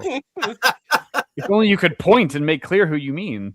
You're right. It's like a nice mix of like the legacy, like classic stuff that you need to have, but then more of the recent seminal runs like Immortal Hulk and stuff like that. So Yeah. Even though the obvious choices, which I think are Civil War and New Avengers, did not make it in. Yeah. This is still a solid. This is still a solid list. So If I was you're gonna gonna get pick some, books that when- would have been unanimous. It would have been Civil War, New Avengers, and Star Wars. I mean, I None really of them made thought the those- list. Yeah, I really thought Star those Wars would be great. Like when Marvel eventually gets to doing this, like you're going to get the surprise that nobody thought about that they should have done. Like when DC did the Doctor Fate by J.M. Damn, David that was- Ayer, That was Hell yes. Yeah. right? Yes. And they Yeah. need Right to here, do baby. Spectre. They need to do Spectre by Ostrander and Mandrake, man. Yeah. Like it's in omnibus format. Well, they're doing the I was gonna omnibus. say, look, which I one got is the the omnibus, but they need to make that cheaper for people, man. Oh, Like I mean, that's- cheaper for people, yeah. yeah, that's Yeah. what I'm saying. Like that's why the compendiums are so great, man. And Marvel, it's perfect prime time to get into them. And Marvel, you also need to do some DC or Marvel compact editions, right? Like I know they got their little more? Yeah, they $15 need to do way versions, more. but they need to do more of that. Those DC compacts, I'm ordering like 20 copies at a time. Mhm. Can't keep them Sure. in stock. They Yeah. sell out. Wait Is till you that get older. Price point $9.99 instead of $14.99 that Marvel's doing with the Marvel Premiere It's line. it's a big deal Yeah. because I got a whole audience of people wanting to read manga. They're used to paying that price point. And dude, when DC does the first DC compact for Absolute Batman, Dogman, watch out. Yeah. So weird how they haven't. You'd think that'd be like the no-brainer, right? Like that's the hottest Mhm. series on stands right now. I'm Like, Well, sure especially since they put it out in Marvel has hardcover to do and it. paperback. Just put it out in every Yeah. format. Let the market Mhm. decide.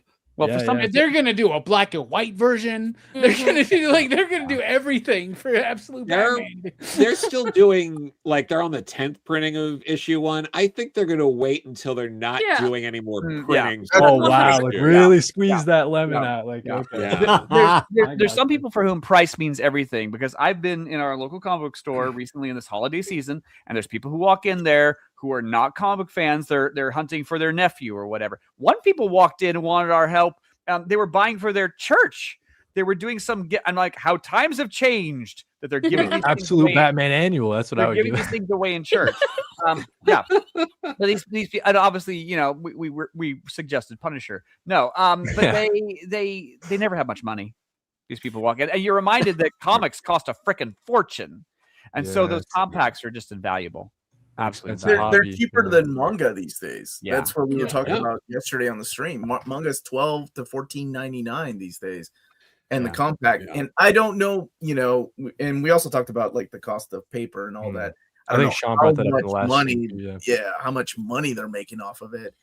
But it definitely is bringing a crowd back to comics, and a crowd that hasn't existed for a long time. Like And the and youth. DC has a lot of like evergreen content to mine for Mhm. that, Yeah. right?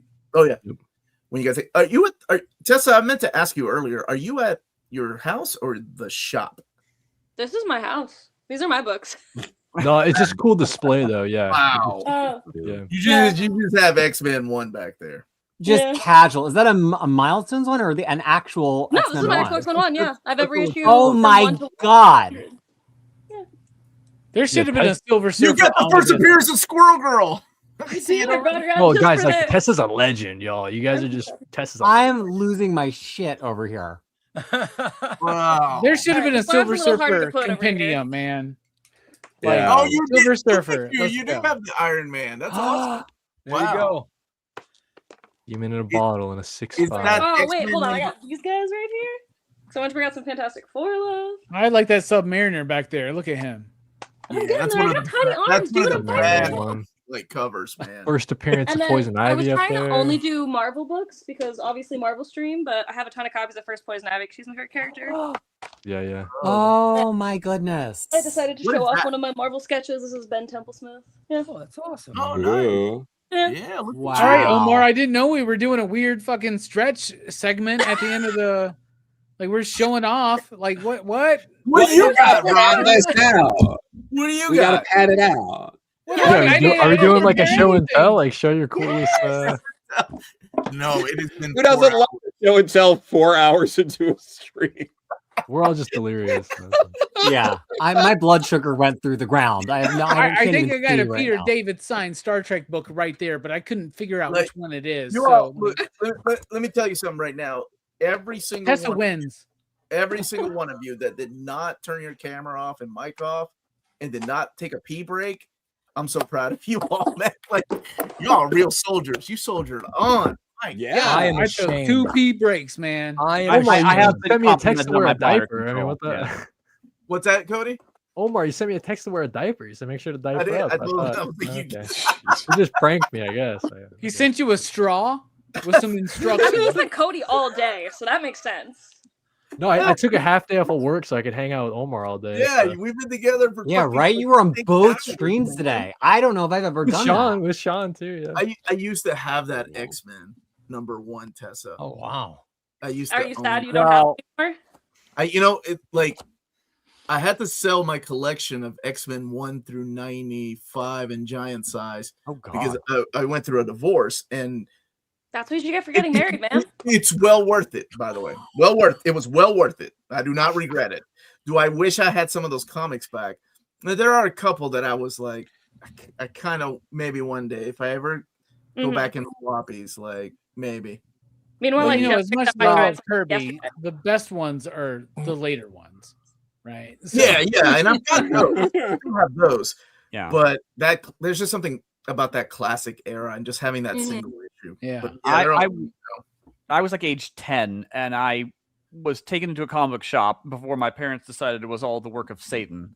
And I remember on the shelf there was a copy of X-Men 1 from 63 but they wanted $50. Well, when you're 10, $50 is just an impossible That's $1 sum. million. It might as well have been $1 million. It might as well have been $1 million. I've always That's a kinda- year's worth of wages, man. yeah. Well, Yeah, especially at that time. I think my first convention, X-Men #1, my first convention was after the 1991 relaunch, and I saw an X-Men #1 in decent shape for $1,850, Wow. and that's as cheap as it's ever been in my life. I was gifted my X-Men #1. I don't think I ever shared that story with you, Peter. Like, No. so I was helping a friend move. I was 17 years old. I was helping a friend move, and he was a little older than I was. He was leaving college. Anyway, long story short, I'm helping him move, and he was like, "Oh, dude, you're into comics? I got some at the house. Like, you can have some." And I'm like, "Yeah, that's great," because his dad had left him, and he was like, "I've got like an X-Men. You like X-Men? I got like X-Men 1, like 1, 2, and 3." And this is in the 90s, right? So I'm like, this motherfucker's going to give me some 90s Jim Lee X-Men that I've got like 10 copies of. I'm like, sure. He's my friend. I wasn't expecting it. So after we're done moving, he takes out this, it was like a suitcase. And he was like, yeah, these belong to my dad. And he gave them to me. I don't know what this shit is. And he legit had X-Men 1, 2, and 3, and 4, and 7, I think, something like that. And he gave me the first 3, and that's how I ended up with those first 3, and that's why I started collecting key issues back then when I was in my teenage years. Man, that was You that. He You just just gave it gotta to me. wonder. Yeah, you just gotta wonder like how Yeah. many X-Men 1s are out there in that situation, like just in a suitcase, like in someone's basement or something. It's so weird. Yeah. how did you make the decision to sell off 1 through, you said 95 and Because giant size? Did you have anything after that? I do. I have 96 to 500 Why did you Did the unload ex-wife giant? claim ownership of it or something? Why unload giant size and 95 with because this? that's what the guy wanted, and I said you're gonna have to take 1 through 95. Have you gotten them Yeah. back since then, Omar? No, because Are you serious, bruh? No, dude. Because I can't Get the play fuck that outta game. here. Because I did Yeah. I got rid of my Super Nintendo games, and I thought about holding on to 2 of them. And I know my dumb ass, if I held on to 2 of them, what would happen would be like, I'm gonna get them back one day. Yeah. So I can't play that game with. So wait, Freshman now? you own all of Claremont's X-Men single issues except for like giant size and like the first couple or something? Yeah, Yeah, I do. Yeah. I think I own back to 128, maybe. yeah. I have 96 to 500 single issues. Oh my Yeah. god. Somebody just give these books to goddamn Omar. Like seriously. Please Let's don't put do a that. let's put a collection together and make this happen. I've got look. I've got the Omnis. I've got the Epics. I've got Here's the Masterworks. one thing I wanted to say about the X-Men from my retail experience. We've got in a few years ago a pristine copy of X-Men #1, right? From like 63, right? We had it CGC'd. It was beautiful. It sat on our shelf for like 3 fucking years. Nobody gave a shit, right? And we finally sold it, right? We're like, oh my God, we finally sold it. People would come in all the time and be like, what's the most expensive comic you got here? Right. And like, but nobody ever cared. But every time I get a giant size X-Men #1, oh yeah, it's gone within a minute, man. It's gone. Yeah. It's gone. We It's had crazy. an X-Men 1 that sold when it was much more expensive. If I remember right, it was a 4, but it was like a shitty 4. Like it was like sun bleach. I could be off on the grade, but it was something like not really high, and it sold for $15,500. And now I'm like, that's way more than that book goes for right now. Well, really? It's come down? I haven't followed them that vigorously. It seemed like they took a big spike up during COVID. Yeah, And it was during the COVID time. Everything took a spike up. They've tapered off. Yeah, since then. and I don't really miss them, right? It's not like I feel like an emptiness in my soul because they're gone. I have these Bro, stories. we need cry every night we need to thinking get an about them. Omar a giant size, man. Yeah. You don't have a giant size #1, Omar? That feels wrong. Yeah, Not anymore. I used to have 2. I upgraded. Get the one of fuck them. out of here, Yeah, man. I- You got I to shield for remember- yourself, man. You got to be like, hey, y'all, it's Christmas. Y'all should all buy me. Like, Krisis, seriously, are you I gonna was sing a throwing on song? I that, thought you were gonna man. serenade I got us. 5 on it, dude. Let's go, man. Shit. Yeah. No, Throw in Sean, some money, y'all. Super chat. Let's get. Come on, Omar. My mission in 2026 is Sean, to get you a do you giant still- size X-Men. do you have any key issues, Sean? Out of curiosity. Not at all. I'm not a collector in that way. I buy them to read them, and that's it. Okay. What about you, Cody? I can't play that game. I can't play the game. No, I used to. No, it's just I just like collected like any key. Like I would just rather buy a bunch of DC Deluxe editions or something. You know what I mean? So. Yeah, I think I'm at that point too, where it's okay. Maybe one day if I run across it, like Lars showed me a piece of his original art, and I was like, man, maybe one day I can get into original. Then I'm like, original art too. you ain't got to do that, Tessa. No. That makes me jealous because my I had God. so many chances to get original art over the years. I have 1, 2, 3, 4, 5, 6, 7, 8, 9, at least a dozen in this room alone. Yeah. I love showing that. I just like bragging about this. Absolute Wonder Cody Woman. Yeah. Wonder Woman. Wow. Aiden Sherman. Yeah, That is blows good my mind. speed, They're too. so incredible. Double page. No, spread. Hayden's really great. Thank you. No, I love Hayden. That was a smart pickup too, because Hayden's work is gonna cost a lot more money. Yeah, they're in just 2 gonna years. keep blowing up. This was when issue 4 yeah. was out at the point I bought this. So Surprise new modern cosmic saga, the annihilation and war king omnibus, but with Thanos and solo beta ray Bell material. Would love to see it. Ooh, That would be a Charlie good knows one. how to map, man. Charlie's one of the people that maps the DC finest speculatively, along with me and Joy Hines. And Charlie knows what he's talking about. That's what's up. There was a moment you guys' when mapping ability. I was sending you my picks, right? There was a moment I was like, well, there should be like a Thanos, like the entire journey of Thanos from the beginning, the Jim Starlin Thanos through Warlock, through Avengers, all the way through maybe Infinity Gauntlet, Infinity War, like all this shit, right? And then I was like, well, somebody else is going to pick this. I'll just go with Black Panther by Christopher Priest, which That's should have the been on one. the list, by the way. Yeah. So I love I think the Hudlin run would be easier to get into than the Priest one. Like that's an easier access point. yeah, but the Priest one's the best one, man. I was gonna say, Oh, but I the agree. priest so I agree. much more. We I don't agree. want to just get people into it. We want to keep them. Omar. Preach. I had a giant size X-Men 1, but I flushed it when I made the big switch from singles to collected editions. And, Marvel starts putting out the Masterworks, and I was like, great, this is a perfect opportunity to get rid of most of my singles. I only kept the ones from my actual childhood, and X-Men I started with 143. So, and I, got the giant size later, and so I got rid of them. But, given just the massive load of like singles issues I no longer have, it's hard to regret it. yeah.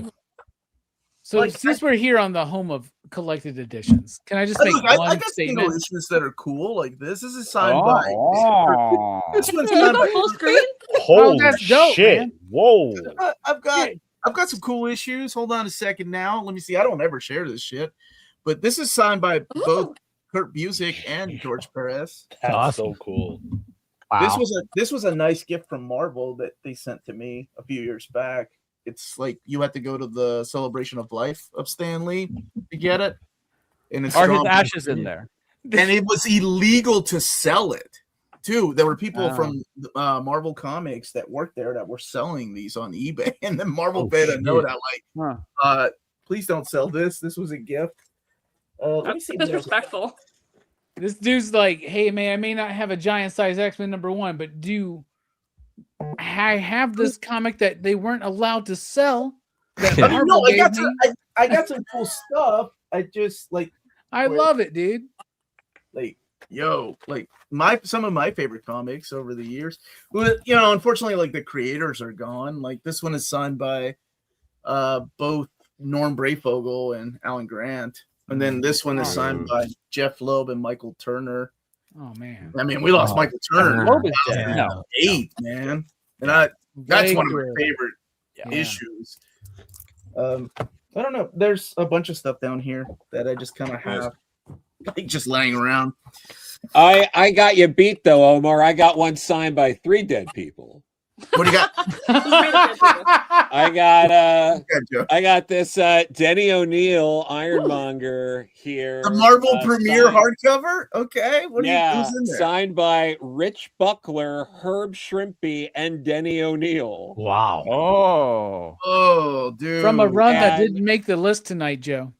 No, even though it's okay, I still have my memories meeting all of these people who are now dead in my hardcover. Well, honestly, we love all the dead people.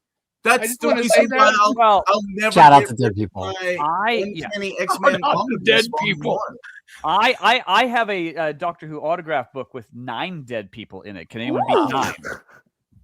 Is that what we're doing right now? Lars, man. That's what we're doing right now. Gotta shut it down.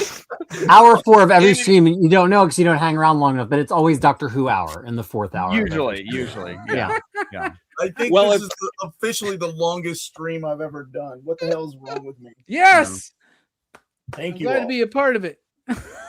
Yeah, historic. I don't try to go this long because it's draining, and I got to do a show tomorrow. And Sean's got to do a show tomorrow.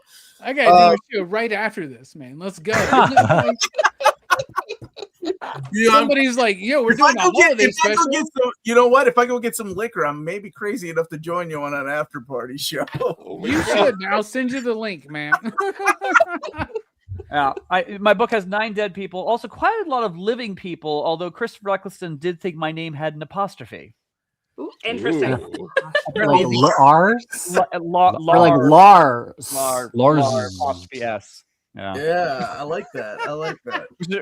I don't know how on earth that happened. But I would legally change that way. Like I think that's the best way, man. Yeah. If I could change my name to Robbie's Bills, that would be even better. Well, the best moment was that one. I was at New York Comic Con and I was standing in line for Peter Capaldi, and it takes a long Who's time. Who's still alive, by the way.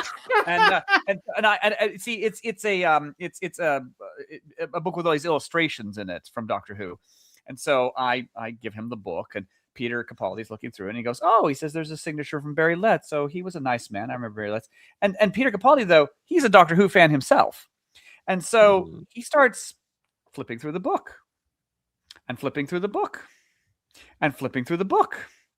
And like we're all standing there, and like the line is packing up. People are glaring daggers at me, and you realize Peter Capaldi is having a nerdgasm. On your book.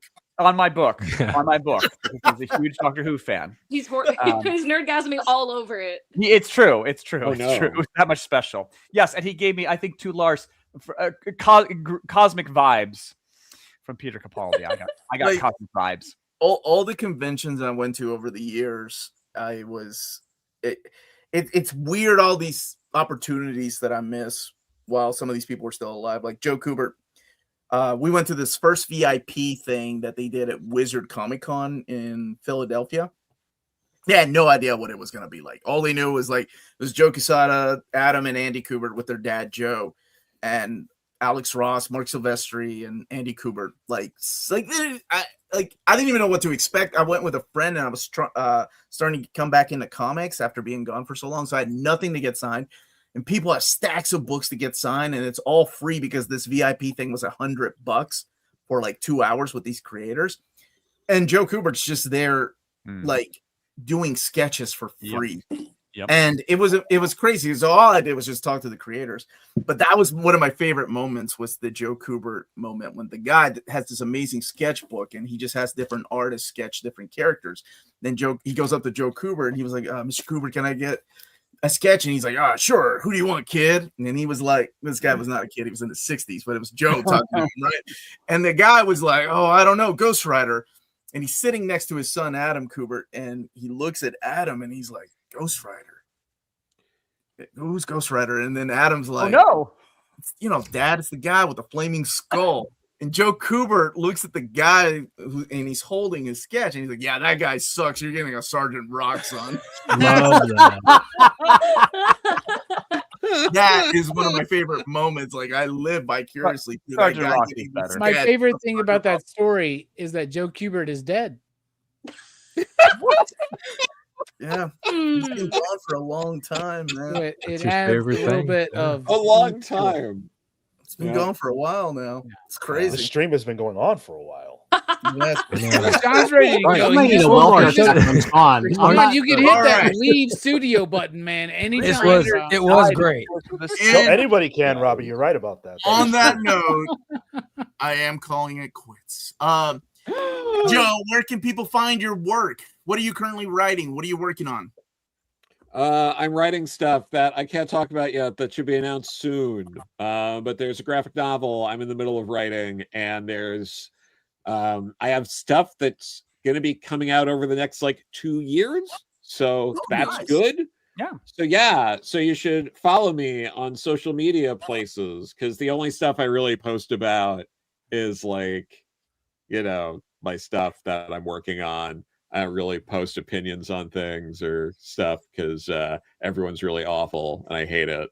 But so I'll talk about my work on there sometimes, and then I'll also appear often on Rock and Robbie's channel, especially during the movie nights, and you'll see the three of us, me, Robbie, and Omar, talking about all the Jurassic Park movies on January 5th.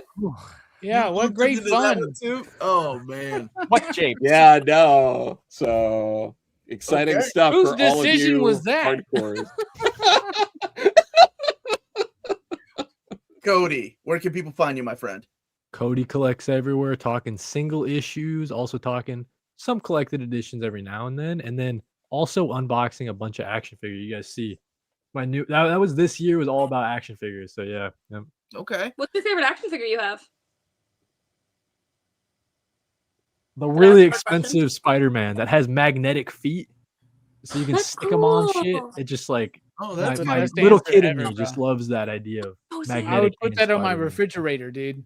Oh, Like, dude, like I've crawling stuck that down. guy everywhere. Yeah, it's sick. That's so cool. What about you, Tessa? Where can people find you? You can find me here on YouTube at Tessa's a Nerd, and on Instagram, and my TikTok got hacked, so I made a new one, so that one doesn't have that big of attraction, but it's there. And I'm on Blue Sky, and you can also find me at Cloud City Games for all of your comic shop needs. Awesome. Thank you. Robbie, where can people find you, brother? You can find me on Pop Culture Philosophers on YouTube. We do movie reviews, comic book reviews, all that kind of fun stuff. So check us out. 10 years, right? You've been doing this for 10 years? We have. Yeah, Oh, you're man. a legend. Feeling old, right? Wow. Yeah. Yeah. One day somebody's going to go, I have an autograph from the dead semi-celebrity on YouTube, Rock and Robbie. He put an apostrophe in my name. More like Rock and Robbie dead. Peter, where can people find you, buddy? Robin You can find me at my home on the internet, crushingcrisis.com. It has been around for 25 years and has guides to a huge amount of Marvel, DC, Image, and other indie comics characters. I'm here on YouTube at Crushing Crisis as well. And just two quick notes. This panel, what an awesome, awesome group. I think whenever Marvel officially starts this line, we should get these same 9 people together to then say what year 2 should be. And then also, I just want to thank so many near mint condition folks who've asked how I've been. I had a pretty bad injury recently, so I haven't been online. I'm doing pretty well. I'm pretty happy to be here. And the hair and makeup team, I think, actually did a good job despite my injury. So thank you all so much. And I look forward to being back on Near Mint Conditions sometime very soon. Awesome. Congrats And my on buddy, yours. yeah, buddy Sean, where can people find you, brother, and when? At the Comics Pals, live every Saturday at 10:15 a.m. Eastern. Thursdays at 8 p.m. We review comics every single Thursday. Saturdays we talk about big picture comic book stuff. This Saturday we'll be going over the March solicits, the single issues of that, and also talking about piracy in comics. So big topics. Lars? Yes, sir. Lars Pearson, publisher and editor-in-chief of Mad Norwegian Press. We nearly have the website updated for we moved recently, kind of in the same zip code, but we still moved. So we've nearly updated with a thank you, James, with a moving day sale. So if you want, just kind of Doctor Who books, they will soon be available on the website. Ooh. Yeah, and they are. I updated the eBay page actually. So yeah. And with Lance Parkin, I co-write A History, which is the definitive Doctor Who timeline. And last but not least, Ray, where can people find you, buddy? Chubby Ray Comics on YouTube and TikTok. And I also have an Instagram that I don't use that much, but I have an Instagram. Okay. Omar, where can they find you? I'll tell you where I'm going to be. I'm going to be editing here in a minute. That's where people can find me, and back here on the YouTubes. But that is it, everybody. Thank you so much for watching. Smash that like button on the way out. Go and check out these wonderful people. We are out of here. Have a great night, great evening.